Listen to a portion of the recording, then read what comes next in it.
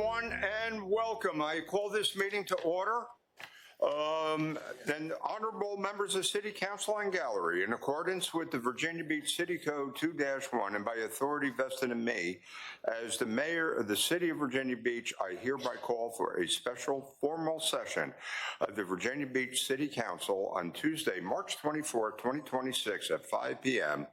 City Council Chambers, Building 1 and 2nd floor, 2401 Courthouse Drive.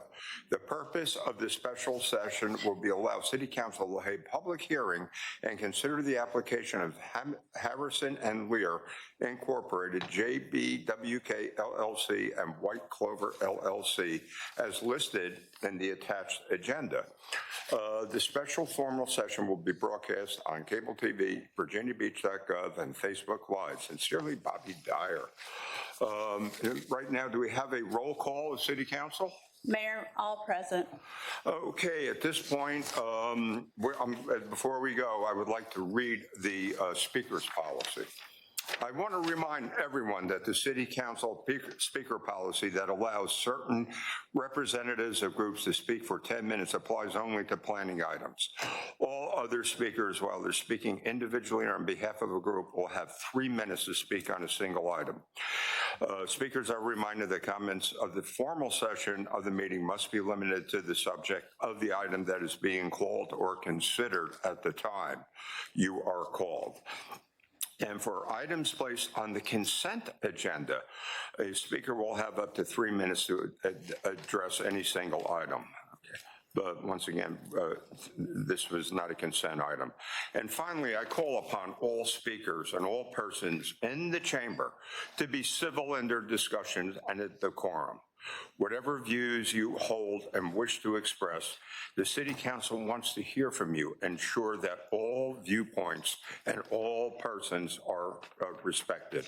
The best way to do this is for all of us to strive for respect. And folks, we have about 110 plus speakers signed up tonight. So to be as efficient as possible, the first row on each side of the aisle are for the speakers in queue. When the clerk calls the first speaker, she will also call the names of the next 5 speakers. When you hear your name called, please make your way down to the front and have a seat in one of the reserved seats. At the conclusion of each speaker's comments, the clerk will recognize the next speaker who will make their way from the reserved seats to the lectern and the name of the next person to move down to the reserved seats. You know, with the volume of speakers we have, we just want to be as efficient and respect your time as possible going. And folks, we have a hot issue tonight. We have a lot of emotion in the room, but let's be Virginia Beach. Let's be courteous to each other. Let's listen to each other. Okay, at this point, we'll call for the item, and planning item number 1, Harrison and Lear Incorporated, JBWK LLC, White Clover, for a modification of Proffers to a conditional change of zoning and conditional of zoning from P1 Preservation District to PDH1 Planned Urban Unit and conditional PDH2 Planned Unit Development, R20 Residential, and P1 Preservation District rate development of 143 age-restricted 55+ single-family homes and a revitalized 9-hole golf course at 31 Arnold Palmer Drive in District 2. Okay, at this point, if you can call the first group of people.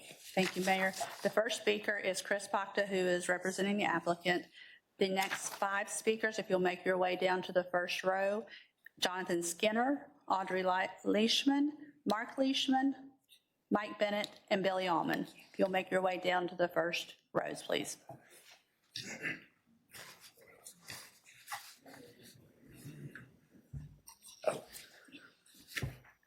Good evening. Thank you. And welcome back, Mayor Dyer.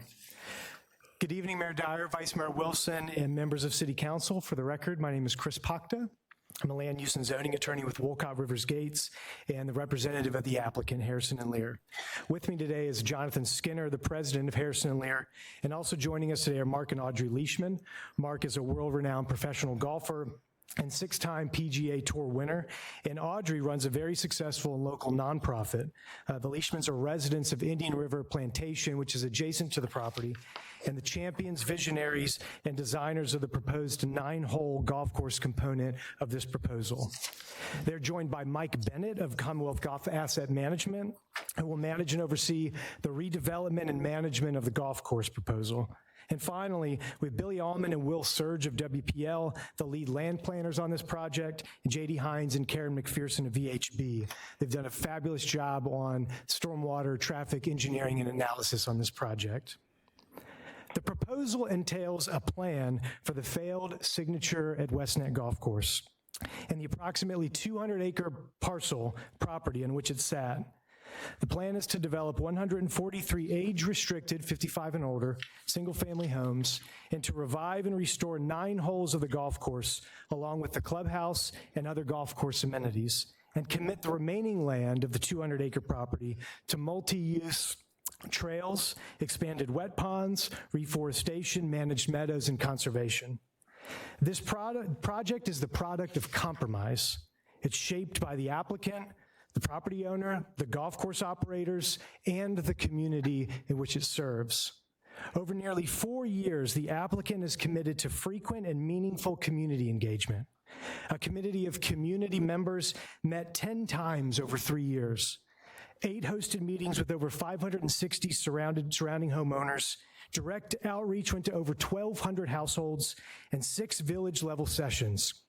This included years of ongoing dialogue and feedback that was integrated throughout this design.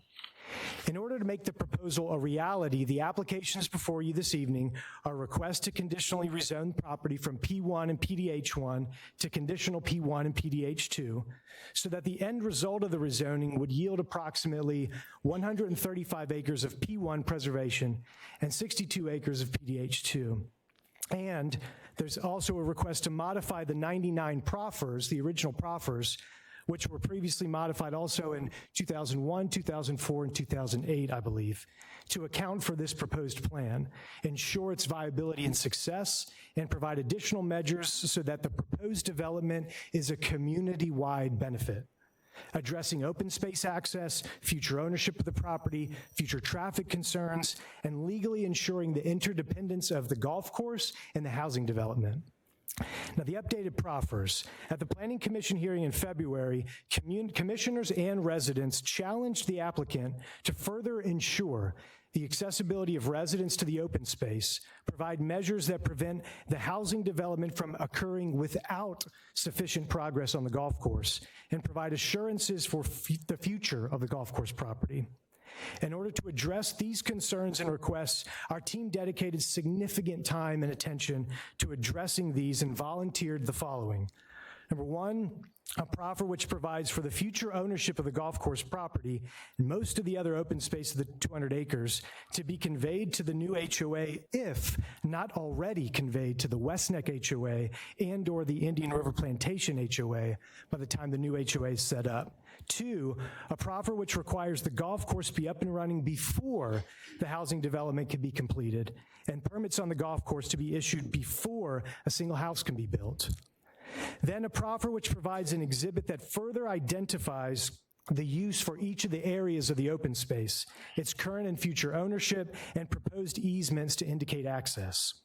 And then finally, a proffer which requires a lease for the operation of the golf course and the ownership of the course to finally be in the hands of the HOA and not the current property owner. For the HOA to decide what happens with the golf course should it close again in the future. I was in communication with Commissioner Plumlee throughout the process of drafting and finalizing the proffers to confirm that they addressed his intent behind the conditions at the Planning Commission. And our team coordinated with the Planning Department, City Attorney's Office to ensure that our exhibit and the proffers addressed the other commissioners' and residents' requests and concerns. Going well beyond what is included and required on most land use applications, these proffers now provide assurance that the golf course design and development will commence and assurance that the community, not the existing property owner, will decide what happens if it doesn't succeed. The comprehensive plan and council's February informal meeting to discuss the comprehensive plan, Mr. Stiles aptly remarked that the comprehensive plan is an aspirational planning tool, a guide for planning to make recommendations to council to consider when voting on land use applications like this one. In so doing, he affirmed what many planning commissions, city councils, and city attorneys have stated throughout the history of Virginia Beach land use decisions, that the comprehensive plan, and in this case the transition area design guidelines, is not law or ordinance and does not require 100% adherence. And as one council member put it at that meeting, while the comprehensive plan is important, there are moments when emergent scenarios arise and deviations are necessary. This is one of those emergent scenarios. More specific to the design guidelines, in reviewing transcripts of the Planning Commission and council hearings over the last 2.5 decades from the transition area, it's been stated on numerous occasions that density is just one factor, and that there will arise situations where deviations to density are necessary and appropriate because benefits outweigh the deviation. Staff in this case stated that in many ways this project aligns with the design guidelines and found our design consistent with the design guidelines' emphasis on blending with natural landscape and its harmonious integration with the surrounding environment. As previously approved transition area project staff report, staff wrote, no project will ever fully meet the provisions of the comprehensive plan for the transition area. Just a few examples: Victoria Park, 39% open space; Sherwood Lakes, 2.2 units to the acre; Princess Anne Village, 2.4 units to the acre, and then modified again to become 2.5 units to the acre. Everyone was approved because benefits outweighed those deviations. Now, in this case, the staff report says 2.79 units to the acre for community-wide density. The West Neck community was approved in '99 at 2.52 and built out at 2.42 units to the acre. The actual increase from what was approved, 0.27 units to the acre, and from what's there now, 0.37 units to the acre. For that reason, transition area projects have been approved in deviation of density and open space guidelines before. Therefore, this project does not set a precedent, but it also doesn't set a precedent because every other transition area community that's been approved, with the exception of Heron Ridge Golf Course, which is owned by the city, owns its open space. This is a very unique property, and that's why we have a unique situation that's arisen. The community does not yet own the open space. Now, the design guidelines call for open space to be usable, visible, and accessible. Since the Signature Golf Course closed in 2019, only 3.79% of the open space in West Neck is actually usable and visible and accessible. Under our plan, the vast majority of that open space of the golf course becomes usable and accessible again, going from 3.79% to 40.1%. And without this project, the amount of accessible, visible, and usable open space in this entire community is less than 4%. Typically on a land use application, I would conclude with appealing to the benefits of it and make an argument as to why approving the project's the right decision. With this application, however, the most compelling reason for approving is from the residents themselves. So I will instead conclude not with my own request, but instead echo the request from a West Neck resident. John, in his letter to City Council, this resident stated, I urge you to approve the rezoning and support the preserve at West Neck. It's time to move past the status quo. It's time for a different approach. This infill project offers genuine benefits. It revitalizes our neighborhood, expands available housing stock, restores recreational amenities, does not reduce agriculture in District 2, expands a viable tax base for future city needs, and contributes positively to Virginia Beach as a whole. With that, I thank you for your consideration of the application, and I also want to thank the city staff, especially Marshall Coleman and Tori Eisenberg and their entire staff who's worked countless hours on this and all the projects they work on, for their hard work on this application. I will stand by for any questions and yield the remainder of my time, and thank you. Okay, thank you very much. The next speaker is Jonathan Skinner, and then Gretchen Hill, if you'll come down to be in queue, that'd be great. Thanks. Good evening, Mayor Dyer, Vice Mayor Wilson, and City Council. Thank you very much for your time and consideration on this matter.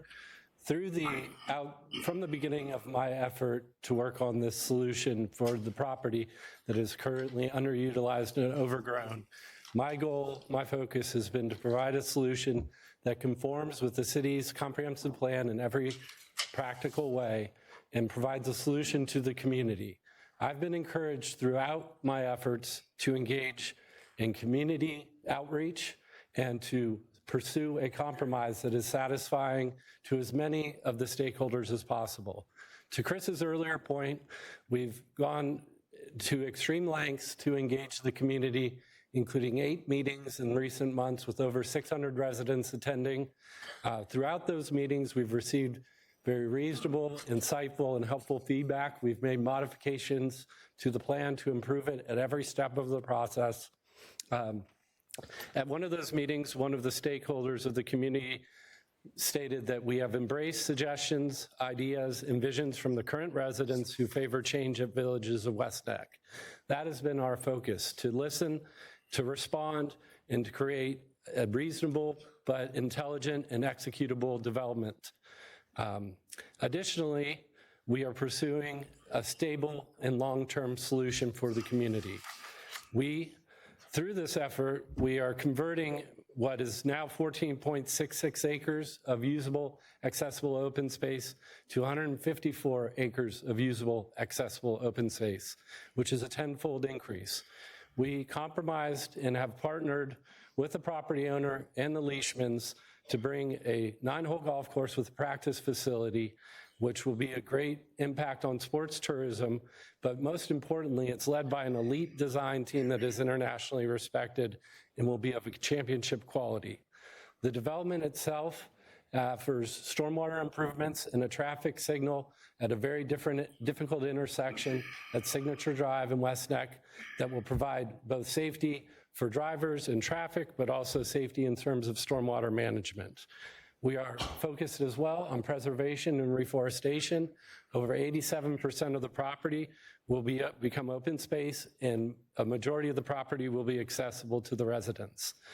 So through our efforts to provide a solution and to engage in outreach, I wanted to finish by sharing 4 different quotes that I've received via email or letter from residents in the community. The first: "It restores purpose and vitality to a community that has waited years for progress."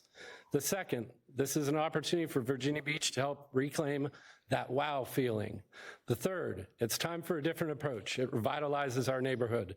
And finally: "We desire change. We long for beautiful surroundings." Thank you for your time and consideration. Thank you. The next speaker is Audrey Leishman, and then Brian Bowers, if you'll come down for a queue. Good evening. Good evening. My name's Audrey Leishman. I live in Indian River Plantation.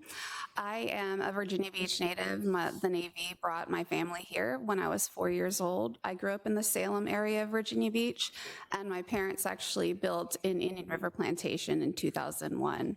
It has been my home, my community, since I was 17 years old. In 2015, my husband and I built on what used to be the 5th green of the signature Arnold Palmer Golf Course. Part of that is, yes, because he's a golfer, but a big part of that is because we love the neighborhood. We love the community. In fact, my 3rd grade teacher is in this room, and my prom date's parents are neighbors as well. So it is my home. And because of that, we wanted to try to help find a solution for a problem. When the course closed in 2019, Mark and I were not in a position to purchase it.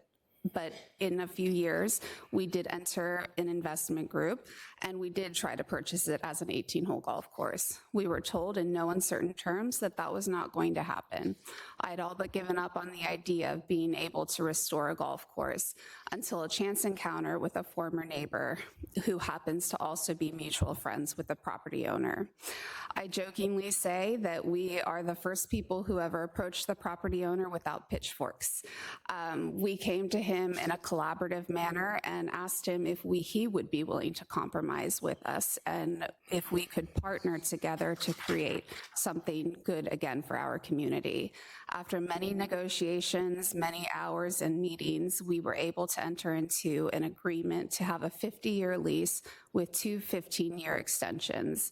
I have also been in contact with Noel Gonzalez and Sharon Gonzalez, who own the Royal Courtyard, in effort to bring a fully operational clubhouse back.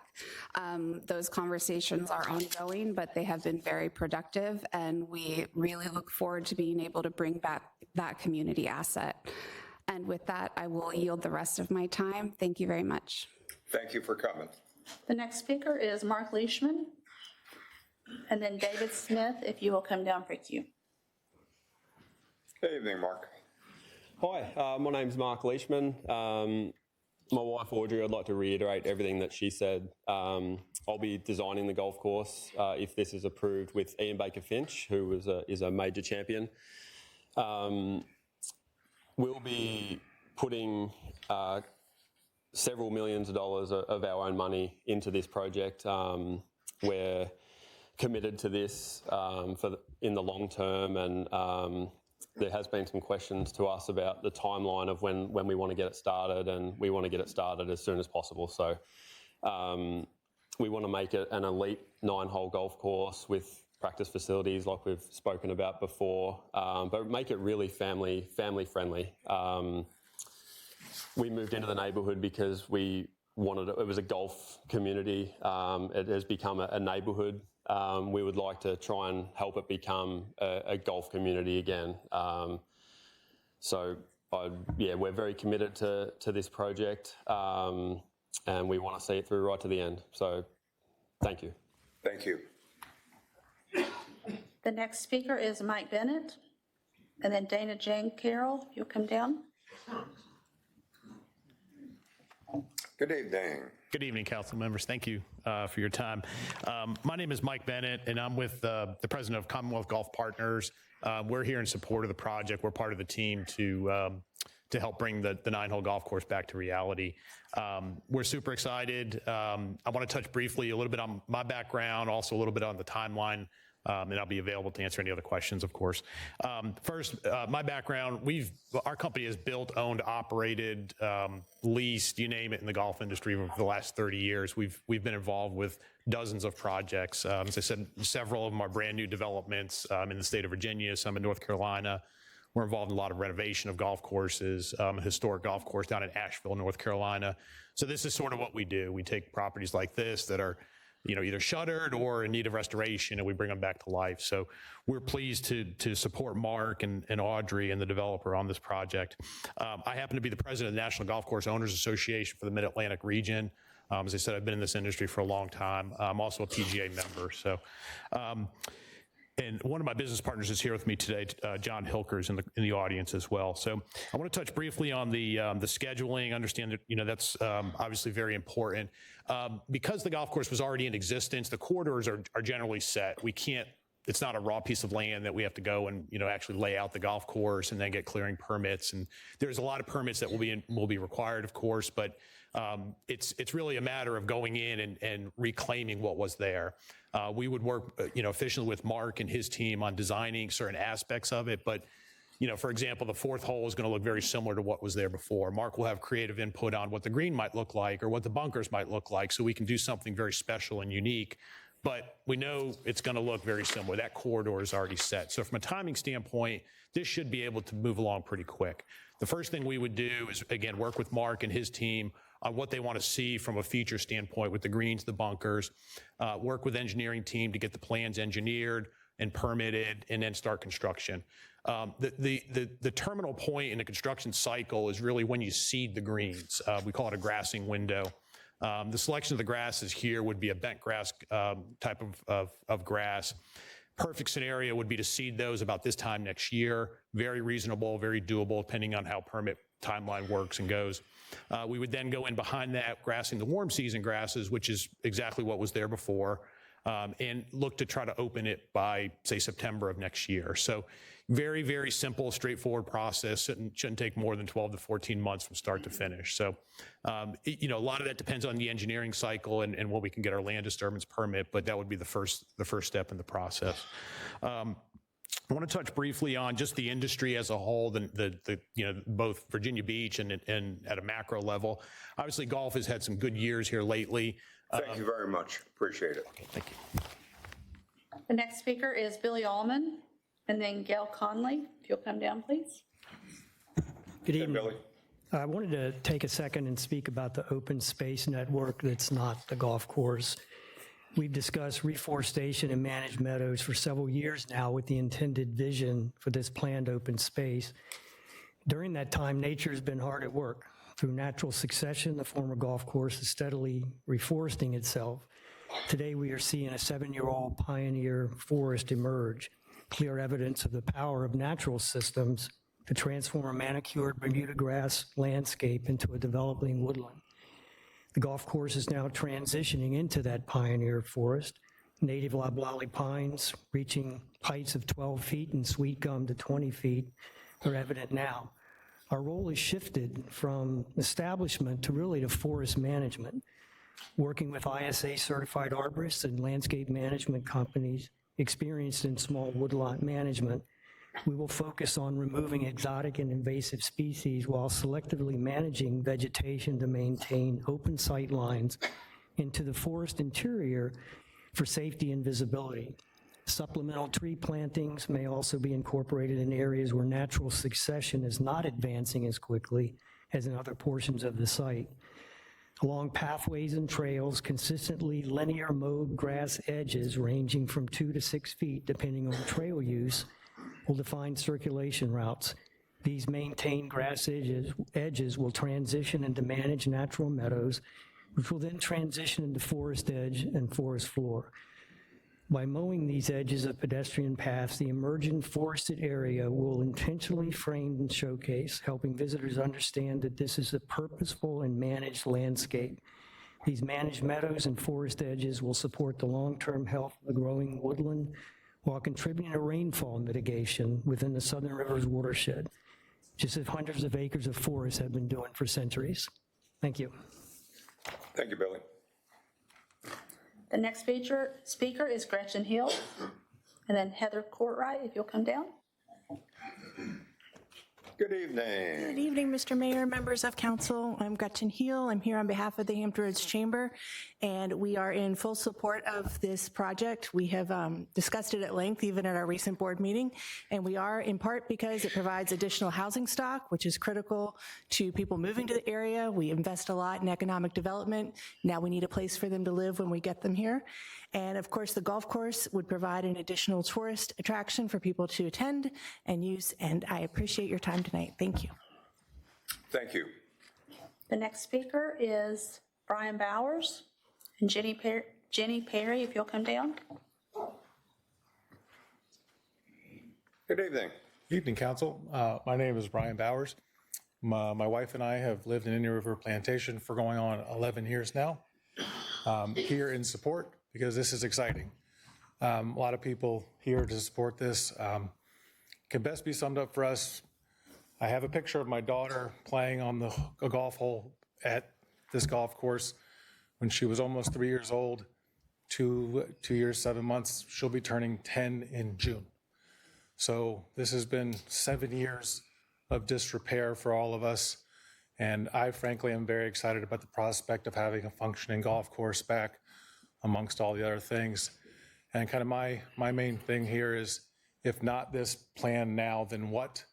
You've got private investment here to reconstitute a golf course. And if we don't do this, then what's the next best option? We've been waiting, lots of back and forth, and I just don't see personally any other viable option. I was one of those who wanted 18 holes. I did not support the first pass at this when there was no golf. for a lot of the reasons why a lot of people still don't support this. But now that there is prospect of golf back involved, I'm fully in support. I don't see another option personally because this property continues to go downhill. We almost had a large fire 2 or 3 years ago now, thanks to the Virginia Beach Fire Department for preventing any damage to anybody's homes.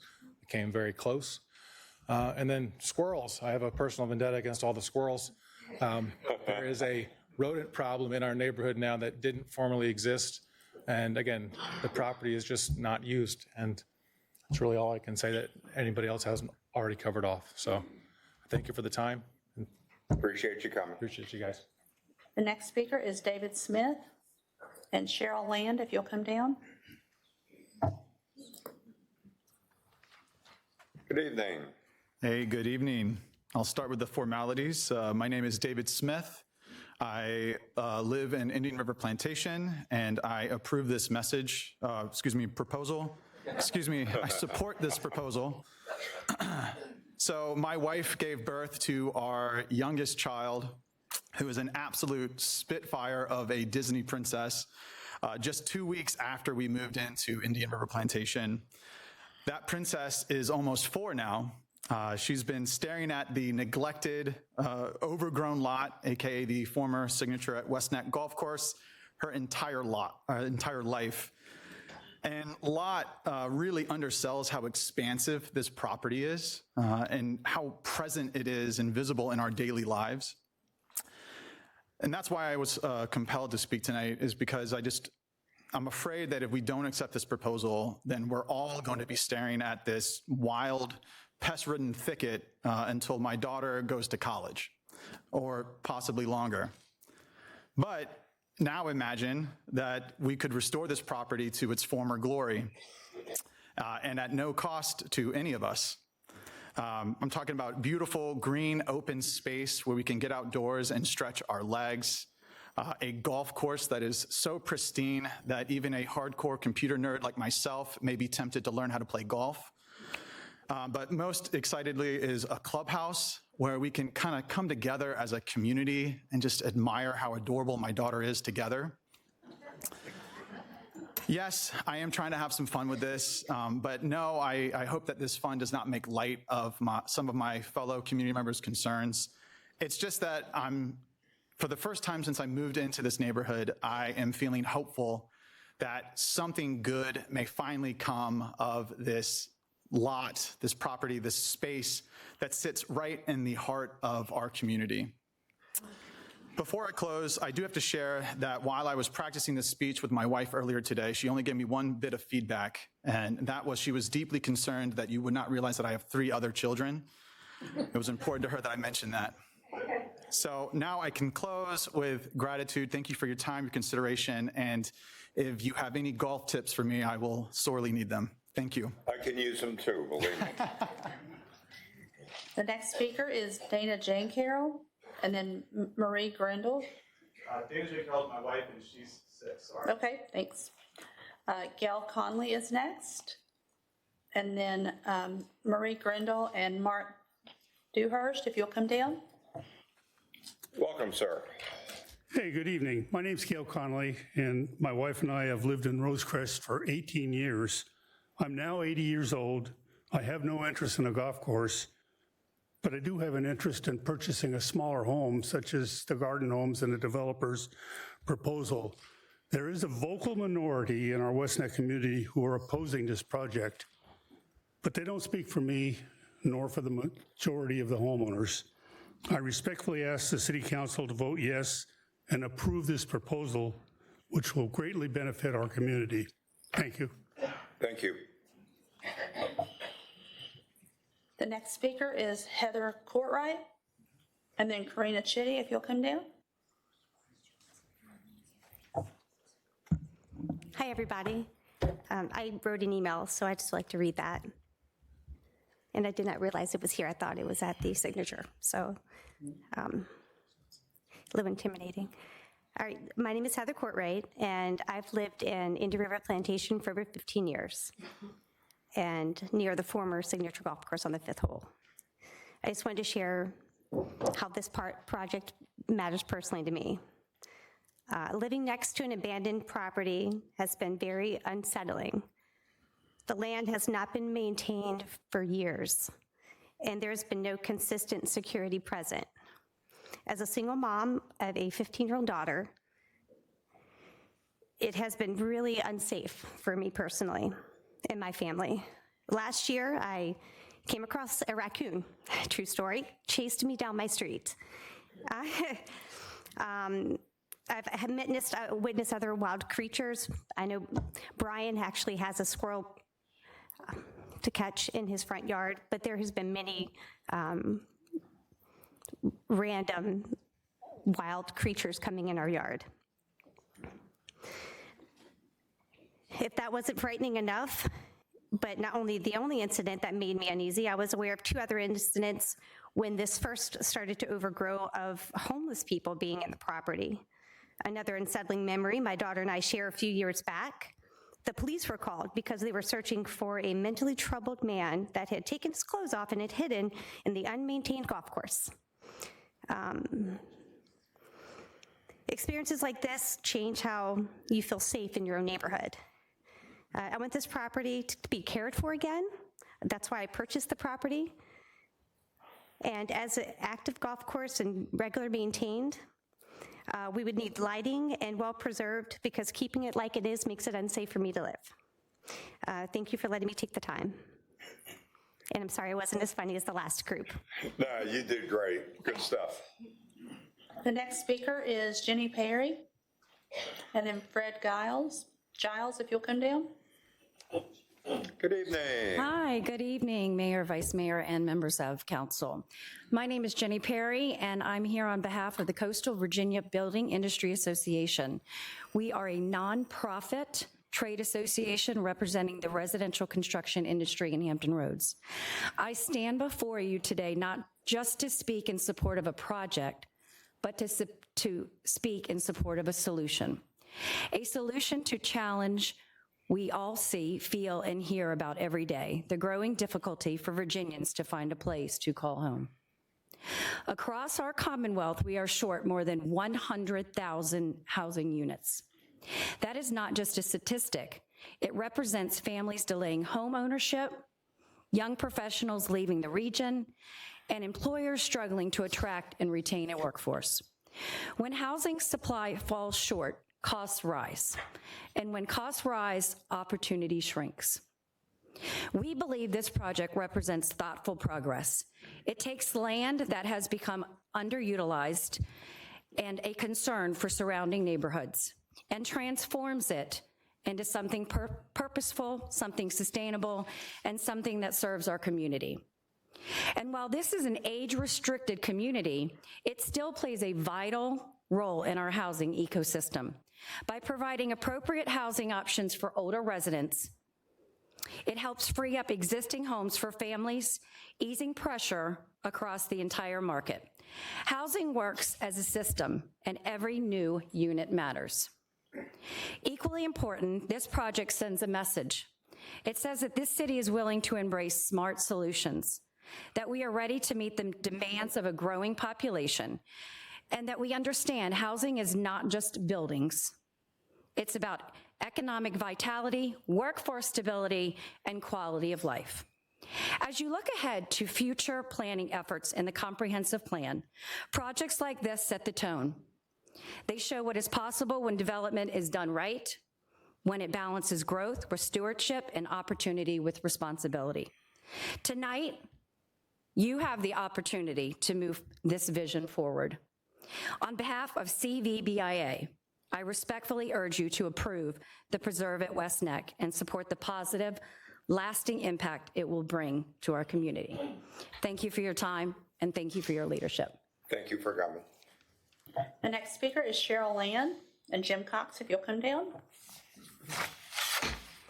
Good evening, Mayor, Vice Mayor Wilson, and council members. Please thank you for having me here. Thank you, Mr. Schulman, as I live in Bay Lake Pines, next door to Chick Beach, for those who don't know where that is. And Mr. Schulman has been a great supporter. Just last night, I was at our Civic League meeting, where we were presented with 52 condo units to go on Shore Drive. Now, they've been fought for years, the whole project, Marlin Bay, you may have heard of it, but I believe, and this has to go through approval, but I believe it will get approved. And there's probably not a homeowner in my neighborhood that is happy that condos are coming. However, it could be worse. I look at this project, 143 single-family homes, where Virginia Beach is desperate for housing. I'm a Virginia Beach, not native, but I've been here 45 years. I've raised my kids here, and I have one who's about to get married and just moved to Norfolk because there was nowhere of affordable housing. I really look forward to this senior living housing, the over 55. I'm the senior, they're only 55. But I look forward to that where friends of mine can move into these homes and free some space up for the 30 and 40-year-olds who can't afford to live in Virginia Beach. So I fully support this project. A defunct golf course for the last 6 years is an eyesore, and if it could have supported itself before, I believe it would have. I think the benefit of Mark Leishman, it's a perfect project. I highly support it as a strong civic member of Virginia Beach, and I hope you will too. Thank you. Thank you for coming. The next speaker is Marie Grindle, and then Brian Burnett, if you'll come down.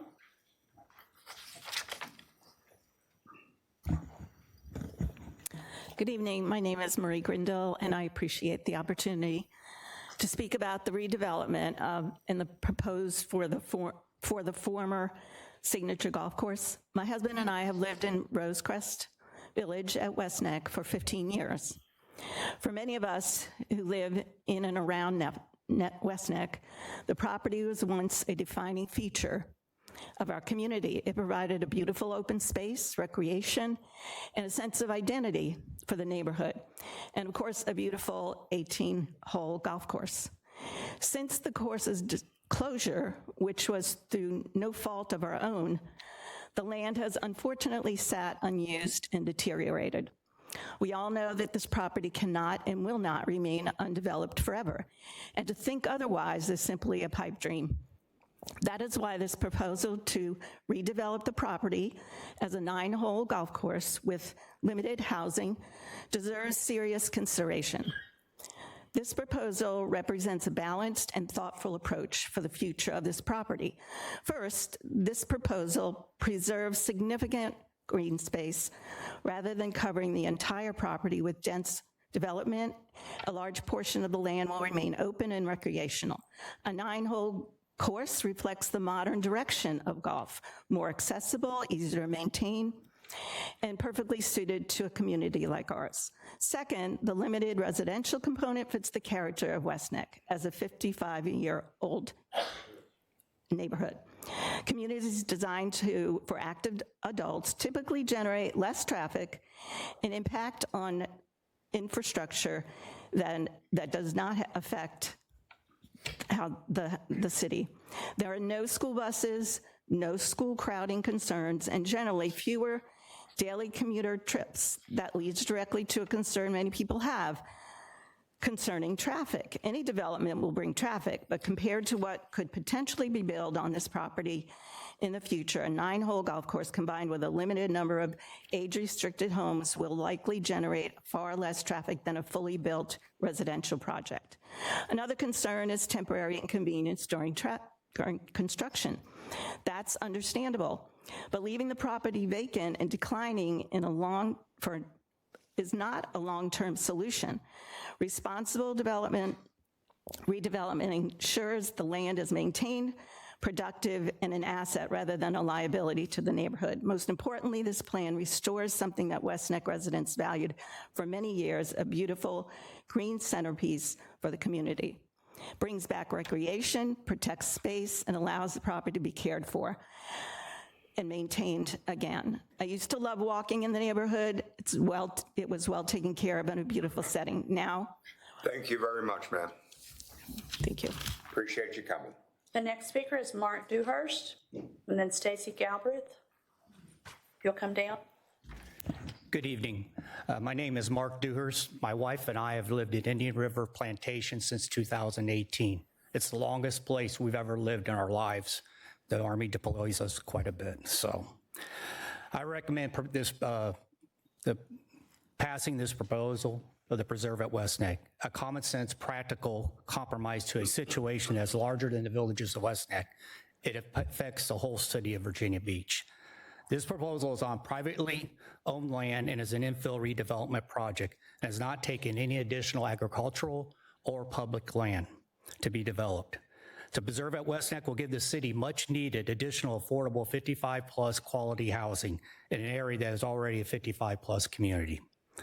Density should always be considered, but remember back in the day it was decided that the density should be a 1-to-1 unit to acre, based on the lack of public utilities and the general rule that a house on a well and septic required an acre of land. I ask you to consider, is this measurement still valid today? How many areas in the transition area meet or even come close to the 1-to-1 unit per acre? This proposal brings a little cost to the taxpayers for stormwater management to neglected retention ponds. The preserve at West Neck will restore and enhance the neglected open green space of the former Signature Golf Course that will be properly managed by the new golf course and the home development.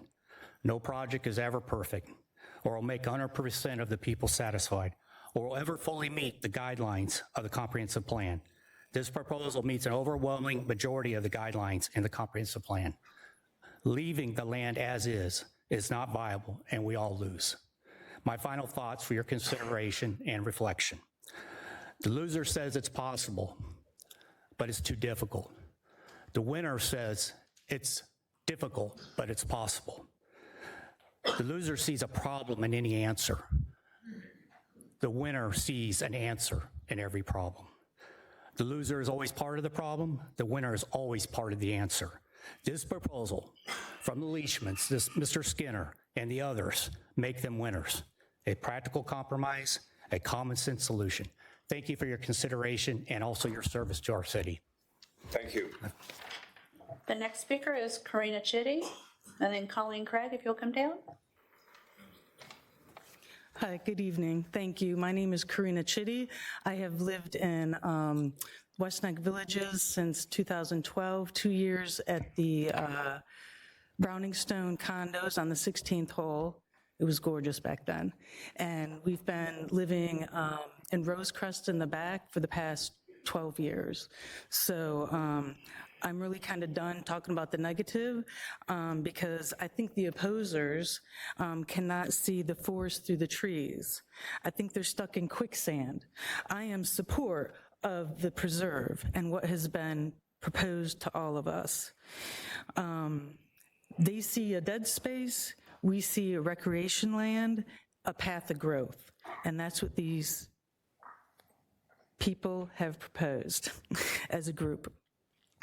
I anticipate and would hope one day to buy a house, one of the Southern Living homes with a pool for my mom, a mile down the street where I could either walk or canoe ride. They have a lot of great plans. You've heard all of the good things that people have spoken and will speak of tonight. There also is going to be a restaurant and a pro shop. That means taking her out to eat and a little bit of shopping every once in a while. Now, as for the 9-hole golf course, it's going to be a high-end experience with tournaments, fundraisers, and especially Father's Day and Mother's Day. I'm sure they have lots of great opportunities that they've been thinking about. Lastly, since we are so close to the convention center down at the ocean front, why wouldn't they propose to people, tourists in the area, for a half-day golf course excursion? Why not? At a high end? It'd be nice. There's endless possibilities. Please ignore the background noise. Let us put new roots down, grow, thrive, and move forward. Thank you for your time. Build it, they will come. Thank you. The next speaker is Fred Giles, and then Colleen Craig, if you'll make your way down.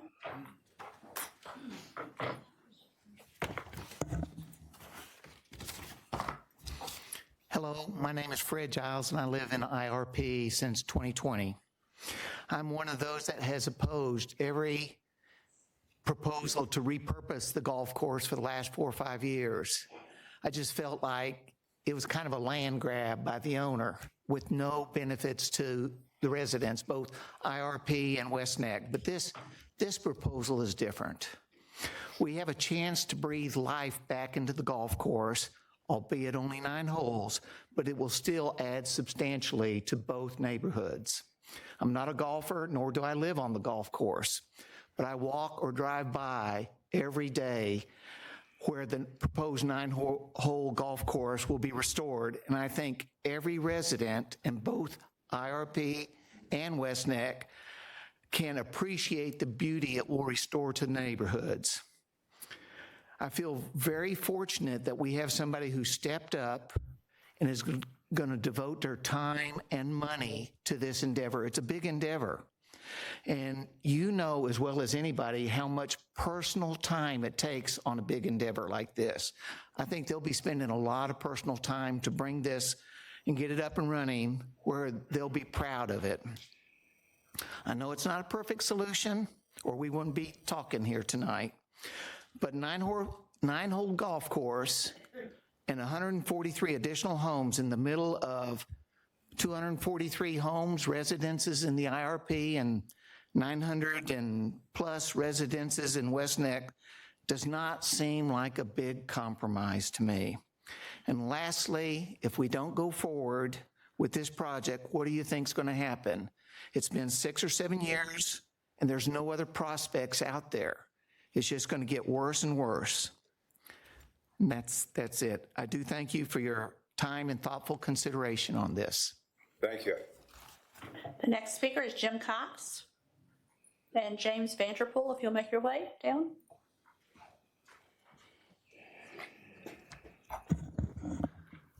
Good evening. I'm Jim Cox, a resident of West Neck, and I'm in favor of this proposal. You know, there are many reasons why this development should be approved, but I will start with the uphill battle and obstacles put in place to shut out those in favor and the barrage of verbal attacks residents have had to endure in West Neck. Our board has never directly engaged nor invited the developer to talk to the residents. The board refused to even have open discussions. SOTAR, I'm sure you've all heard of that, is not a board-sanctioned program, but gets full access to our village hall and all our West Neck media sites. SOTAR has used highly aggressive actions to instill angst and fear. Here are 2 of many slide presentation statements to residents. Construction will be 10 years of terror. Emergency vehicles will not be able to get through. Now, these simply are false statements for obvious reasons. There are too many social media, here are 2 of many social media comments that SOTAR members say to residents that they disagree with. You continue to be ridiculously irrelevant. Zip it. Your opinion in this inactive minority, so I suggest you sit down. For 2 years, these SOTAR tactics and attacks have not let up. Many residents now favor development and are extremely afraid to speak out for fear of retribution. That said, this is an excellent compromise. If approved, it establishes a top-level 9-hole golf course that the communities can play. It increases West Neck's open space by 1,000% from 4 to 40 acres, and that does not include the golf course portion.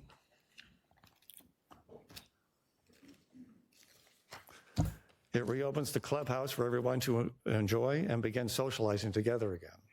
Importantly, it will upgrade the lakes to mitigate flooding and meet current and more stringent water containment standards.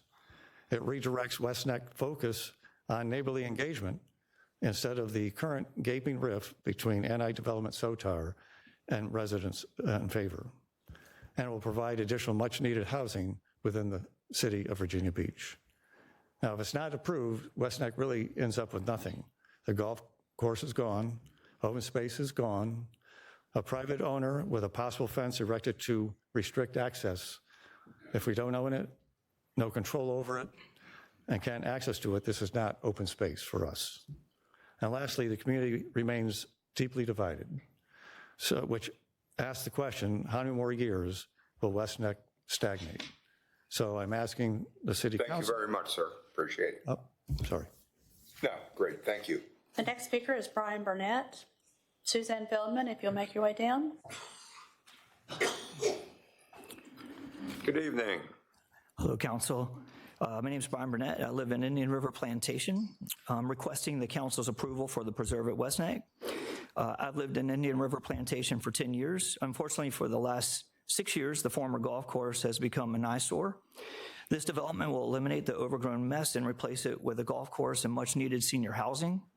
The 143 age-restricted homes will address a citywide housing shortage that has been identified by the Hampton Roads Planning District Commission. 9-hole golf and open space promotes active lifestyles for residents and neighbors. And we've waited a long time, and now we finally have a viable plan to solve this years-long problem. So I would just ask that you would approve this, and thank you for your time. Thank you for your time. The next speaker is Stacy Galbraith. Bob Feldman, if you'll make your way down.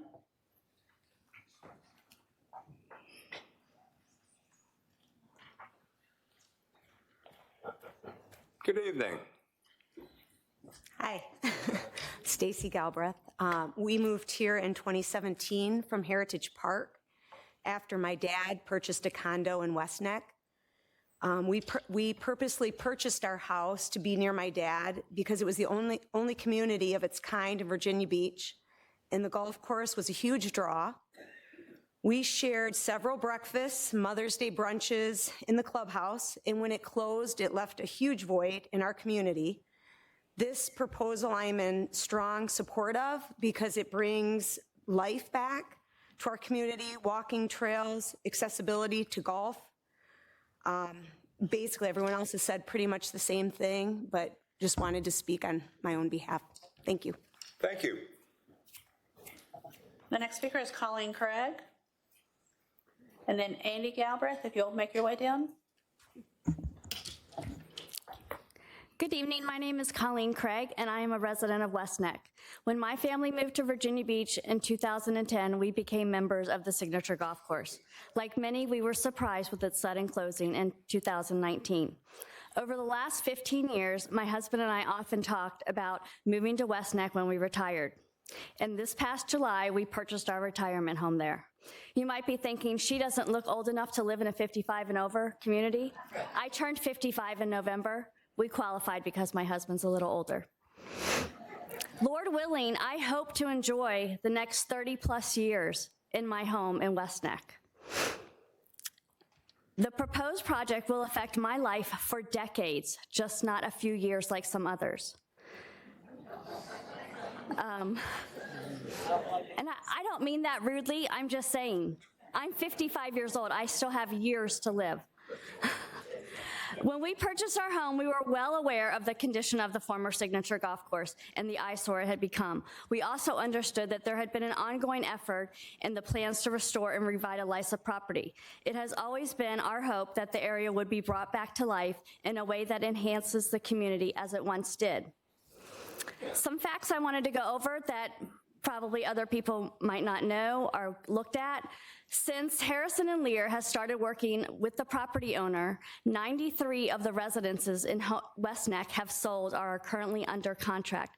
That's 10% of the 936 residents in West Neck. So sales are not a problem in the neighborhood. The most recent house closed was $670,000. So pricing is not an issue in the houses in West Neck. On Majesty Lane and Wonderland Court, the proposal shows 29 houses being built behind the 25 existing houses there. Only 2 of those 25 existing houses are original owners. So people saying that they paid a lot premium to be on the golf course, there's only 2 of those original owners left. Even if you stretch that to include the 4 homes that back up to Cadence Lane and the city pump house, only 1 of those 4 owners is an original owner. So that's 3 owners of the 29 now houses that will back up to these new houses that paid a lot premium. Another thing that I looked at was the SOTAR members say that there's 900 residents in West Neck that are members. I've never once been approached by SOTAR in the 9 months that I've lived there.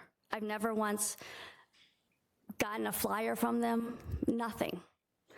I've been told that there's 1,000 SOTAR members, that there's 1,500 SOTAR members, yet their petition that they put online only got 1,100 signatures. Thank you very much. Appreciate you coming. The next speaker is James Vanderpool. Rob Huffman, if you'll make your way down. Good evening, City Council. Thanks for the opportunity. This is my first time, so I'm really excited. A little bit about myself. I'm a local here, was born, went to Ocean Lakes High School, went on to TCC and graduated from Norfolk State. Also, I've been in the real estate sales business the last 10 years. I've also been a real estate investor a little over 10 years. And I'm here to say I am for the project. The 143 restricted homes, 55 and up, address a documented citywide housing crisis. It's a low impact way to meet housing demand. Also meaning no school-age children, lower traffic generation, and a demographic that values quiet and stability. Also, property value will increase. Homes with golf views will see the greatest benefit, but the entire neighborhood gains from the restored golf course. Thank you for the opportunity again. The next speaker is Suzanne Feldman. And Amy Feldman, if you'll make your way down. Good evening. Good evening. My name is Suzanne Feldman. Mayor Dyer, Vice Mayor Wilson, and council members, good evening. Change, oftentimes difficult to imagine or then to accept. My husband and I moved to West Neck 22 years ago and have been through many changes, but nothing like this. I'm speaking in favor of rezoning the preserve. In an effort to respect your time and not be repetitious, I will speak on another topic than most others. With additional housing, there will be an increase in mostly 55-plus drivers. As we age, there are a variety of gradual physical and cognitive changes, such as head turning, decreased vision and hearing, sensitivity to glare, and slowing reaction times. The intersection that will pose the most significant impact is West Neck Road, Signature Drive, and Tin Barn Way, which is the entrance to Kingston Estates. Kingston Estates. Let me digress for just a paragraph here.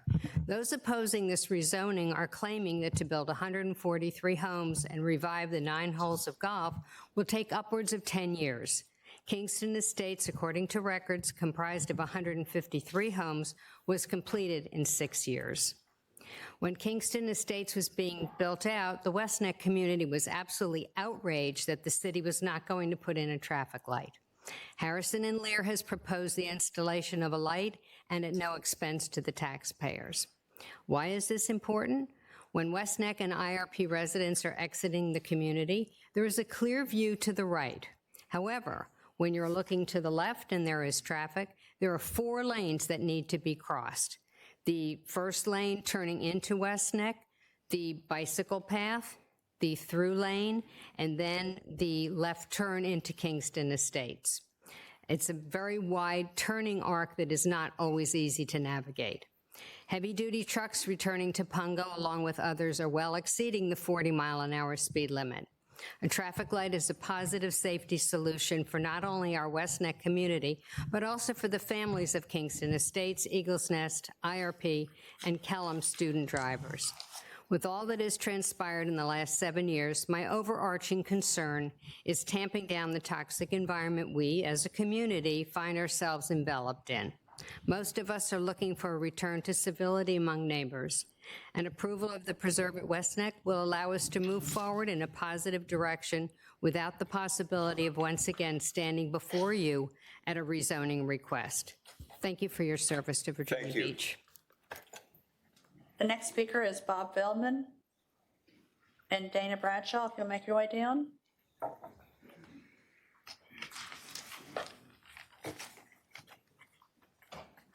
Good evening. How y'all doing today? Good, I hope. I'd like to thank you for your time and listening to all of us. I've been a resident of IRP for 3 years. The whole time I've lived here, it's been a forest and a woodland over there, weeds. I think this is a good solution. And I certainly hope that the idea of perfection doesn't become the enemy of the good. So I think this is a good solution, and I hope it's adopted. Thank you. Thank you. The next speaker is Andy Galbraith. Eleanor Massey, if you'll make your way down. Hey, good evening. My name's Andy Galbraith. I live in Indian River Plantation. I've been there since 2017. Thank you for your time, as others have said. We have talked about the history of this place, the legendary golf course we had there, the 18-hole course that was there when we moved in, the beauty of the course, the shared pride we've had with the neighborhoods, and the camaraderie between the residents, both with the golf and the clubhouse and just the walking areas. We've also talked about the sale, the subsequent neglect of the property, the deer in front yards we've seen, the rodents, the fire, and all these disputes about how to move forward. Tonight, I just want to share a few reasons why I am in favor of the current proposal. I'm excited about it, actually. So the publicly shared website for the preserve, I thought was very well done, very informational, professional, and thorough. And also there was a town hall meeting I attended just for more information in January that went into even more detail. The plans are meticulous, they're comprehensive, and they are balanced, looking at all the aspects of things. So it's very evidently been formed after extensive market research, strategic planning for our specific area in Virginia Beach, and modified through input from others, inviting input from others. So if you didn't know any better, you'd think that people behind this plan actually knew something about the city of Virginia Beach and even our neighborhood, and that they really wanted to do the right thing here. And then you realize, oh, these people are our neighbors. They're in the neighborhood. They are invested in this community, in this city, just like me, just like my family. They do know about the history of this course. They do know about some of the drainage issues we've had in our area. They do have family here, spanning at least 3 generations. And you say, no wonder these are our type of people. And hey, they know a little bit about golf. So that's a plus. They don't want to just set up a couple holes and a few sand traps. We're looking at a state-of-the-art course, highly desirable, the whole area, the clubhouse, the walking area, the open areas. That's due with the input from an expert design company, a golf operations manager, and it looks like an all-star plan to me. No taxpayer money needed. So yeah, I'm excited about it, and I continue to be respectful of others, other interested parties. I'm open to other reasonable proposals. But let's face it, this plan's pretty sweet, and it's backed by credible people that we know. I'd have a difficult time imagining we're going to hear anything this comprehensive with this much backing or enthusiasm. Thank you much, Thanks. sir. Appreciate it.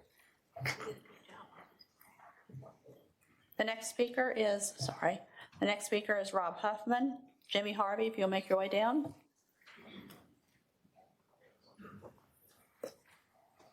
Good evening. Good evening, Mayor, City Council. My name is Rob Huffman, and I am a resident here in Virginia Beach of Courthouse Estates. And I'm going to come at it from a little bit different angle, simply first world problems.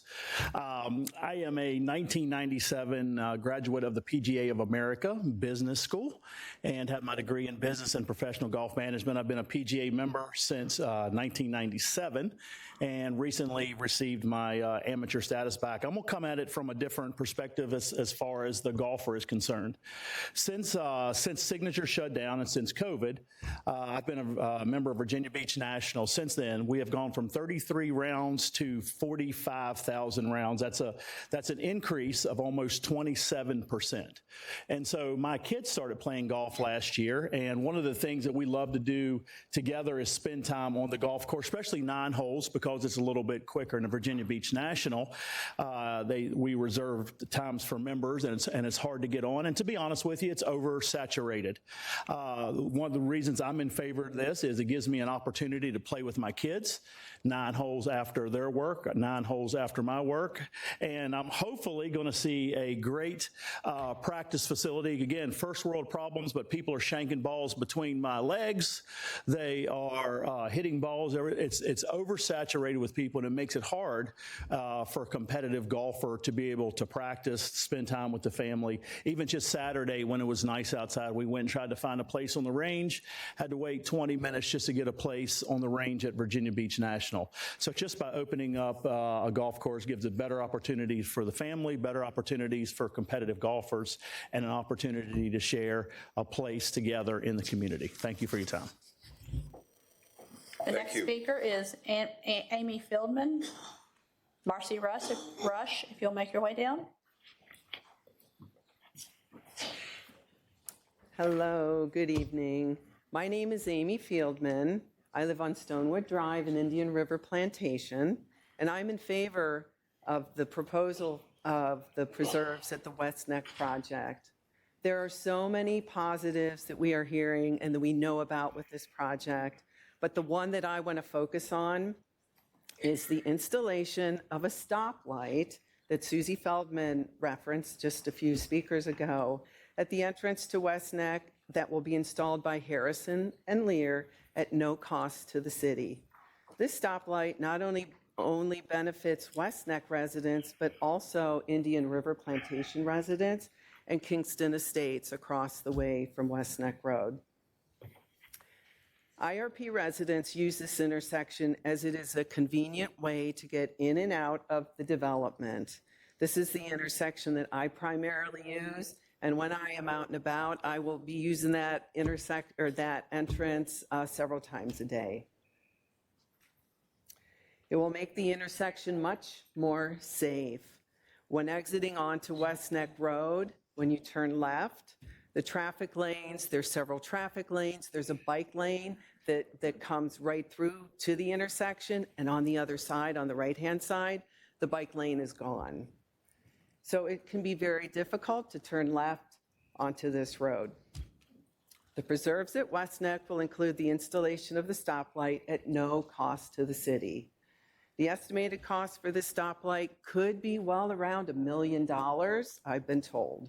That's a lot of money that we would save. This project will have so many benefits to our community.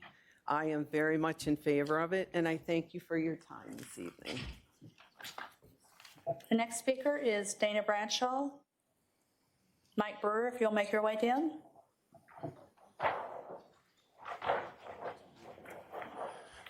My name is Dana Bradshaw. This is my wife, Charlene, actually. And we are residents of IRP. And our home, actually, we are speaking in support of the proposal because we live actually where we face the old former golf course, the former Signature. And we've seen the increase in the foliage and the lack of maintenance that ended up ultimately in this fire that she is illustrating here, which we saw from our backyard. So that's me actually standing there as we watched the fire, and we were seeing it spread towards our neighbors. So obviously that was a big concern of ours, is the lack of maintenance of the golf course and the danger that we don't want to be a Paradise, California, definitely.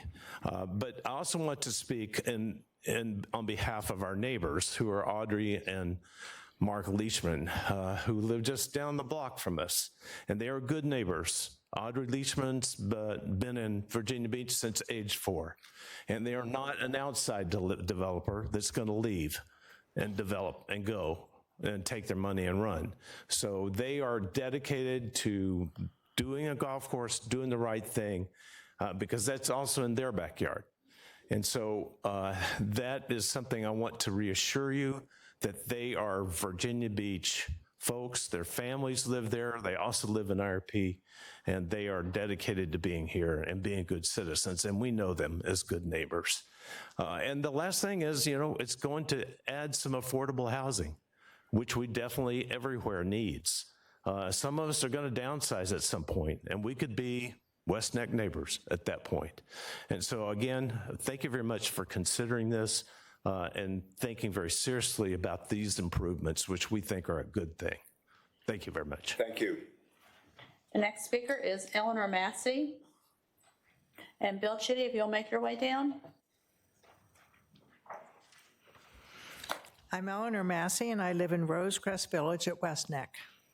There's been a lot of talk of what might happen if this proposal goes through, but I'd like to focus on what will happen if it doesn't.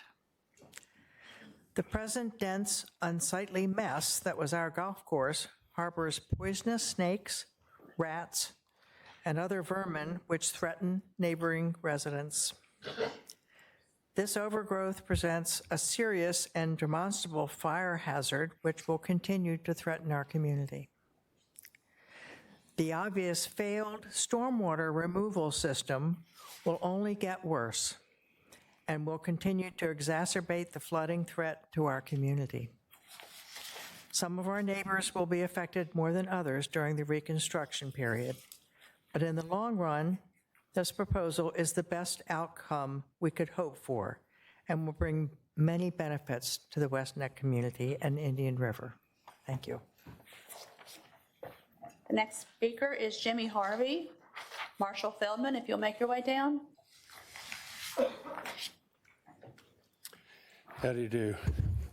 Anybody here live in Virginia Beach since 1968? Look at that. Okay. I've seen a lot. I've been to Plaza Junior High School, Windsor Oaks Elementary, Kellum High School, the original one. I think what they did to Kellum High School was a good thing. That worked out, in my opinion. I live in IRP now since 2003. We loved the neighborhood. We had the most beautiful golf course in the city. It wasn't PGA length, but it was the most beautiful golf course. When all that went down, I was upset.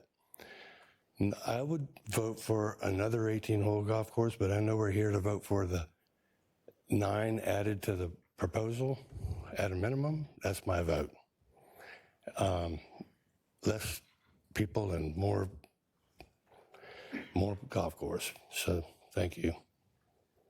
Thank you for coming. The next speaker is Marcy Rush. Salim Raja, if you'll come down, make your way down. Good evening, everyone. I'm Marcy Rush, and I have lived at West Neck for 16 years, and you are going to hear me. I'm here to represent the silenced majority who have been scared into silence by a group of bullies known as SOTAR towards anyone who wants change and is excited about the new plans for the former Signature Golf Course. With threats and intimidation towards anyone who does not agree with them, they are called out in meetings as traitors or working for the developer if they do speak up. SOTAR members are told to stay vigilant and report any anti-SOTAR initiative in the community. 2 days after I spoke at the Planning Commission and exposed their conduct, I was called out on social media as having zero concept of love thy neighbor and enjoy your free new home from H&L in exchange for screwing over your neighbors. Indian River Plantation was also called out as entitled and selfish people. SOTAR has also weaponized the Freedom of Information Act, causing fear of retaliation if owners write to the city. So you didn't get a lot of letters. I think you got some, but they're afraid. They told me they're afraid. SOTAR leaders took over the community meetings. The developer had to answer questions for the owners, planted people throughout each meeting the entire day to disrupt and stop legitimate questions being asked. Later that same day, there was a West Neck board meeting with the newly elected board where a SOTAR representative stood up and screamed at the board, "Get on board with SOTAR or get out." Since the Planning Commission meeting, SOTAR has intimidated some of these board members and has taken control of the West Neck board again. You will hear from the board today and the community attorney. They do not represent the silent majority, but the community will be paying that attorney to speak. The West Neck board was asked several times to take surveys to determine who wanted change and who agreed with SOTAR, and was refused both times by the SOTAR-dominated board. It seems like they wanted to shape their own narrative rather than have it challenged by actual data. There are approximately 1,400 residents living at West Neck, and we are pleading with the City Council. Do not let the majority rule and leave us in the weeds and constant threat of fire. Thank you. I appreciate your time. The next speaker is Mike Brewer. Tim Keating, if you'll make your way down. Mike Brewer is next. Good evening. Good evening. I'm Mike Brewer. I've lived in Indian River Plantation for 23 years.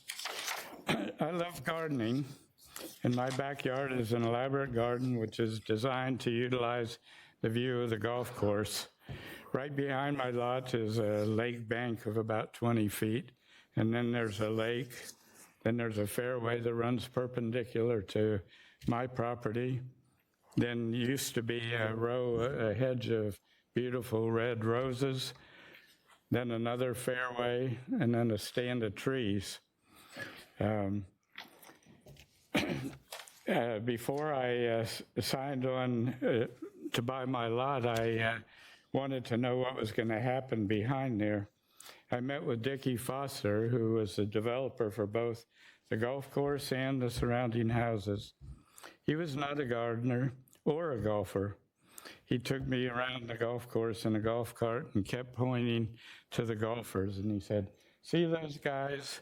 They're paying for my garden." He saw the golf course as a tribute to his mother and his sister, who were both big gardeners. He was proud of what he had built. He assured me that nothing would be built behind my house.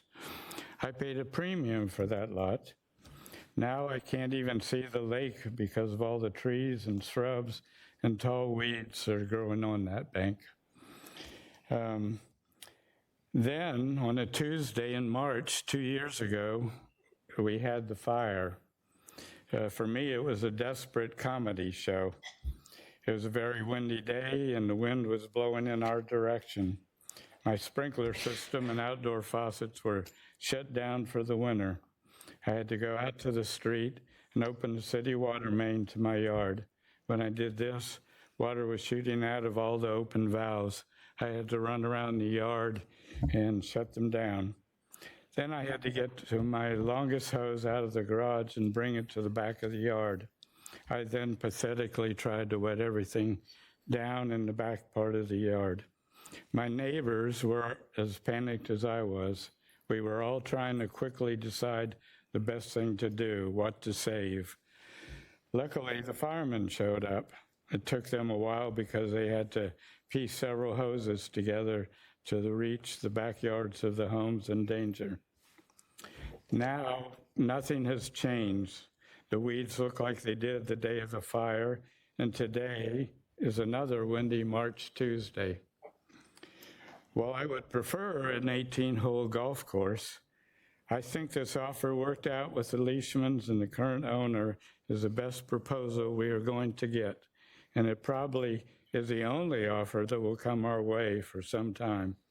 So I support it. Thank you, sir. Appreciate it. Thank you for your consideration. Thank you. The next speaker is Bill Chitty.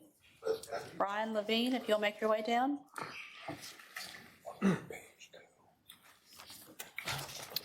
Mayor, Vice Yes, Mayor. welcome. Good evening. Thank you for setting up this meeting and give us the opportunity to speak. My name is Bill Chitty, and I've lived in West Neck for approximately 14 years.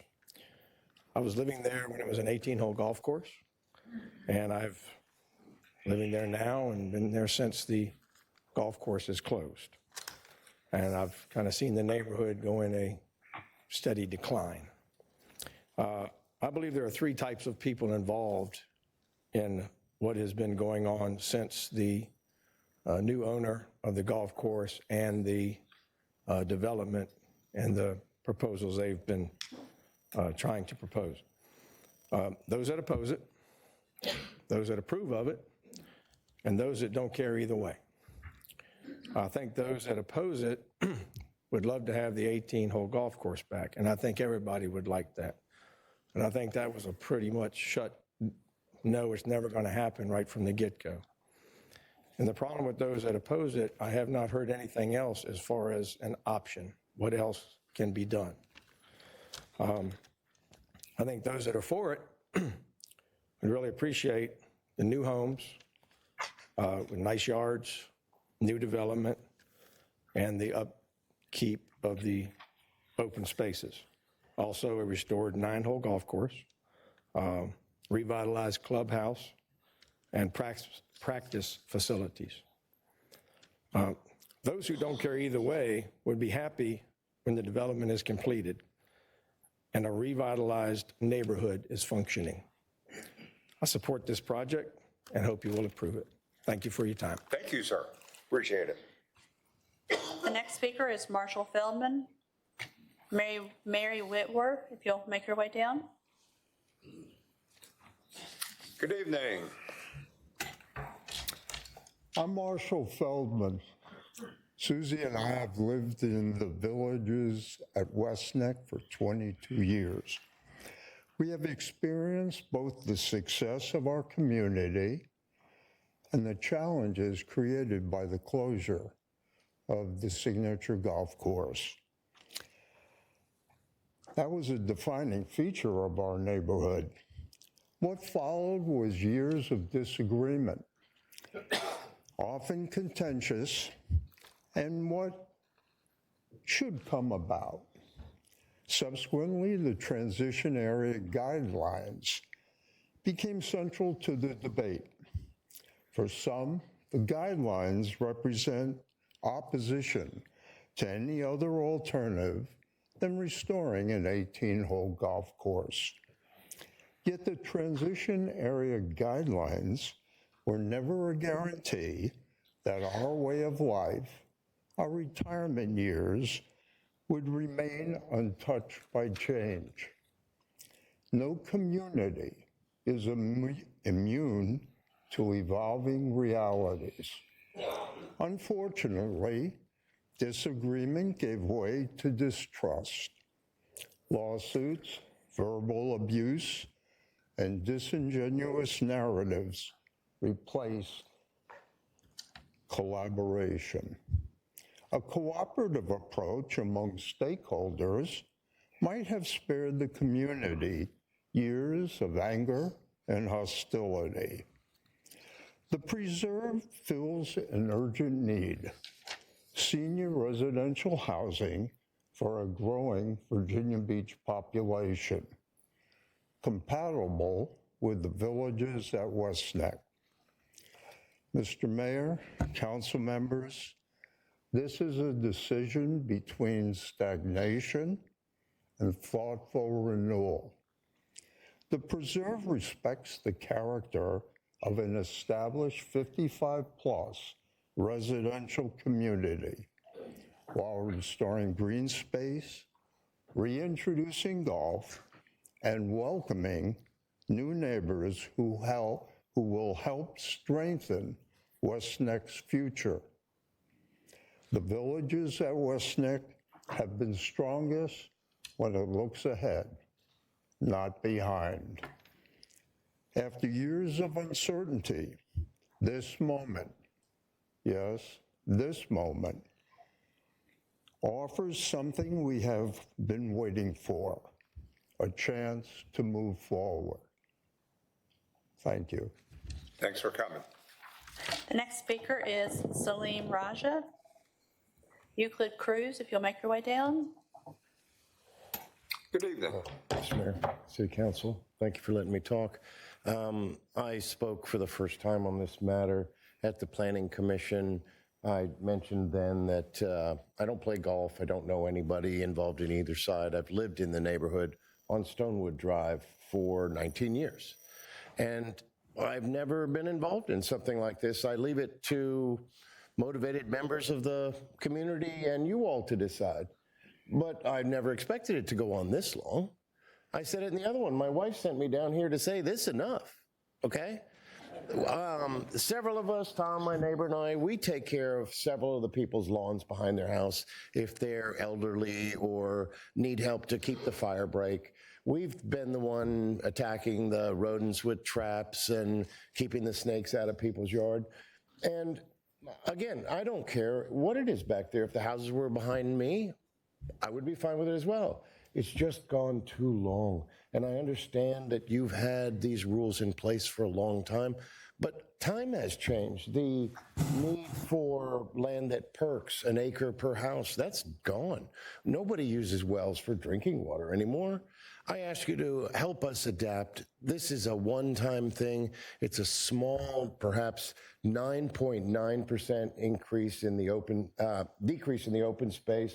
There's no more draw pressure on the schools. It's an elderly community. It's wonderful. The other side of the neighborhood, West Neck, they have their community center. We're not allowed to go there, but they can all come to the golf course. We always did that. So I don't have any detail at all that someone hasn't already mentioned. Thank you for your patience. I just want my wife and I to be counted as people that are for this proposal. Thank you very much. The next speaker is Tim Keating. Doug Steele, if you'll make your way down. Good evening, Mr. Mayor, council members. My name is Tim Keating. My wife and I have lived in Indian River Plantation since 2010. I had the privilege of serving in your Navy for 43 years, retired as a 4-star. My wife and I moved 25 times in those 4 decades.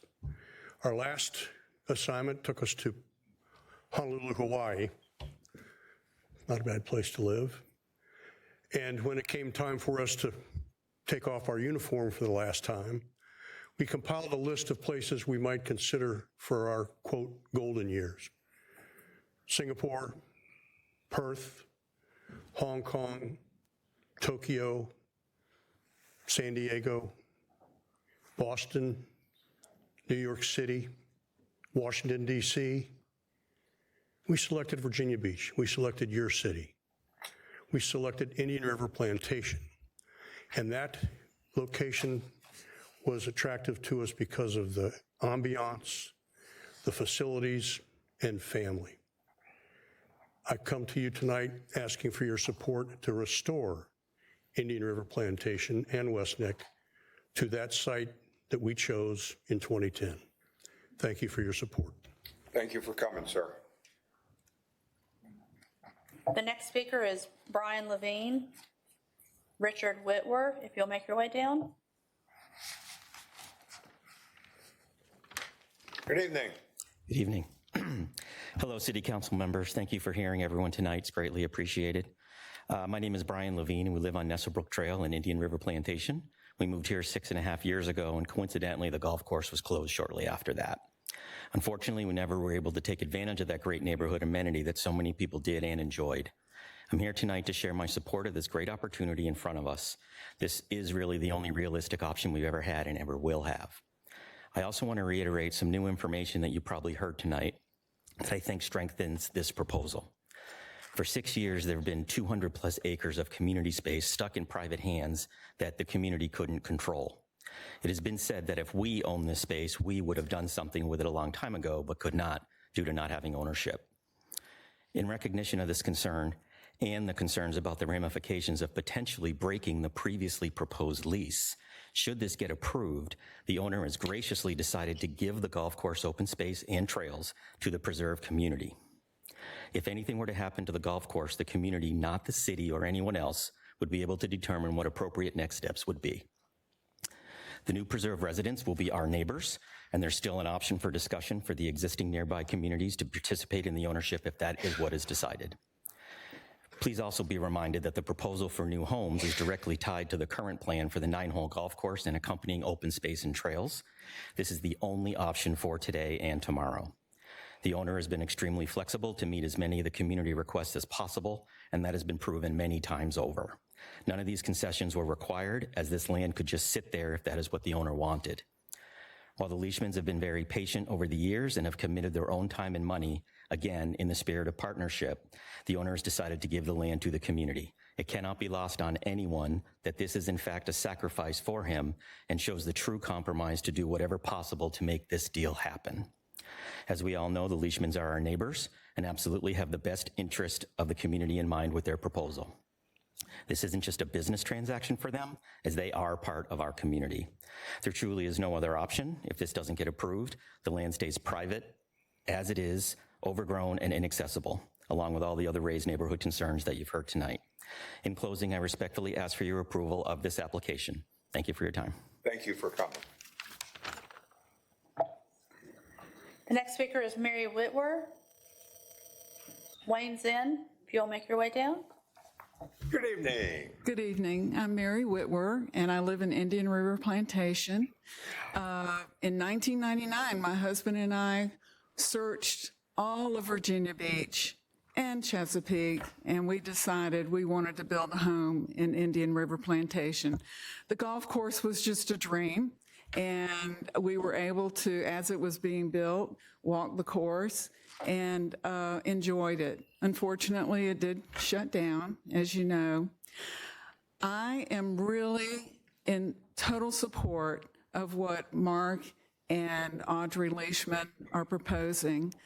I'm really looking forward to walking our neighborhood, walking through West Neck, walking the trails that they're proposing, coming home, seeing a beautiful landscape of golf course, and not fearing the risk of another fire.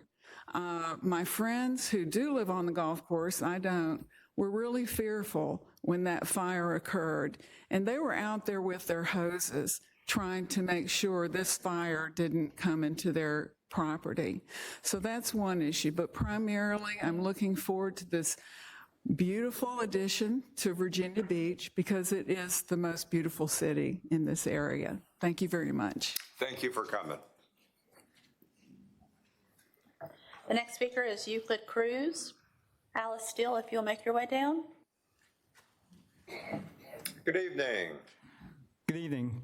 My name is Euclid Cruz. My wife and I live on Nestlebrook Trail in Indian River Plantation. I grew up in Virginia Beach. I graduated from the Old Kellam High School in 1991. Shortly after, I joined the Army and traveled the world, and I've been stationed all over the United States. And like Admiral Keating mentioned earlier, once he left the military, you have your choice of wherever you wanted to live. In fact, the military would pay for it. So I had a free ticket to anywhere, and I chose to return to my hometown. When I left the military, I was living in Southern Pines, which is a little golf community right outside of Fort Bragg. And, you know, we lived a mere mile from another very small golf community you may have heard of, Pinehurst. I really love the golf culture down there. Everyone's riding around in golf carts, and everything's well maintained and very beautiful. And it's a worldwide destination for golfing. So we chose Indian River Plantation in Virginia Beach. And as I drive through the neighborhood, we see the result of neglect. And then another thing I also see is lots of garages with idle golf carts. Every now and again, you'll see one driving around, but they're not obviously going to a golf course. They're just using it to go to a friend's house. Wouldn't it be nice if these people could dust off their golf carts and get them going again, make use of this proposed development, which looks very nice. And I'm confident with, you know, a professional golfer with a pretty sweet accent, by the way, you know, with his input, his design. I mean, this is a PGA Tour winner. I think he could bring a great 9-hole golf course to us, the senior living, the stoplight, and think about the people who've spoken before me. You've got doctors, lawyers, real estate agents, admirals, members of the military, members of the community. I don't believe anyone who spoke before me is an idiot. I think that their support of this initiative speaks volumes. That's all I have. Thank you. Hey, thanks for coming. The next speaker is Doug Steele. Tom Ed Levine, if you'll make your way down. Is there Doug Steele? Yes, ma'am. Oh. Sorry, I didn't install the earlier. I apologize. Good evening, ladies and gentlemen. Thank you so very much for your time today. And in the essence of brevity here, because it is getting late, I just wanted to say I am in favor of this as a member of the Indian River Plantation who's lived there for 3 years and also a former service member. It is a beautiful area. We look forward to taking our children on long walks out into those natural areas and enjoying our community. Thank you for your leadership. Thank you. Thank you. The next speaker, Richard Whitwer. Catherine Cruz, if you'll make your way down. Good evening. Good evening, council members, mayor. I'm very appreciative of the time that you're giving us to express our opinions and what we would like to see. When my wife, Mary, and I, by the way, I live in Indian River Plantation. My wife was just up here, Mary Whitwer. And when we saw the course being developed after we moved here in 2000, so we've spent 26 years in Indian River Plantation. We enjoyed the course for many years, and the fact that the clubhouse and everything was a place of gathering for fun and good times. And for those that aren't golfers, they may not understand how wonderful it is to be on a golf course and look around and see the beauty and the outside. And we're looking at the very good possibility of a wonderful course being reestablished, and I want to support that. Even though it's a 9-hole course, it looks like it's going to be a wonderful design.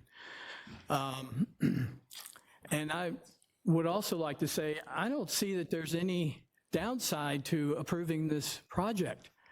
Drainage gets improved, more housing for 55 and older is created. We get another wonderful neighborhood golf course, and that will be a wonderful place to spend time. And I ask that you strongly consider approving the proposal by Lear and the Leishmans.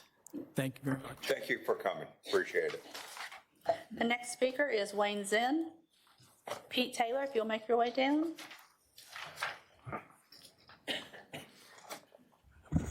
Say good evening, council. You know, I've been in Indian River Plantation for about 22 years. Again, retired from the military from the north end of Dam Neck, Virginia, over here at the base with special operations for a long time.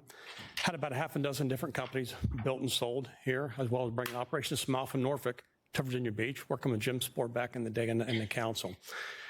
One thing I can tell you, I understand, see a good deal when I run across it, and it's all about the people that's involved. With the Leishmans, they're involved in this. With Billy Allman helping do some of the background work on the landscaping, he knows nothing better for the city, when it comes to landscape architect than these folks. When it comes to doing a first-class, event space and a housing thing that's more community-based, Mark and Audrey is going to make sure it's first class. They can put the signature area back on the front page of the marketing material like it used to be several years ago. Many of you may remember that it was promoted as being one of the jewels of Virginia Beach. And we have an opportunity to do that again. There's always a compromise from both sides. There's nothing perfect you're going to get. Everyone would like to have an 18-hole golf course, but here we need housing.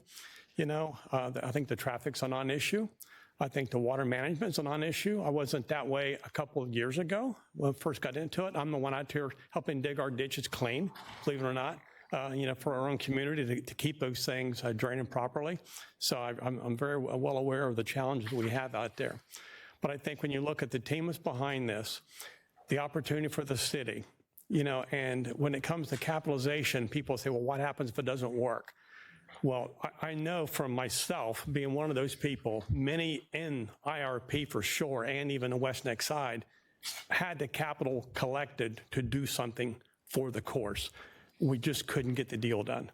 I think this new structure that's being talked about here is going to allow a lot of creativity to occur if someday it falls on hard times. I don't see that happening, truthfully, but you just never know.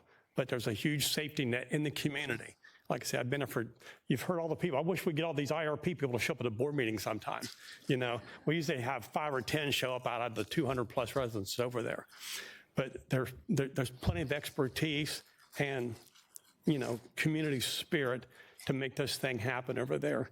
Just like, all the West Neck folks, because I was in there before West Neck was built as well, and we knew it was the right thing to do, and it worked out very well.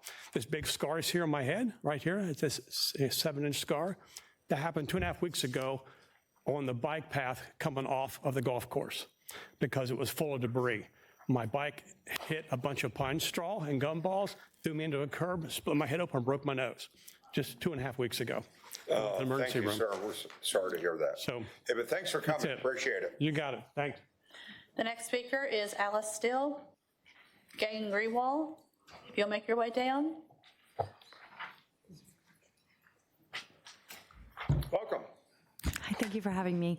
My name is Alice Stile. I'm here as a resident of Indian River Plantation, and I'm here in support of the Preserve at West Neck and respectfully asking you to approve it.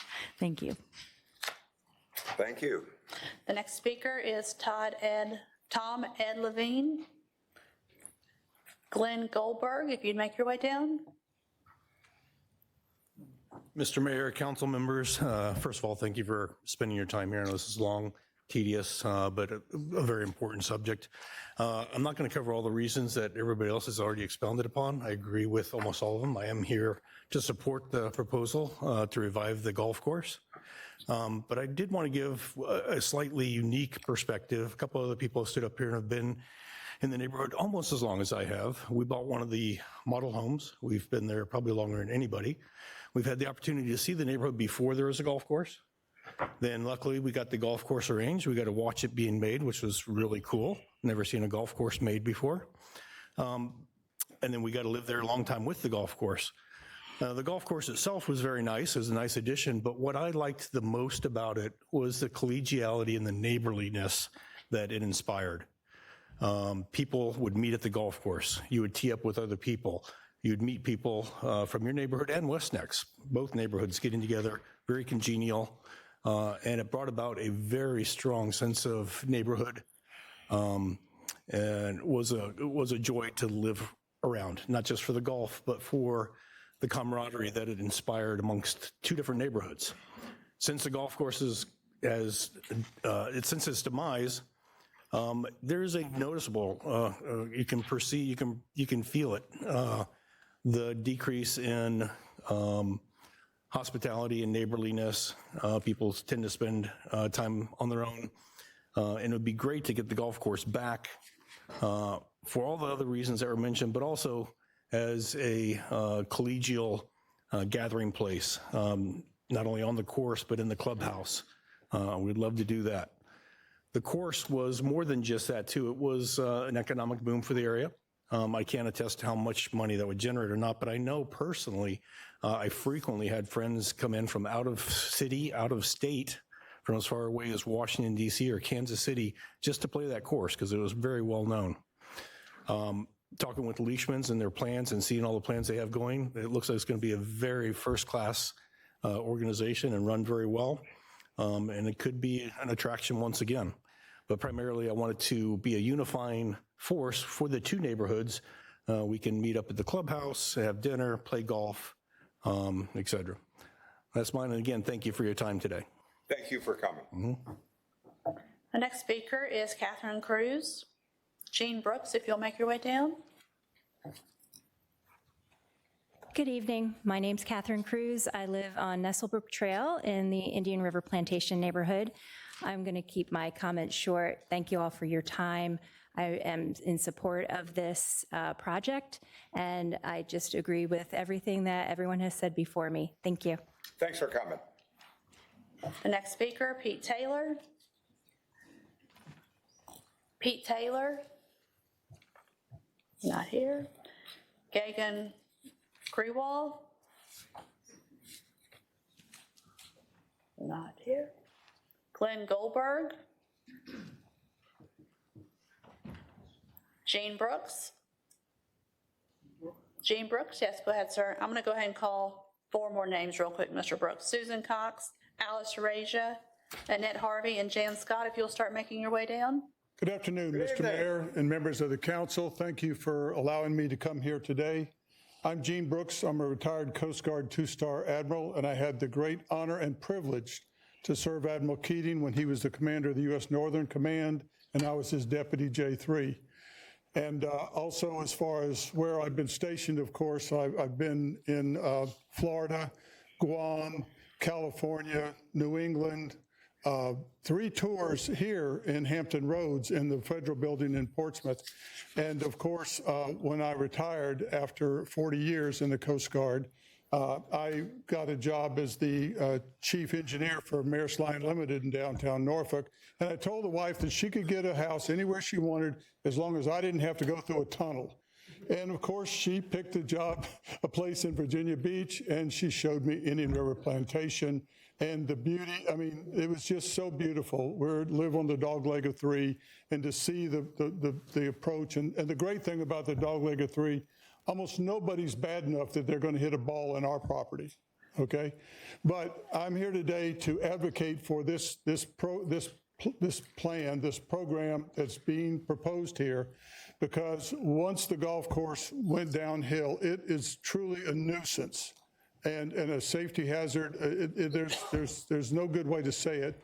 And right now, this is the only way that I can see that we could get to a point where we can remove this nuisance and make it livable and beautiful once again. And for that reason alone, I recommend that you approve this proposal. My personal benefit, I couldn't do the full 18 without losing 2 dozen balls. All right, I'm a terrible golfer. I can do 9, maybe only lose a dozen. So again, I recommend you approve this proposal. Thank you very much. You do a lot better than I would, sir. Believe me. The next speaker, Susan. The next speaker is Susan Cox. Charlene Bradshaw, if you'll make your way down. Good evening. My name is Susan Cox, and my husband and I live in the Villages at West Neck. I am speaking today in support of the preserve, a compromise that will restore stability, beauty, and golf to the community that has endured more than 6 years of uncertainty, overgrowth, fire hazards, and the fracturing of relationships. Since the golf course closed, a small group of individuals fixated on restoring an 18-hole golf course have come to dominate the West Neck HOA board leadership. Without a formal board vote or community input, SOTAR was created. Residents were educated and encouraged to oppose any development or redevelopment within the transition area, especially any proposal addressing the long-neglected golf course. They have never put forward a constructive solution or been willing to engage in meaningful dialogue about the future of our community. Most troubling has been the climate of intimidation. Residents who express different views or even ask questions have been labeled as traitors, or in my case, being accused of being an employee of Harrison and Lear and being called morally bankrupt. Rhetoric like this discourages open dialogue, and it is no surprise that many residents are now afraid to speak publicly. This proposal is an opportunity to transform a long-neglected and unusable property into accessible and attractive open space for all residents. I want to acknowledge the approximately 40 homeowners whose properties directly border this project. Some of them are my friends. This development will have the most impact on them, and I understand that this change will be difficult. However, it is important to consider what serves all 936 households and supports the long-term well-being and future of our community and Indian River Plantation.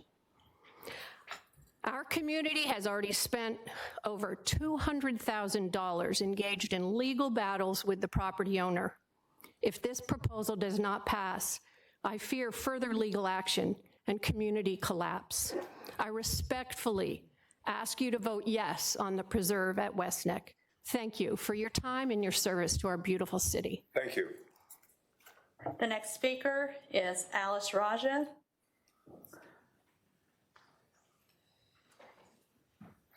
Alice Raja. Annette Harvey. After Ms. Harp, so I'm going to call two more to come down. Wanda Lee Keating and Tom Scott, if you'll make your way down. Hi, good evening. Good evening. My name is Annette Harvey. I've lived in Indian River Plantation with my husband since 2004. We love the golf course, we love the community, and I would be so happy to see a golf course come back, and I think this is a great plan. I support it.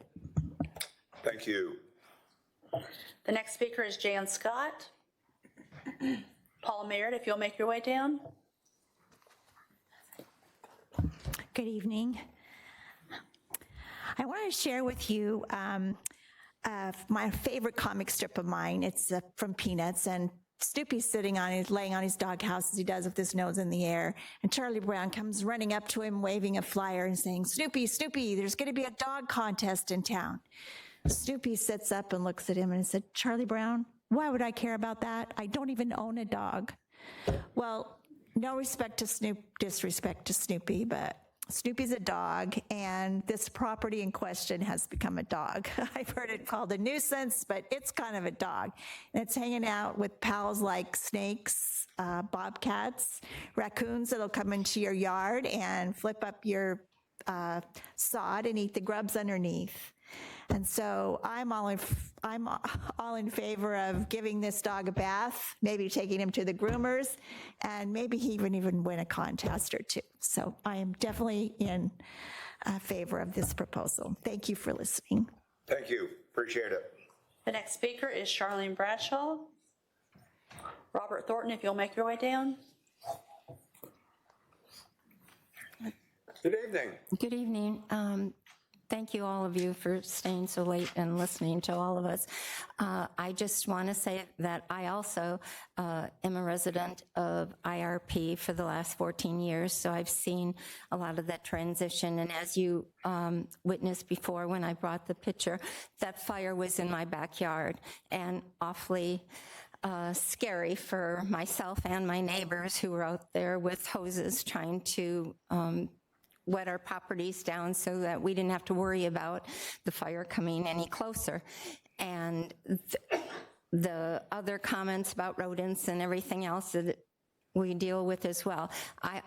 I have many friends in the West Neck community, and myself and my husband have been looking because we're looking to downsize, and it's hard to find a home in the West Neck community that's available. And it's, I think, a wonderful place, and I think RRP is a wonderful place, and we can only, I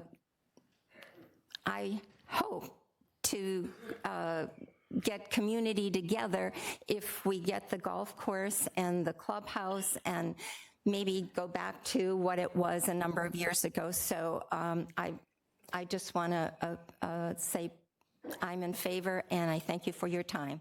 Thank you. The next speaker is Wanda Lee Keating. Wanda Lee Keating. Not here. Okay. Tom Scott. Mr. Scott is representing Compass, so he'll receive 10 minutes. Colleen Craig and Ben LaLoyal, if you'll make your way down. Welcome, sir. Thank you, Mr. Mayor, Vice Mayor Wilson, and council members. I've lived in Indian River Plantation for 22 years, and I'm here representing, on behalf of Compass, citizens organized for meaningful progress and sensible solutions. Now, we chose this name very intentionally because meaningful progress is hard and sensible solutions don't come easy. But what we have here is a sensible solution. It's exactly what we have. Now, I'm sure this will shock you, but this is my first rezoning hearing, and I didn't know what to expect, so I did a little research. And what I found was interesting. In most cases, the people who show up to speak at zoning hearings are overwhelmingly opposed to the rezoning. In fact, a 2023 study taken right here in Virginia looked at 694 rezoning cases. 86% of the speakers that showed up at council were opposed to the rezoning. 86%. This is despite the fact that the broader community sentiment was much more balanced. It's simply that opposition speakers are more likely to come to a meeting than those in support at a rate of 6-to-1. It's just the nature of these meetings. I suspect everyone here has seen this before with rezoning before your body. A small organized group can sound like the majority even when they're not. What I see here tonight is very different. I've been counting, and by my count, you have now heard from 51 speakers. I'm 52. There are more to come after me, and there are many more supporters of this proposal in the audience. Not neutral, not mixed, in support. And not just support, thoughtful, informed, passionate support for what they see as a sensible solution for this property. And I would ask you, rhetorically, have you ever seen this before? Have you seen this many people come out in support of rezoning in recent memory? And to me, that's important, because if these hearings are usually dominated by the opposition, then what you are seeing tonight suggests something even stronger. That there's a much larger group of people in this community who support this project but simply don't show up to speak. And we've heard some reasons why from our friends in West Neck.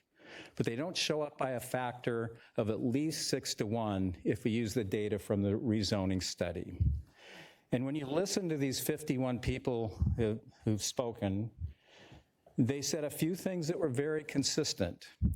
They want a golf course restored, they understand the trade-off, and they want a real solution. And that's what this is. It's a sensible solution. It restores golf, it preserves substantial open space, it adds trails, connectivity, and long-term stability. And it does it in a way that aligns with what the city wants to see. Reinvestment in underused land, meaningful, usable open space, stormwater improvements, senior housing to address the needs of our military and our most vulnerable populations in Virginia Beach, and public benefit without cost to taxpayers. This is not a perfect solution, but after 6 years, the choice is no longer between perfect options. It's between a sensible solution and the status quo. And if there's one thing we know, it's that the status quo is not working. Doing nothing is not a solution. Continuing the same cycle is not a solution. Waiting for something better that will probably never come is not a solution. Sensible solutions require doing something different. They require compromise. They require moving forward. And that is what this project represents. It's not about getting everything any or all of us want. It's about getting a real outcome that improves this property, benefits the community, and aligns with city goals. So tonight, you have something that is actually very rare. A project that works, a project that aligns with city priorities, and a clear, visible level of community support behind it. On behalf of Compass, we are asking you to do exactly what our name stands for. Choose meaningful progress, choose a sensible solution for these communities and for the city of Virginia Beach. Thank you for coming, sir. Thank you. The next speaker is Paul Merritt. Jeff Hunn, if you'll make your way down. Hey, Paul, good evening. Good evening, Mayor, Vice Mayor, City Council, Mr. Delaney. I stand before you tonight as a private citizen and do not represent any organization. The matter of what to do with the West Neck Golf Course is both challenging and illustrative of the issues facing a city that has little room for expansion. I've sat through 2 intensive presentations by the developer, Jonathan Skinner, one just over a year ago and the second of February this year. The first presentation included a high concentration of homes and no golf course. The most recent presentation called for 144 homes, a 9-hole golf course, and turning over control of most of the non-home, non-golf property to new HOA or wrapped into another HOA. This was, in my opinion, a very significant compromise by the owner to the demands of existing homeowners in West Neck, and an option that I support and I believe is a good faith effort to meet the homeowners halfway. I support this proposal because, first, given the economics of golf course development and maintenance, there will not be an 18-hole course on this land anytime soon. We as a community are blessed to have neighbors like the Leishmans who are stepping up to create and operate a 9-hole golf course. If an 18-hole golf course was a viable economic option, we would have one. Second, a shortage of housing is a real problem for the city of Virginia Beach. Short of tearing down existing home stock and rebuilding, there are not many remaining plots of land available to add new stock. Yes, this development is just south of the Green Line, but so are a lot of other housing area units in that area. The density of this development is not out of line with existing homes in the area. Third, the developer is proposing a very generous contribution of land for reforestation. As I mentioned, most of the land will be either go towards reforestation or golf space, all open areas. In summary, this deal is not perfect, but is far better than the status quo. The City of Virginia Beach gets another 144 modestly priced homes. The community gets a 9-hole golf course and many acres of open space under HOA control. I urge the City Council to vote in favor of this proposal. Thank you. Thanks, Paul. The next speaker is Robert Thornton. And Sharon Williams, if you'll make your way down.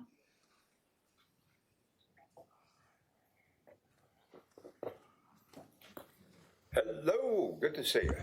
Mr. Mayor, members of City Council, tonight, my name is Robert Thornton. I live at 1352 Little Neck Point in Virginia Beach. I've been a resident of the city since 1978, and I've worked in commercial real estate brokerage and development since moving to Virginia Beach. I've had the honor of serving on the Virginia Beach Planning Commission, the Wetlands Board, and currently serve on the Board of Zoning Appeals. And tonight, it's really good to be on this end of the court.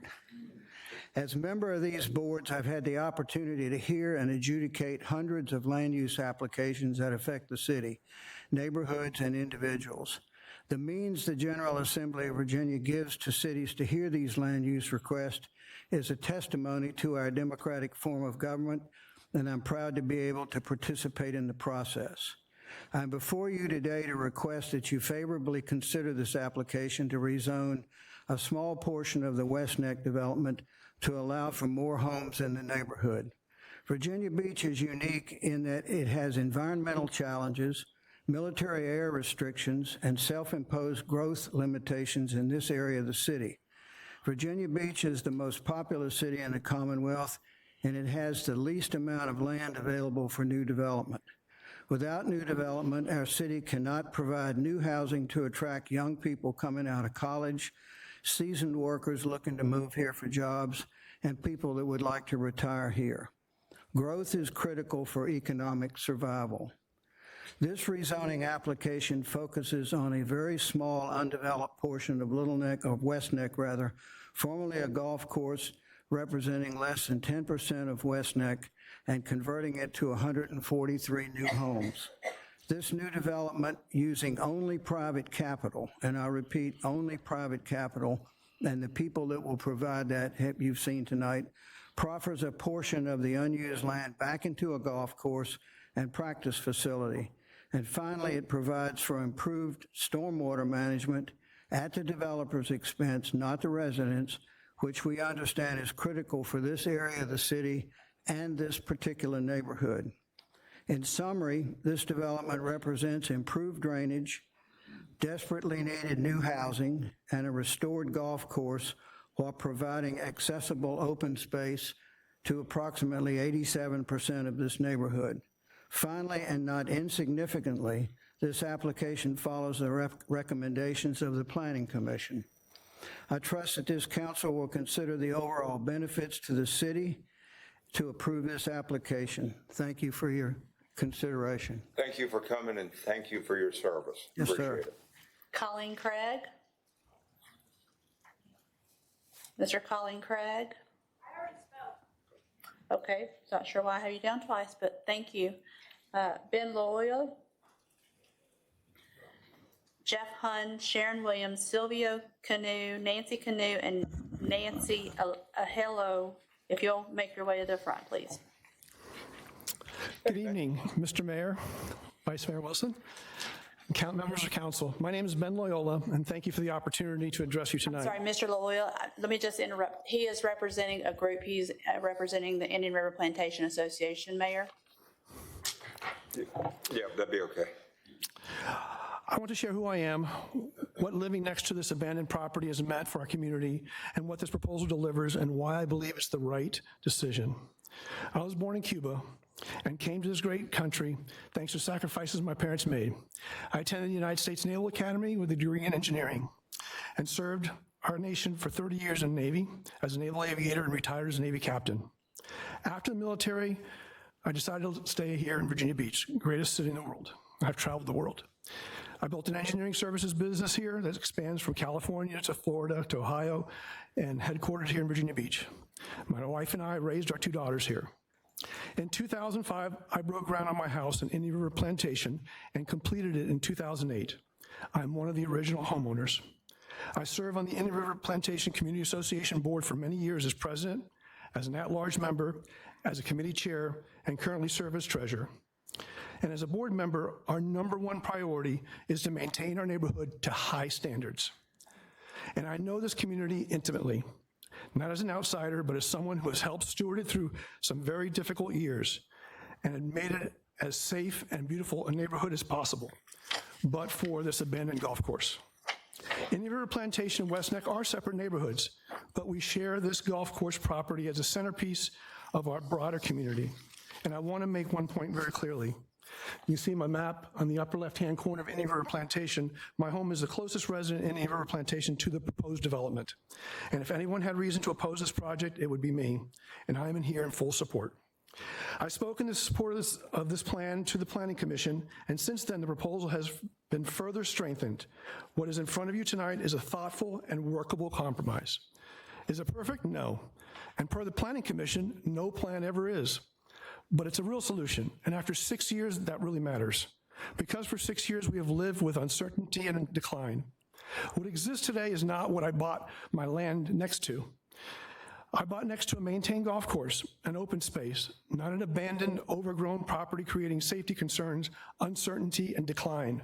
For more than 6 years, our surrounding communities have effectively been held hostage by inaction, uncertainty, and absence of a viable plan forward.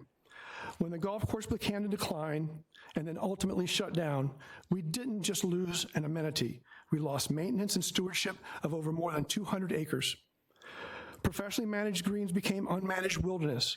Dense brush overtook former fairways. Weeds and poison ivy became prolific and migrated into our landscape. Rodents and wildlife actively increased. I've removed snakes from my pool and yard, and I've had damage to my home and landscape due to the rodents.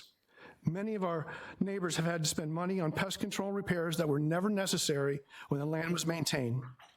These conditions were bad enough on their own, but over time they became something much more serious. The most serious issue is safety. This is tough. In March 2023, a brush fire ignited on our abandoned property and spread rapidly directly behind our homes. As the flame approached, I was in my backyard with a garden hose, compliments of my Navy training, I think, trying to protect my home and my neighbors.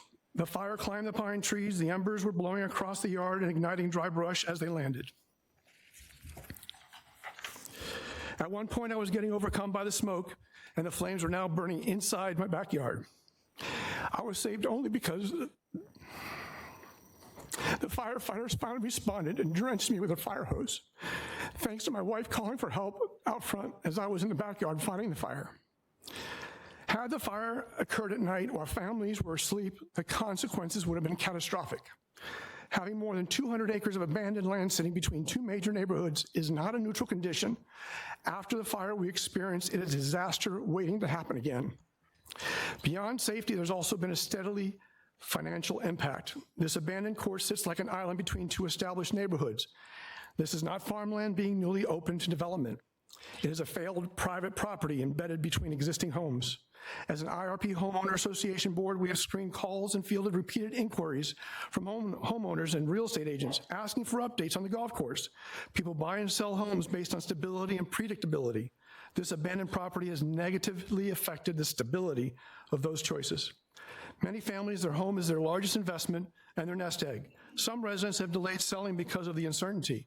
Some prospective buyers have decided not to purchase in our community because of the visible condition and the lack of a viable plan. That has real financial consequences for real families. And this is a reality of living with this idle property. For 6 years, there have been opposition, litigation, delays, and fights. But opposition is not a solution. Saying no is not a plan. After all this time, no viable alternative has been presented. This proposal does provide a solution. It has been refined over the years with our community input and delivers real outcome. As a board member, I've studied this plan carefully. The site layout, the open space commitment, the stormwater improvements, the rezoning conditions, the traffic patterns, and I've also heard the misinformation that has circulated. And let me address just one example, and I encourage you to look at the map in the upper center of the map to see what I'm talking about. In the upper right, we're off of West Neck. As for the traffic concern and emergency vehicle access that we've been hearing about, and you probably will hear more of, to access the new community, one just has to turn off of West Neck Road, proceed around the traffic circle, and take the first left just past the clubhouse. That's it. It does not run through existing West Neck neighborhoods. It does not run through existing Indian River Plantation residential streets. It does not cross any existing homes, as some have suggested. It is very easy to get to. It's a fantastic plan.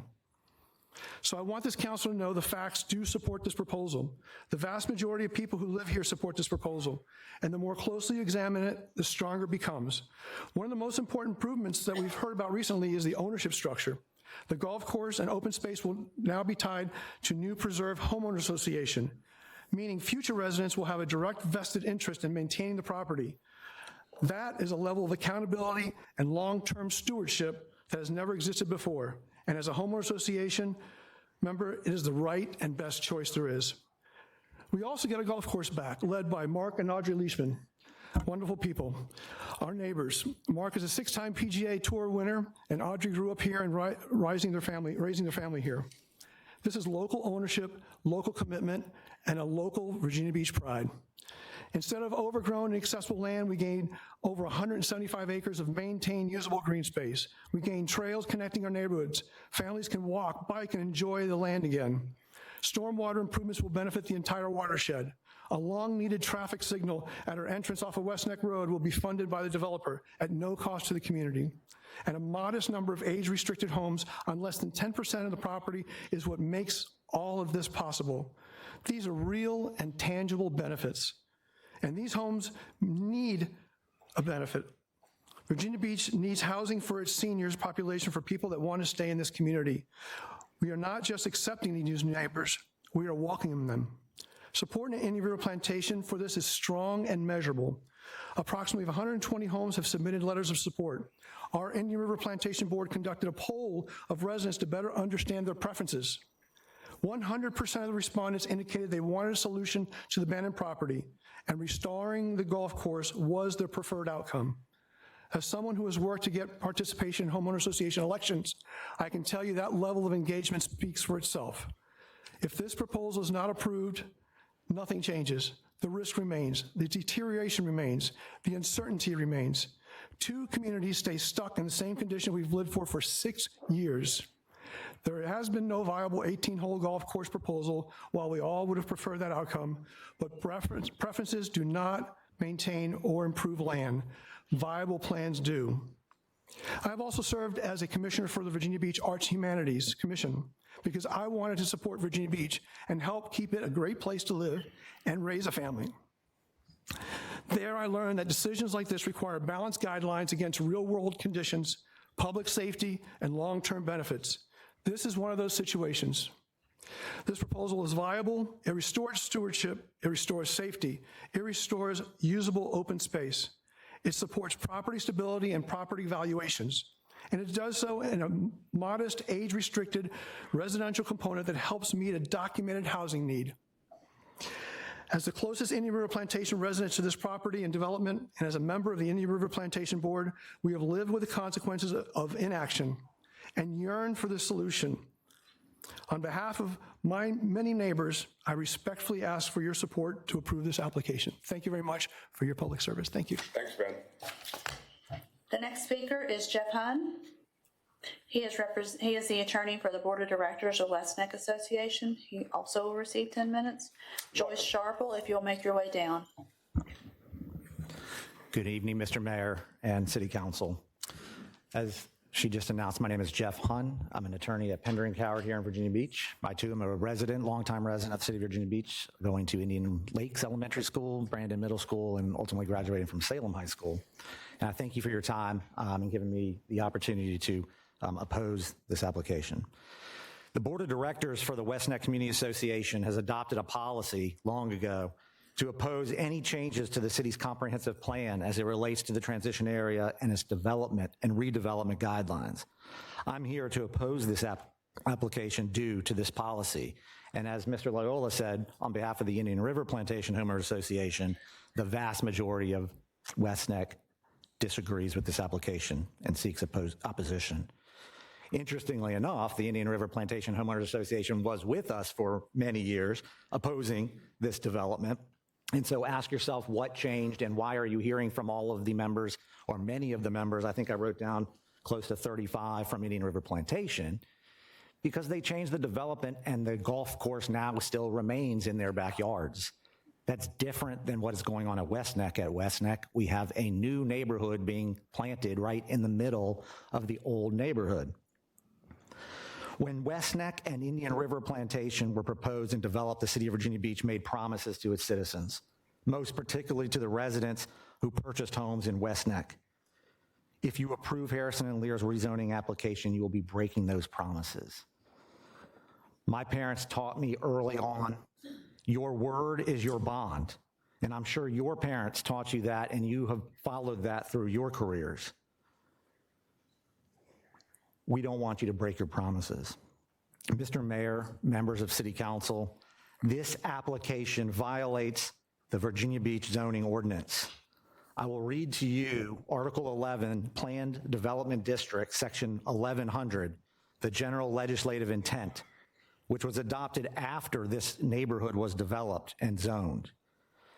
Quote, it is the intent not to create additional PDH1 or PDH2 districts or to enlarge the limits of existing PDH1 or PDH2 districts. That is exactly what this application seeks to do. You must follow the Virginia Beach zoning ordinance. You cannot approve this application because you cannot create additional PDH1 or PDH2 districts. And you certainly can't enlarge the limits of the existing PDH1 or PDH2 districts. This application also violates another section of the Virginia Beach zoning ordinances, Section B of that same section for PDH2 planned unit development districts. I read to you and quote to you, housing types and density for the various areas within the PDH2 project shall be as specified on the land use plan.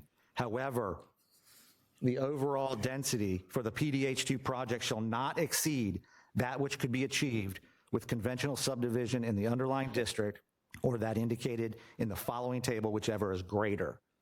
Okay, what does that mean? That means you have to look at the prior classification, the prior zoning. If you rezone the area PDH2, the density allowed in that district has to be the same as the underlying district. Here, P1, preservation, no houses. The Virginia Beach ordinance is clear. You cannot approve this application without violating the ordinance. Keep your promise. Your word is your bond. This development does not meet the two key factors outlined within the transition area design guidelines.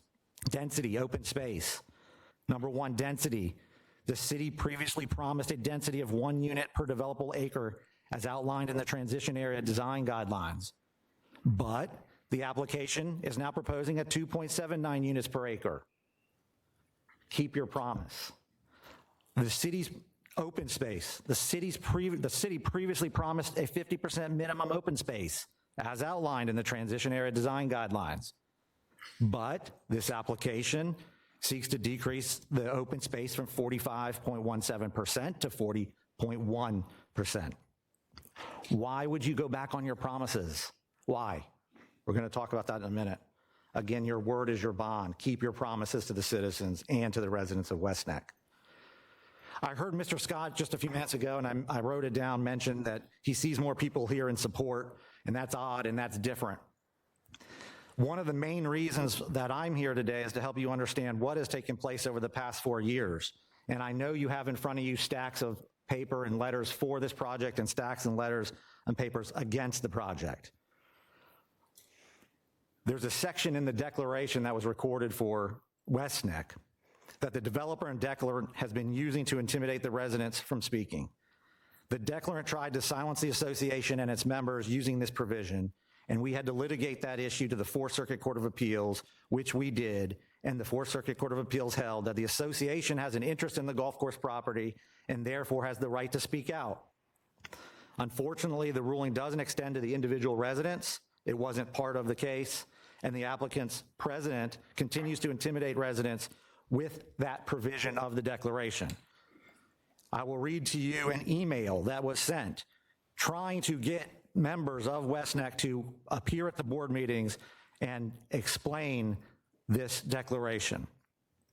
And he says in his email to the members that if they keep going down Mr. Luckman's path, they will absolutely be open to a large amount of liability individually and as an HOA.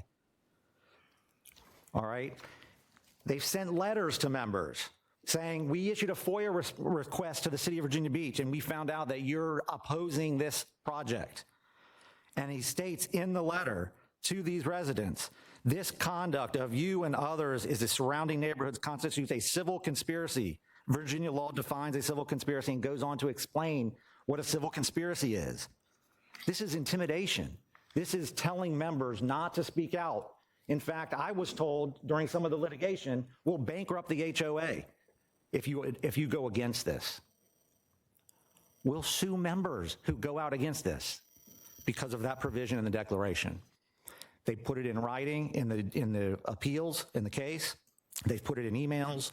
They've put it in letters. Ask yourself why you may not hear from as many members of West Neck. Only some are willing to stand up to that. The supplemental declaration, have you heard of that? Because they recorded a supplemental declaration in the land records here in the city of Virginia Beach, removing 5 parcels. These parcels they want to develop into houses and a 9-hole golf course. They were trying or attempting to remove those parcels from the subject of the declaration. They've done that. I don't hear anything about it. I didn't see anything about it in their proposals. Why are they doing that?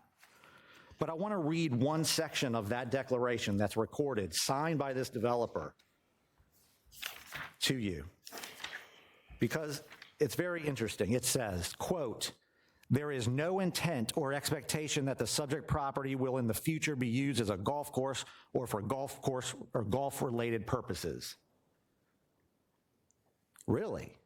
Ask yourself, why did they put that in there? Why is that in this supplemental declaration recorded in the city records? Are they truly planning to operate a golf course? Why would they put that in there? We went through extensive litigation with this property owner. We recently received an opinion from the Court of Appeals, where the Court of Appeals has determined and I'll quote, "There's no provision in the declaration suggesting that the association's enforcement power would not apply with equal force against JBWK. And since the association has an interest in the golf course, it can enforce the declarant rules against the owner of the golf course. We request that you honor those same words because that's the promise you made to these citizens and to these residents of West Neck, that they will be in control of their own destiny. Leave the control of the property up to the association as it was planned and approved by this body. Your word is your bond. Keep your promises to the citizens and to the residents of West Neck." Options. I heard from the supporters, there's no options, there's no options. There are options, okay? I wrote down when Ms. Leishman stood up here and said originally they went to them and asked and talked about an 18-hole golf course. They were told, and I wrote down, quote, "Not gonna happen." Why? Ask yourself, why can't that happen? Money. Money. They purchased the property at the foreclosure for approximately $2 million. If they sell 70 homes, just 50% of the homes, at $150,000 a lot, it's $10.5 million. That's what this is about. That's why they won't go with that first gut of Mr. and Ms. Leishman. Let's get an 18-hole golf course there. Let's talk about it. Why 9 holes? We don't have half basketball courts, half soccer fields. Is it really going to get the people who really like to play golf and play 18 holes? Lastly, I just want to say one last thing.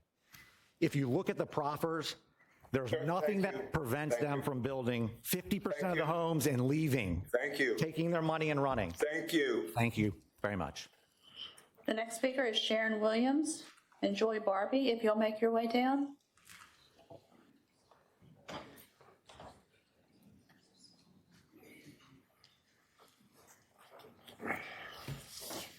Good evening. Good evening, Mayor Dyer and council members. My name is Sharon Williams. I'm 85, and I too intend to spend my next 30 years in West Neck.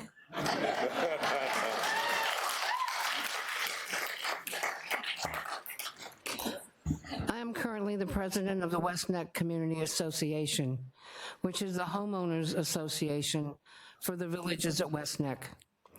I've been the president since October, on the board for about 3.5 years. Tonight, you have heard many opinions on the Harrison and Lear proposal. I am here to speak for one thing: the resolution passed by our board in 2023 to support the transition area rules. The issue tonight is not about a new 9-hole golf course, as the zoning is already in place for that. The golf course can be rejuvenated at any time. What is at issue tonight is rezoning of P1 land in order to build houses on it. And the transition area, which our West Neck community and the Indian River Plantation are part of. The transition area design guidelines call for a certain density requirement. But if you drive through Indian River Plantation and then through West Neck villages, you will see a density discrepancy. Indian River Plantation has nice, big, estate-sized lots, while the villages of West Neck are postage stamp size in comparison. Why the difference? Aren't all communities in the transition area created equally? Not exactly. Many communities have walking trails or small parks and lakes within the neighborhood, which count as open spaces. But the villages of West Neck is different from all the rest. It was created in 1999 when the city council made an arrangement with the builder of our villages to forego density requirements if he brought an elite golf course to the area. This agreement counted golf course acreage as open space, which allowed for 2 condominium communities to be built, in addition to many more homes that would have been allowed under the transition area design guidelines. That golf course is our open space. By allowing the building of an additional 143 homes, as outlined in the proposal before council, on land that has been purposed for open use. The density would be far in excess of that specified in the transition area guidelines. For that reason, the West Neck Community Association opposes passing of this proposal in its current form. Thank you. Thank you. The next speaker is Sylvia Canoe. And Margaret Allen, if you'll make your way down. Good evening. Good evening, Mr. Mayor, City Council members, City Manager. I am Sylvia Canoe, and I live in the residential village of Carrollton in West Neck. My wife and I moved from Kempsville to West Neck to find serenity and peace and to be near open space and quiet space in an already well-developed adult neighborhood. We are integrated with our neighbors and avail to the great amenities this area offers us. We bought our house because of these, not because of the golf course. We do not want to lose the stability and well-being in how we live, especially if residential expansion were to take place behind our homes in Carrollton and across the way in Browningstone.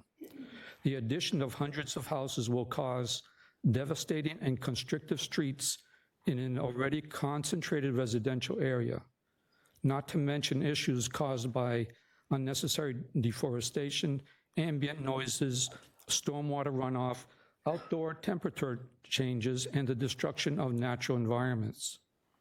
We live modestly and cannot afford at this time of our lives to relocate and assimilate again in some other established community elsewhere in Hampton Roads. With the addition of houses, there will be fur amongst many West Neck residents and departure of several from there, thus causing an unnecessary turmoil for many residents for years to come to the peace and tranquility we have established and are accustomed to. Thus, for these reasons, I am against new houses and the growth within the villages of West Neck. The property owner should have been maintaining the property just like I maintain mine. I ask that City Council members to maintain as zoned the preservation open spaces in Virginia Beach and to not approve rezoning of West Neck. Let's keep Virginia Beach strong. Thank you. The next speaker is Nancy Canal and Ross Thomas, if you'll make your way down. Good evening. Good evening, Mayor, Council Mayor, and council members. My name is Nancy Canoe, and I live in the West Neck village of Carrollton. Tonight, I am asking you to vote a firm no to the rezoning of West Neck. When we purchased our homes within the senior community, we relied on its P1 zoning, and that preservation promise should not be broken. The landowner knew how it was zoned, but still purchased the dormant signature golf course in 2020. Earlier, he tried to build about 150 houses there, but realized West Neck neighborhood, Indian River Plantation, and the Planning Commission were too big to fight. So he decided to divide us and returned with a more focused fight with West Neck. In the meantime, the cons for rezoning have not changed. Now he still wants to build 143 houses around multiple sides of the village of Carrollton. This is the same landowner that had a spike fence built when there was a complaint about the maintenance of his property. Today, he still fails to follow the instructions of several courts to clean up his property. So I am asking the question, where does the fault for the fire land? We don't know for sure. With this divide and conquer approach to rezoning, promises have been given to Indian River Plantation at which not one blade of grass is touched. And even more, they will be able to keep their property values. Mine will plummet. The newest proffer for a 9-hole golf course is even more misleading and not legally enforceable. Keep West Neck within its P1 guidelines of Virginia Beach that were designed to preserve open and green spaces, protect our city's ecological balance, and minimize various future risks to our city. You have already heard all the pros and cons. The city needs to keep the promise provided to their citizens from the beginning and vote a strong no to further home development within West Neck. Thank you. Thank you. The next speaker is Nancy Agello. Ross Thomas, if you'll make your way down, and Jeannie Lauer. My name is Nancy Agello. I'm a resident of Wordsworth in West Neck and a proud volunteer for the Virginia Police Department and CERT for over 10 years. Thank you for the opportunity to hear my point of view.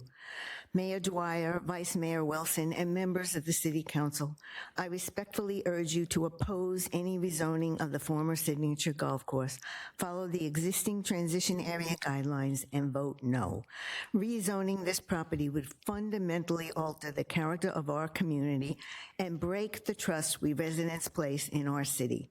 The more than 1,400 or so residents who live in West Neck pay our taxes, follow the policies and guidelines the City Council has set as core responsibilities for needs and safety of all Virginia Beach communities, not just Wetness.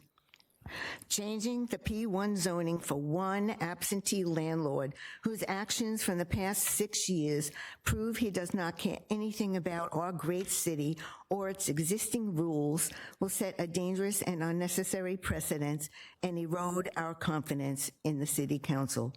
The existing zoning already allows for reasonable use of property. Increasing density brings unavoidable negative consequences such as congestion, strain on infrastructure, and reduced safety. The noise, dust, and heavy machinery from this proposed construction will disrupt our community for years. The convergence of 4 new roads merging onto our older, narrow streets will cause congestion and accidents. The incident of February 24th is indicative our streets cannot handle the increased traffic. The huge amount of dust created from this project will cause respiratory havoc such as coughing, wheezing, and shortness of breath on myself and on many of my neighbors who also suffer from asthma, COPD, and other respiratory conditions. Being a 55-plus community, you should not be surprised at how many residents have these respiratory ailments such as I do. This request is about changing P1 into residential, disrupting life in an existing community by adding roads and 143 homes. It is not about a 9-hole golf course, which does not need your approval. Destroying one community is not the answer to clean up an eyesore and a nuisance. Please save our West Neck community. Deny this request, vote no. Thank you for your time and service to our city. Thank you for coming. The next speaker is Joyce Sharple. Michael Wazlowski, if you will make your way to the front. Good evening. My name is Joyce Sharples, and I live in the Wordsworth condos in West Neck. I would like you to take a minute to look at the map the developer has presented. Now follow Cadence Road past the 3 new curb cuts for the 3 new subdivisions, past the maintenance garage where all the construction and staging area will be, and then past the new proposed construction access road. It looks like that road, Cadence, ends and is surrounded by blank space. Perhaps not referencing this blank space in his presentations, the developer would like you to think the road ends here. It does not. This is not blank space. This space is filled with 300 condos. This is the largest village in West Neck, with the largest number of people who will be adversely affected every day with construction traffic and 4 new roads opening onto the only access in and out of our Wordsworth neighborhood. Was this purposely left out because they don't want to shine a light on just how much traffic and activity this place will endure and the impact on our only road? The impact on our population at Wordsworth is significant and dangerous. Changing this zone from PDH1 to PDH2 will adversely impact those of us who live here, not only economically, but also subjecting us to an unsettled living conditions for the next several years, some for the rest of our life. This change in zoning is against the guidelines the city itself wrote. If approved, it will be an unprecedented decision by the city. It goes against the suggestions of those of us who volunteered our time to participate in the area meetings to get our input on the future 2040 comprehensive plan. Rezoning this land is wrong. In my closing thoughts tonight are with the late Barry Knight and his love for this area of Virginia Beach, and the many accolades that were spoken of Barry, a man who took action on his integrity, principle, and leadership. He is remembered for protecting the interest of his constituents. We are your constituents. Thank you, appreciate it. Thank you. The next speaker is Joy Barbie. And Ken Stolley, if you'll make your way down. Good evening. Good evening. Thank you. My name is Joy Barbie, and my husband and I live in the Carrollton village of West Neck. Thank you for letting me speak tonight. Like many represented here, the choice to live in Virginia Beach, and specifically West Neck, was based on the character of this community and trusted place in the city for responsible development and protecting it. A strong majority of the West Neck residents have consistently expressed opposition to rezoning. This opposition is not rooted in resistance to change, but in a desire for thoughtful, predictable planning that respects existing neighborhoods. Public involvement and support for responsible development was the basis of the current comprehensive plan. Looking ahead to the future, citizen input and agreement on the updated draft comprehensive plan highlighted continued emphasis on retaining the green line, responsible development in the transition area, protecting green spaces, and no increase in density. The West Neck Villages was a model age 55-plus community responsibly developed around the signature golf course and preserved green spaces. Zoning changes that would allow new residents to be developed and built in this P1 zoned area conflicts with long-standing density and green space protections that have been the bedrock of homeowner expectations and the very character of this community. The current P1 zoning is the only protection against further altering the character of this community against the wishes of the majority of homeowners here. Rezoning would do harm to both the current residents of the West Neck community and to all other similar communities within the transition area that will face the risk of increased density and developmental encroachment in the future. I respectfully ask that you listen to the residents who live here and vote no on any rezoning request for West Neck. Thank you so much for your time. Thank you for coming. Thank you. The next speaker is Margaret Allen. And Carol Conzi, if you'll make your way down. Good evening. Good evening, Mr. Mayor. Good evening, City Council members. My name is Peggy Phillips Allen, and I am speaking on behalf of many Virginia Beach residents who strongly oppose any rezoning of property currently designated as P1 preservation land. The purpose of P1 zoning in Virginia Beach is to protect environmentally sensitive lands such as wetlands, floodplains, watersheds, wildlife habitats, scenic open space, and other areas vital to the health and safety of our community.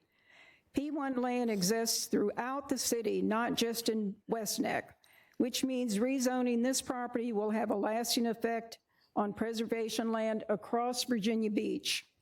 Many West Neck residents invested in their homes and their lives in this community with the understanding that the surrounding preservation land would remain protected.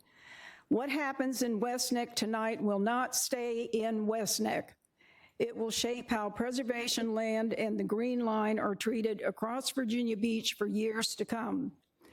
The Green Line separates urban development in the northern half of the city from rural and environmentally protected land in the south.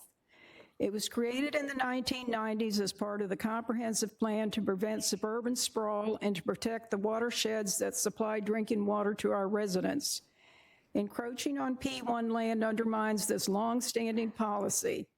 It threatens open space, it increases flood risk, it strains infrastructure, and it sets a troubling precedent for future development. And I beg you, please, don't let Virginia Beach turn into Northern Virginia. I have lived that nightmare where every single piece of available land has been overdeveloped. The dictionary defines preservation as the act or process of keeping something in existence. That is exactly what P1 land was intended to do. Preservation should mean preservation. I respectfully ask you to vote no on this rezoning proposal. Please, vote no tonight. Thank you. Thank you for coming. The next speaker is Ross Thomas and Dave Van Patten, if you will make your way down. Good evening, sir. Good evening. How are we doing? Mayor, council. I don't have a speech prepared, but I have a few thoughts on the top of my head here. One of them was, you've heard a lot from the folks at Rosecrest, IRP, in favor of the golf course.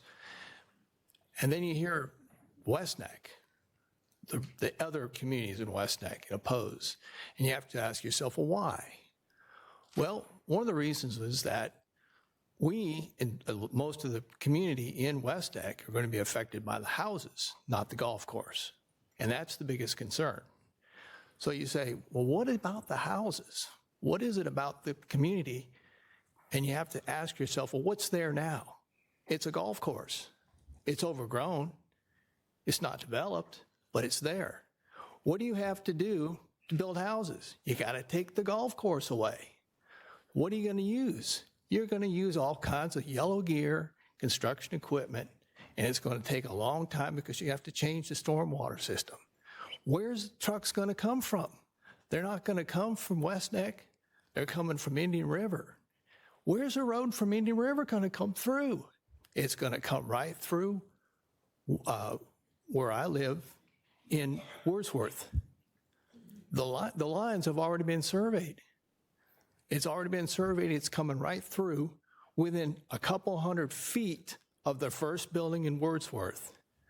So now we're going to have construction trucks removing dirt for the next 5 years from the golf course to build the homes. What does that do to the community at Wordsworth? All of those people that walk just to stay healthy and to stay alive, down, up and down Legendary and Cadence, all that's gone because they want to build homes right there. The developer doesn't say that, but if you look at the map, that's the only way he can build this whole community. And in that case, I say no. I say no to that.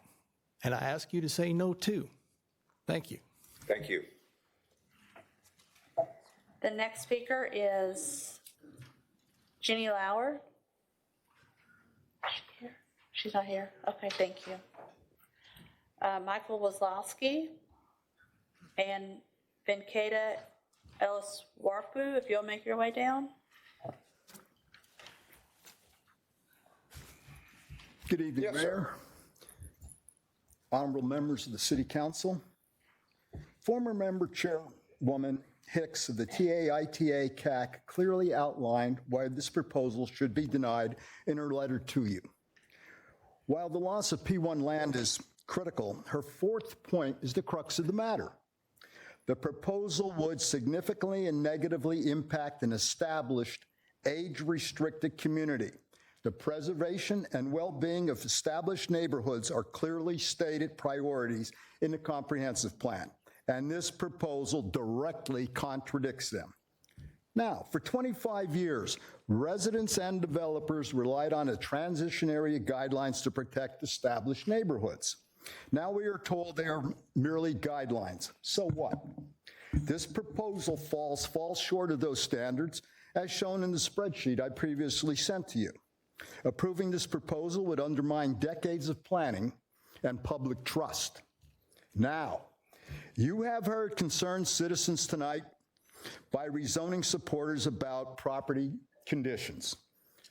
A recent federal court ruling affirms the landowner is already responsible for his property maintenance under the Villages at West Neck standards, including, in people of Indian River Plantation, removing blight, vermin habitat, and fire tinder.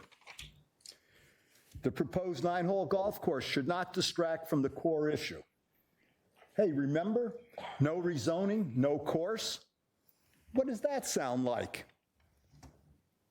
Virginia Beach already has an established 9-hole executive facility with practice and learning areas. A potential course does not justify permanently losing protected land or ignoring established priorities and policy. Additionally, the most recent updated proffered HOA ownership and maintenance plan lacks governing documents. Without clarity, you cannot know who will control the property in the future. This leaves open the possibility of repeated rezoning requests. The question before you tonight is straightforward. Will you preserve 75 acres of protected land, uphold planning principles, and maintain public trust? Or will you allow permanent loss, disregard key guidance, and set a dangerous precedent for the transition area and the entire city? Your vote greatly matters, well beyond this single proposal before you tonight. If rezoning is approved, you will rewrite the playbook for P1 preservation land throughout our city and our Commonwealth. Thank you very much for your time. Thank you. The next speaker is Ken Stolley. And Dr. Stephen Willing, if you'll make your way to the front.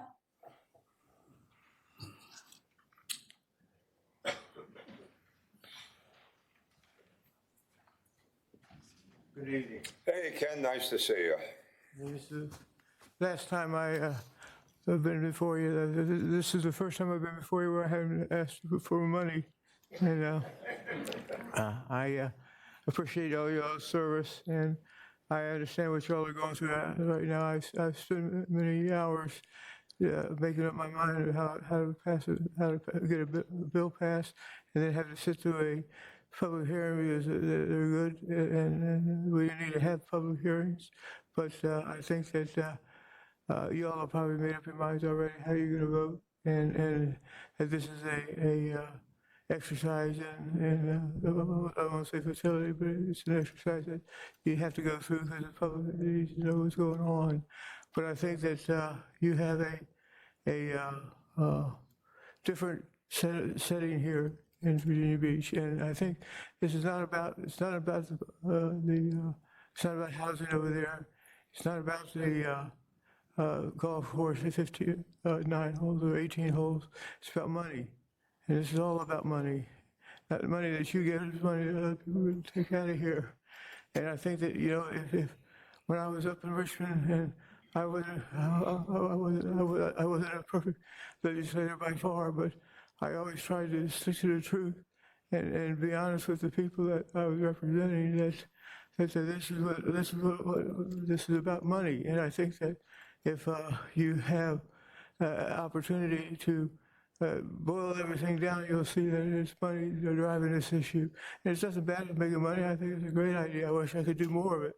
But I have limited my ability to do that now. But I think that what I'd like to leave you with, if you have any questions, is that when I was a legislator, if I boiled things down to the bottom, found out it was money, I'd always decide what the status quo was.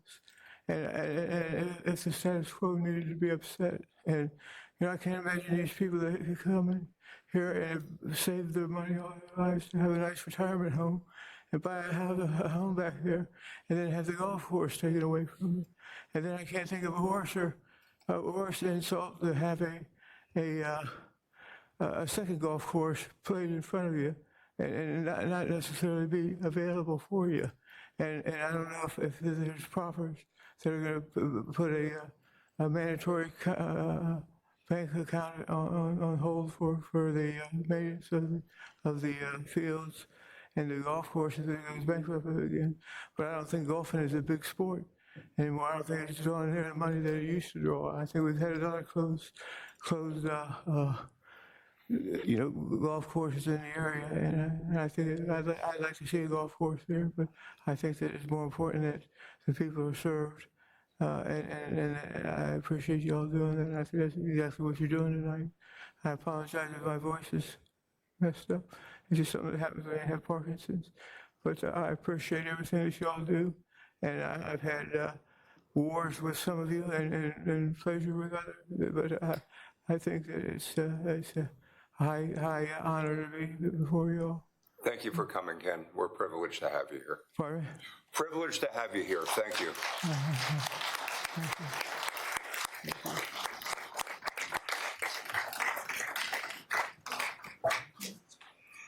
The next speaker is Dave Van Patten and Billy Domagoo, if you'll make your way down. Good evening. Thank you for letting me speak today. My name is Dave Van Patten. I'm a 3-year resident of Browningstone Village.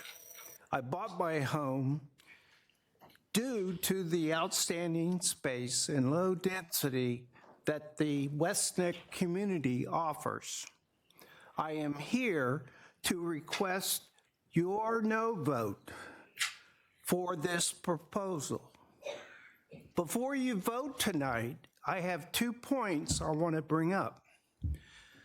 This scenario, a development within an existing approved community, using P1 land, provides a dangerous precedent never performed before by the Virginia Beach City Council, which would result in unintended consequences. Also, if this type of zoning proposal is approved, then how would future city development proposals be impacted, especially below the city's green line? I end my presentation asking that you please disapprove the Harrison and Lear zoning proposal that affects the villages at West Neck. Thank you. The next speaker is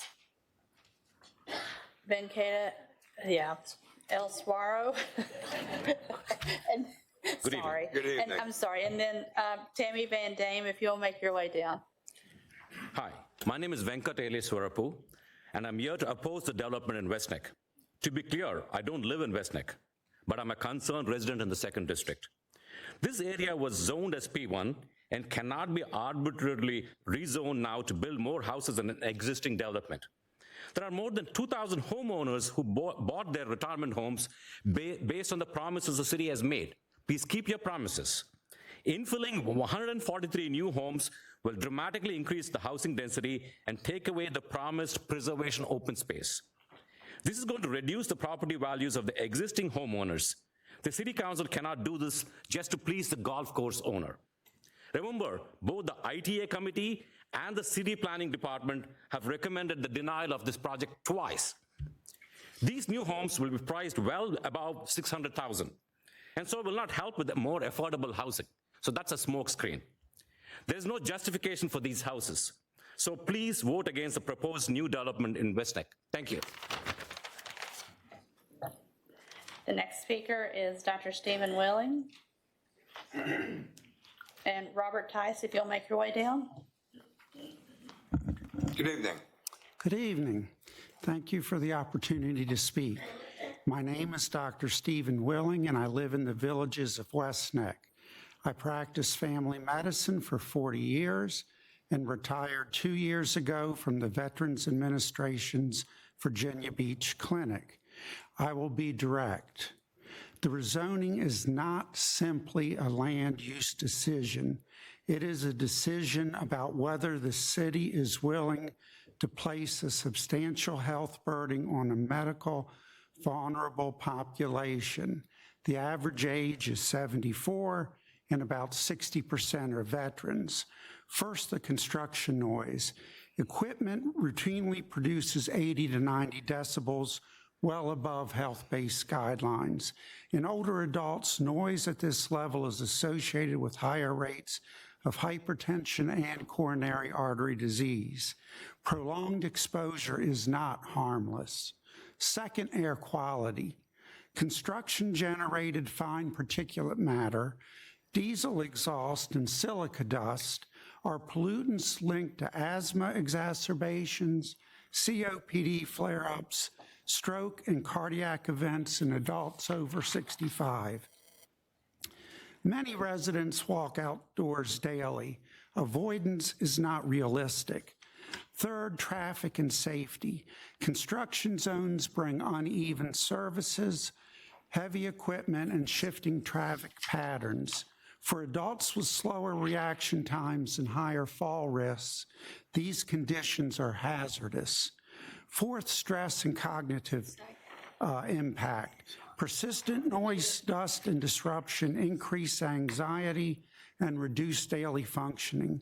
For seniors, environmental stability is a known trigger for confusion, memory lapses, and social withdrawal. Chronic stress is also a cardiovascular risk factor. These impacts compound, and they fall entirely on the community that relied on the city's original commitments. In our senior population, many of whom specifically moved here for its quiet, stable environment, the cumulative impact to prolonged construction is not a temporary disruption. It is a predictable and measurable decline in both physical and mental health. So the question is not simply whether to approve the zoning. The question is whether the city is willing to impose a multi-year health burden on those least able to tolerate it. If the answer is no, I respectfully ask that you deny this application. Thank you. Thank you. The next speaker is Billy DeMongu, Jack Scott, oh, I'm sorry, no, David Conzi, if you'll make your way down. Oh, gracious. Good evening. Good evening, Mayor Dyer, members of City Council. Thank you for the opportunity to speak today. My name is Billy Domang. My wife and I live in Blue Lake, the village of West Neck. Along with the clear majority of the residents of West Neck, I ask that you vote against the proposed rezoning of parts of the former Signature Golf Course that would allow the open-ended construction of 143 new homes. The wishes of the West Neck residents are clear and cannot be ignored. We do not want the property rezoned. Keep it as promised to us when we purchased our homes. Evidence is made clear by the thousands of letters, emails, and petitions that were sent to each of you, stating that we do not want the property rezoned. If that's not enough, we have spent the last 6 years and over $150,000 of our HOA money demanding in court the property be maintained. In both the initial court case and the appeal that followed, the West Neck residents prevailed. We do not have any objection to a 9 or 18-hole golf course. The opportunity is there now and requires no rezoning. I repeat, that opportunity is there now and requires no rezoning. If it's rezoned, the P1 preservation open space is gone forever, with nothing in its place to justify doing it. The proposed new development is called the Preserve, when in fact it is doing just the opposite. How ironic is that? The West Neck residents will have to endure at least 5 years of construction, at some point 143 new homes, a new HOA that currently does not exist and no guarantee of what it will or will not do, at least 300 more people, cars coming and gone. This is a recipe for disaster. We're dealing with an out-of-state land speculator that has no regard for the residents of West Neck or Virginia Beach. He's not here today, He's not attended any meetings to answer any of the detailed questions that need to be answered. The out-of-town developers are presenting this as a fix to a problem. There's no problem. West Neck's doing exactly what it was intended to do. It's a wonderful community that serves the needs and wishes of the seniors that call West Neck home. The only problem has been the disregard for the maintenance of the golf course property. That problem has been recently successfully handled without any outside help. Now it's time for the owner, whoever it may, to step up to the plate, maintain the property, and if in fact there's a golf course in the work, stop talking about it and do it. Please vote against this rezoning. Thank you. The next speaker is Tammy Van Dame. Jack Scott, if you'll make your way to the front. Good evening, Mayor, Vice Mayor, members of council. I'm Tammy Van Dame, a resident of West Neck, a 30-year resident of Virginia Beach, and because the guys said it, a Gulf War veteran, and I strongly oppose rezoning. We've heard a lot about the housing need in this city, but let's be honest. This proposal isn't really about housing. You're being asked to convert preserved land that protects our communities and the city's first ever 55 and above senior community into a development with a 9-hole golf course. That's the real issue here, and it deserves a clear look before any decisions are made. Virginia Beach is already adding thousands of housing units built, approved, or in the pipeline. The often cited 5,000 unit shortage is not about total housing. It's about housing affordable to lower income households. In fact, 1,062 units were built in 2025, 1,221 in 2024, 1,763 units have been approved, and another 1,200 plus units are still in the pipeline. The proposal does not address that need. It adds 143 market rate homes. To make this happen, the city's being asked to trade P1 preservation land for a 9-hole golf course.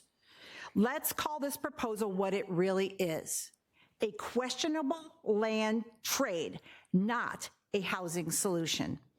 It directly impacts this city's senior community designed for quiet, low-impact living in exchange for a small number of homes in a privately owned entity. The question isn't whether we need housing. The question is whether 143 homes justify destroying preserved land, undermining a senior community, and setting a dangerous precedent. This is a land swap masquerading as housing, and council should see it for what it is. Once preservation land is gone, it is gone forever. You can build homes or you can protect our land, but you cannot do both. The responsibility rests in each of your hands. Thank you. Thank you for coming. The next speaker is Robert Tice. Ruth Malik, if you'll make your way to the front. Good evening. Good evening. Mayor Dyer, Vice Mayor Wilson, and members of City Council.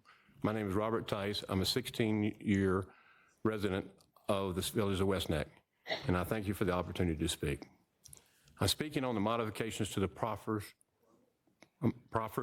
covenants, restrictions, and conditions. The proffers integrate a new 143-home development, a new 9-hole course, and the new HOA-controlled open space into the well-established 55 and over community. They also modify parts of the 1999 West Neck land use plan, but only parcels being rezoned.